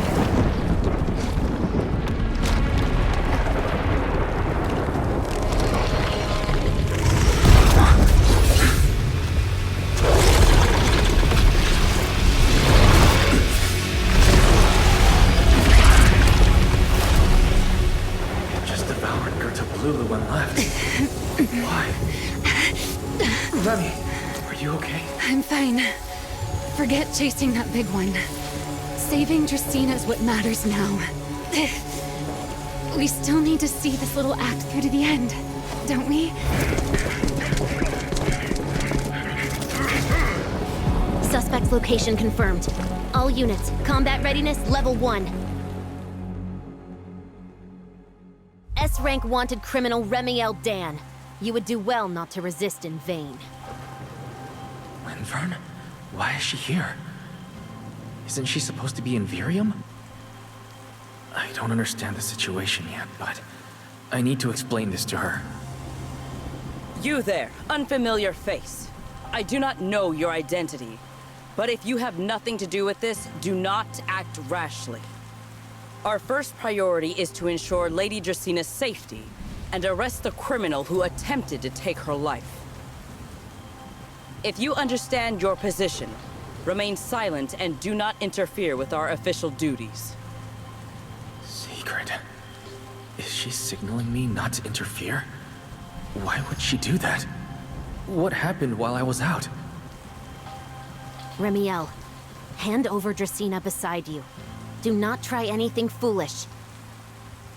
You mean this little one? I was beginning to tire of her anyway. Take her back. She's still breathing. Whether she survives is up to you. Remielle, why does it feel like you expected this? What exactly are you trying to pull? I thought this little one's disappearance would throw you all into chaos.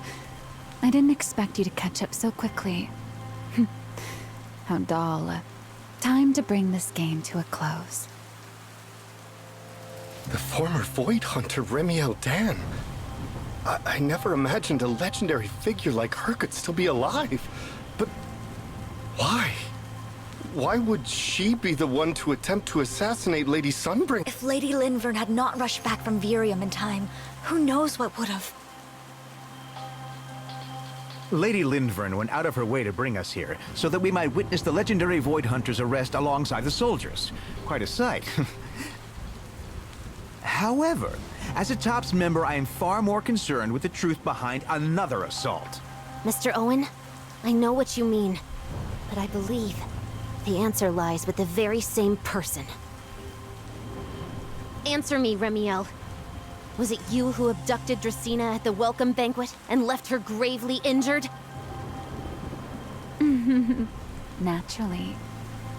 Were you also the one who infiltrated the computing center and attempted to murder Truvia, High Ambitions Corp's lead researcher? Yes, that was me. What? You... why? Oh, wait. That's not what happened. The one who hurt Truvia was... Right. Without seeing it firsthand, no one would believe Lady Trisina was nearly devoured and assimilated by Gerta-Blulu. Remielle, don't tell me this was all for... I did not expect you to admit it so readily. You understand what your actions mean, do you not?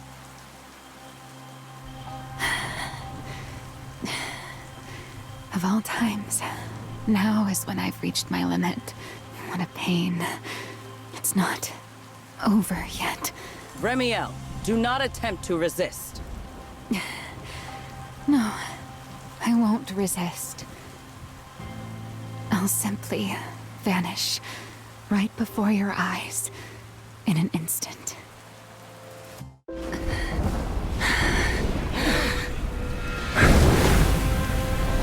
Sorry, I'm done being a spectator.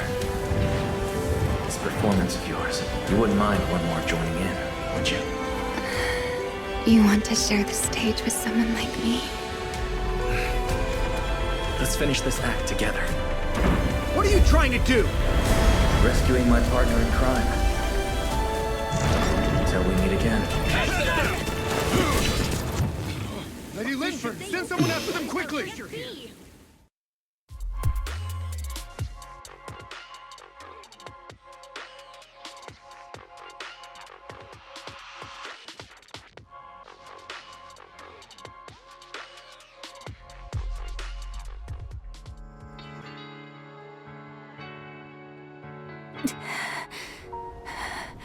No. Look away. It's okay now. Remielle. Please don't. Don't look at me. Okay, I promise. I won't look. Thank you. So, why didn't you tell me sooner? About your plan with Sigrid and Lady Linvern? Because you and I are different. You still have somewhere to return to, but I do not. The era I knew, the people I loved, those memories, they're all long gone. So, I can't drag you into this.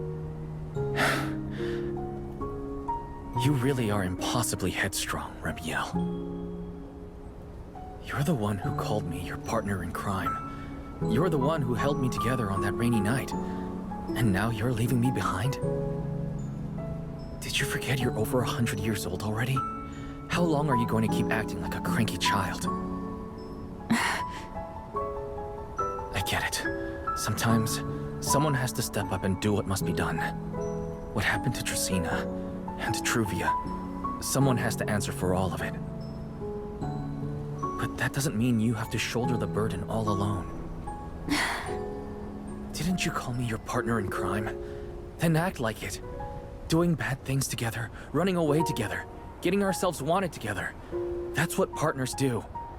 What kind of partner takes all the heat alone? What kind of friend does that? You really are getting more silver-tongued by the day, Wise. I'm not trying to sweet-talk you. Can't you tell I'm really mad right now? I can hear it, Wise. I'm sorry. I shouldn't have done that, my dear partner in crime.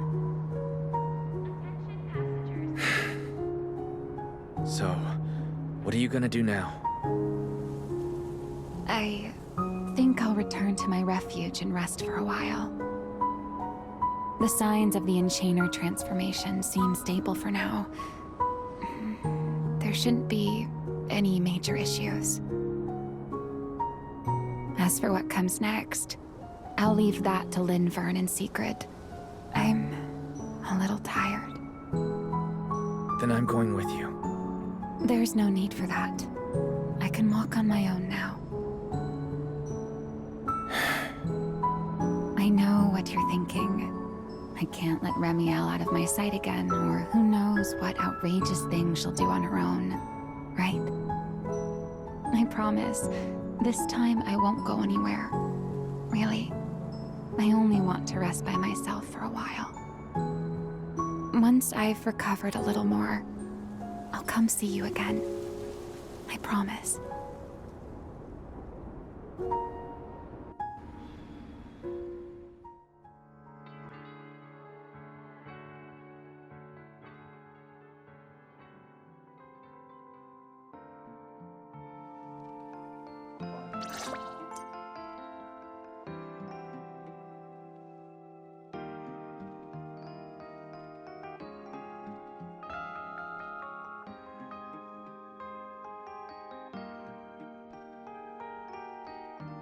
Oh, Weiss, over here! Have some bacon.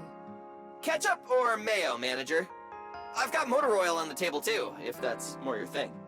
Would you like an egg, Weiss?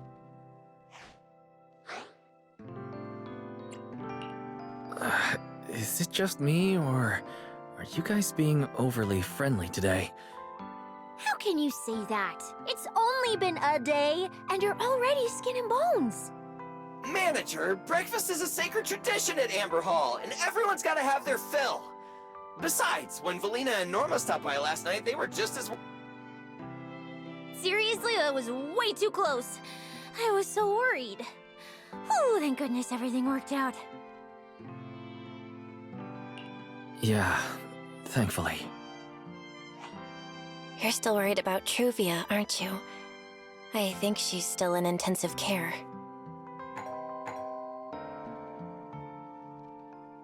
Come in. Please excuse the intrusion. Hey everyone, sorry for dropping by unannounced. Lady Sunbringer! Oh please, Linvern is fine. I can never get used to being lady this and lady that. Do I really look that old? Whoa, now that's a breakfast spread I'll have to try myself sometime.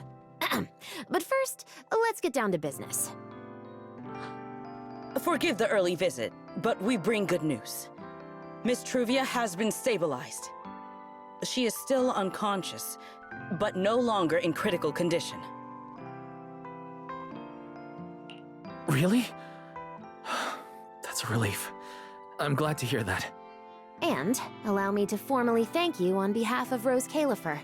It's because of your efforts that we get to have peaceful mornings like this one. I can't take all the credit. I only did what I had to. And I owe all of you, too. Sorry for not thinking about what would happen after everything. Weiss, I owe you an apology. Remielle and I kept our plan from you, but it was not because we doubted you. Rather... I know. You were just worried about me and didn't want anything bad to happen. But there's something I need to ask. Now that Remielle's cooperating with you, what's going to happen to her? Actually, we'll be taking her to Virium soon. Oh, relax. Not as a criminal, but as a friend who needs our protection. As for her ongoing enchainer transformation, we can treat it with Porceloy. In return, she'll help us stabilize Dracina's condition with her unique ability. How is Lady Dracina doing now? Why does this all sound so serious? Her condition isn't great, but Flint Workshop is keeping things under control, for now. Oh, right. Remielle knew we were coming, so she asked me to pass along a message. She's already waiting for you at the usual spot.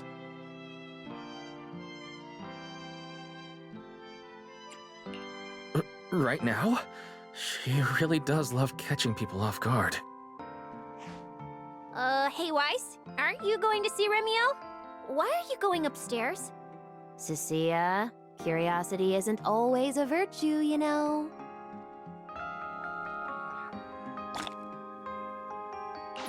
Remielle, is she really all right?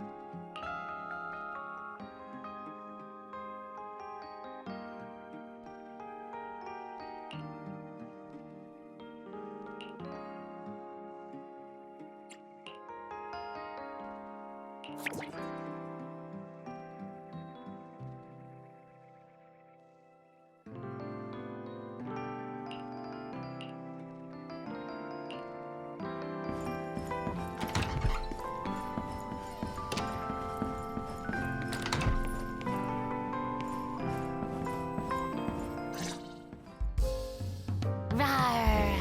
Good morning. Rawr. There he is. Mr. Roar as Remielle. Wait, that won't work at all. How does the enormous Mr. Roar even disguise himself as me? Although, he might pass if we give him a pair of fake wings. Mr. Roar in your clothes? No, I think not. Ugh, it's weird no matter how I imagine it. No? Well, I thought it might be cute. I'm really struggling to see the appeal. Anyway, you're here early. Did you come to say goodbye? I guess you can say so. Though it's only for the time being. Linvern and the others probably mentioned it already. I'll be recovering in Virium, and while I'm there, I'll help stabilize Dracina's condition.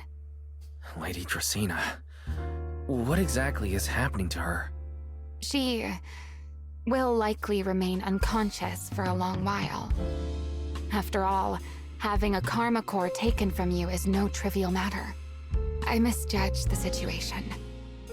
At the time, I thought the karma core was still inside her, so when Bashmu suddenly appeared, I paid it little mind. But the truth was, while we managed to rescue Dracina, the karma core remained inside Gertablulu and was devoured by Bashmu.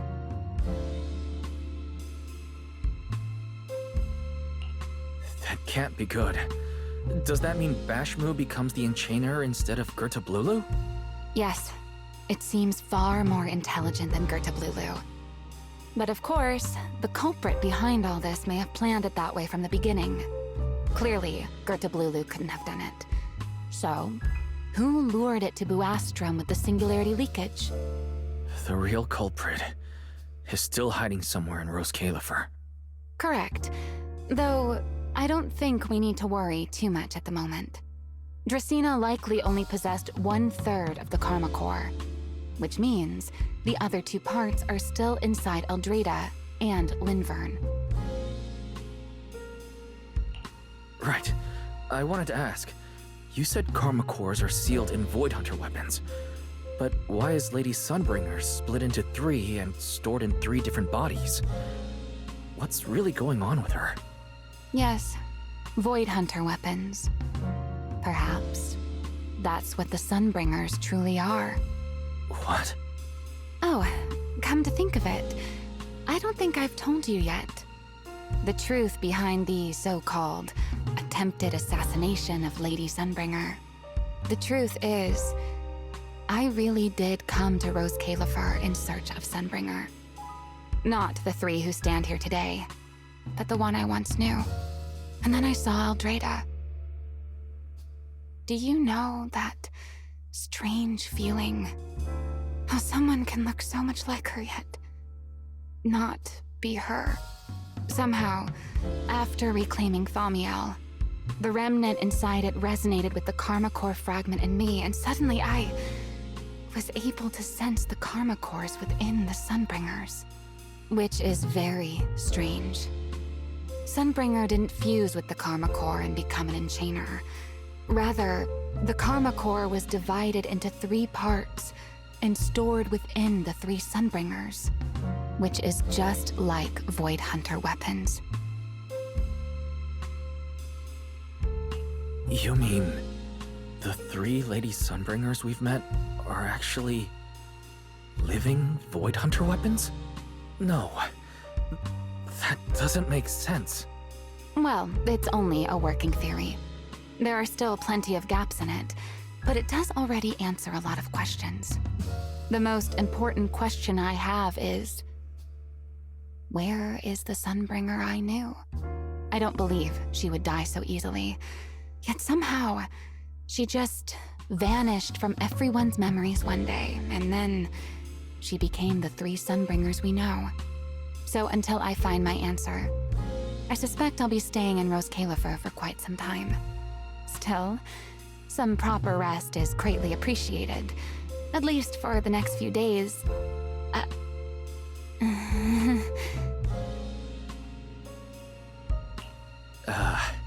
There should still be breakfast downstairs. Wait here for a sec. I'll go bring some up for you.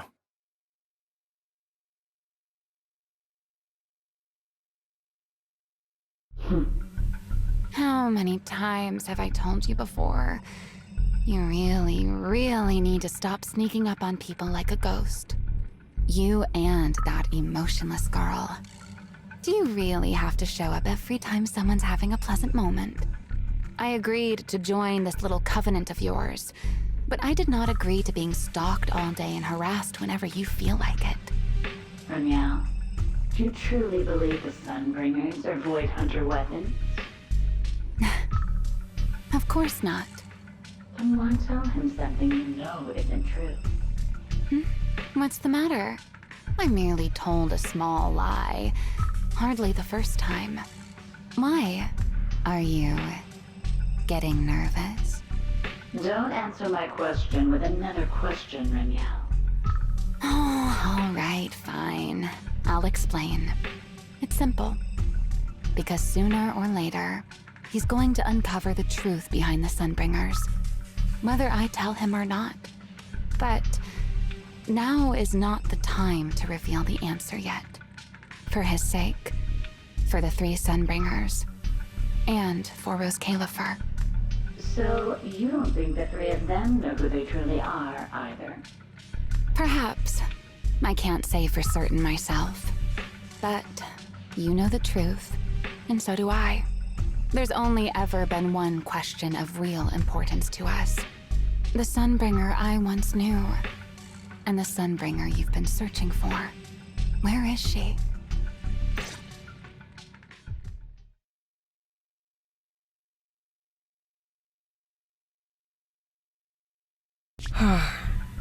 How pitiful. What do they call that monster again? Right, Gertablulu. To think it wounded you this badly. Its will to survive is truly frightening. It also got a lot smarter ever since it made contact with the Karma Core. Came embarrassingly close to actually pulling it off. How impressive. But do not worry. Our old classmate still handled everything. Come to think of it, I always did enjoy doing the unexpected. But you are terrible at adapting on the fly. That is why you keep losing to them. Again and again and again. Why not? Simply admit that you are worthless.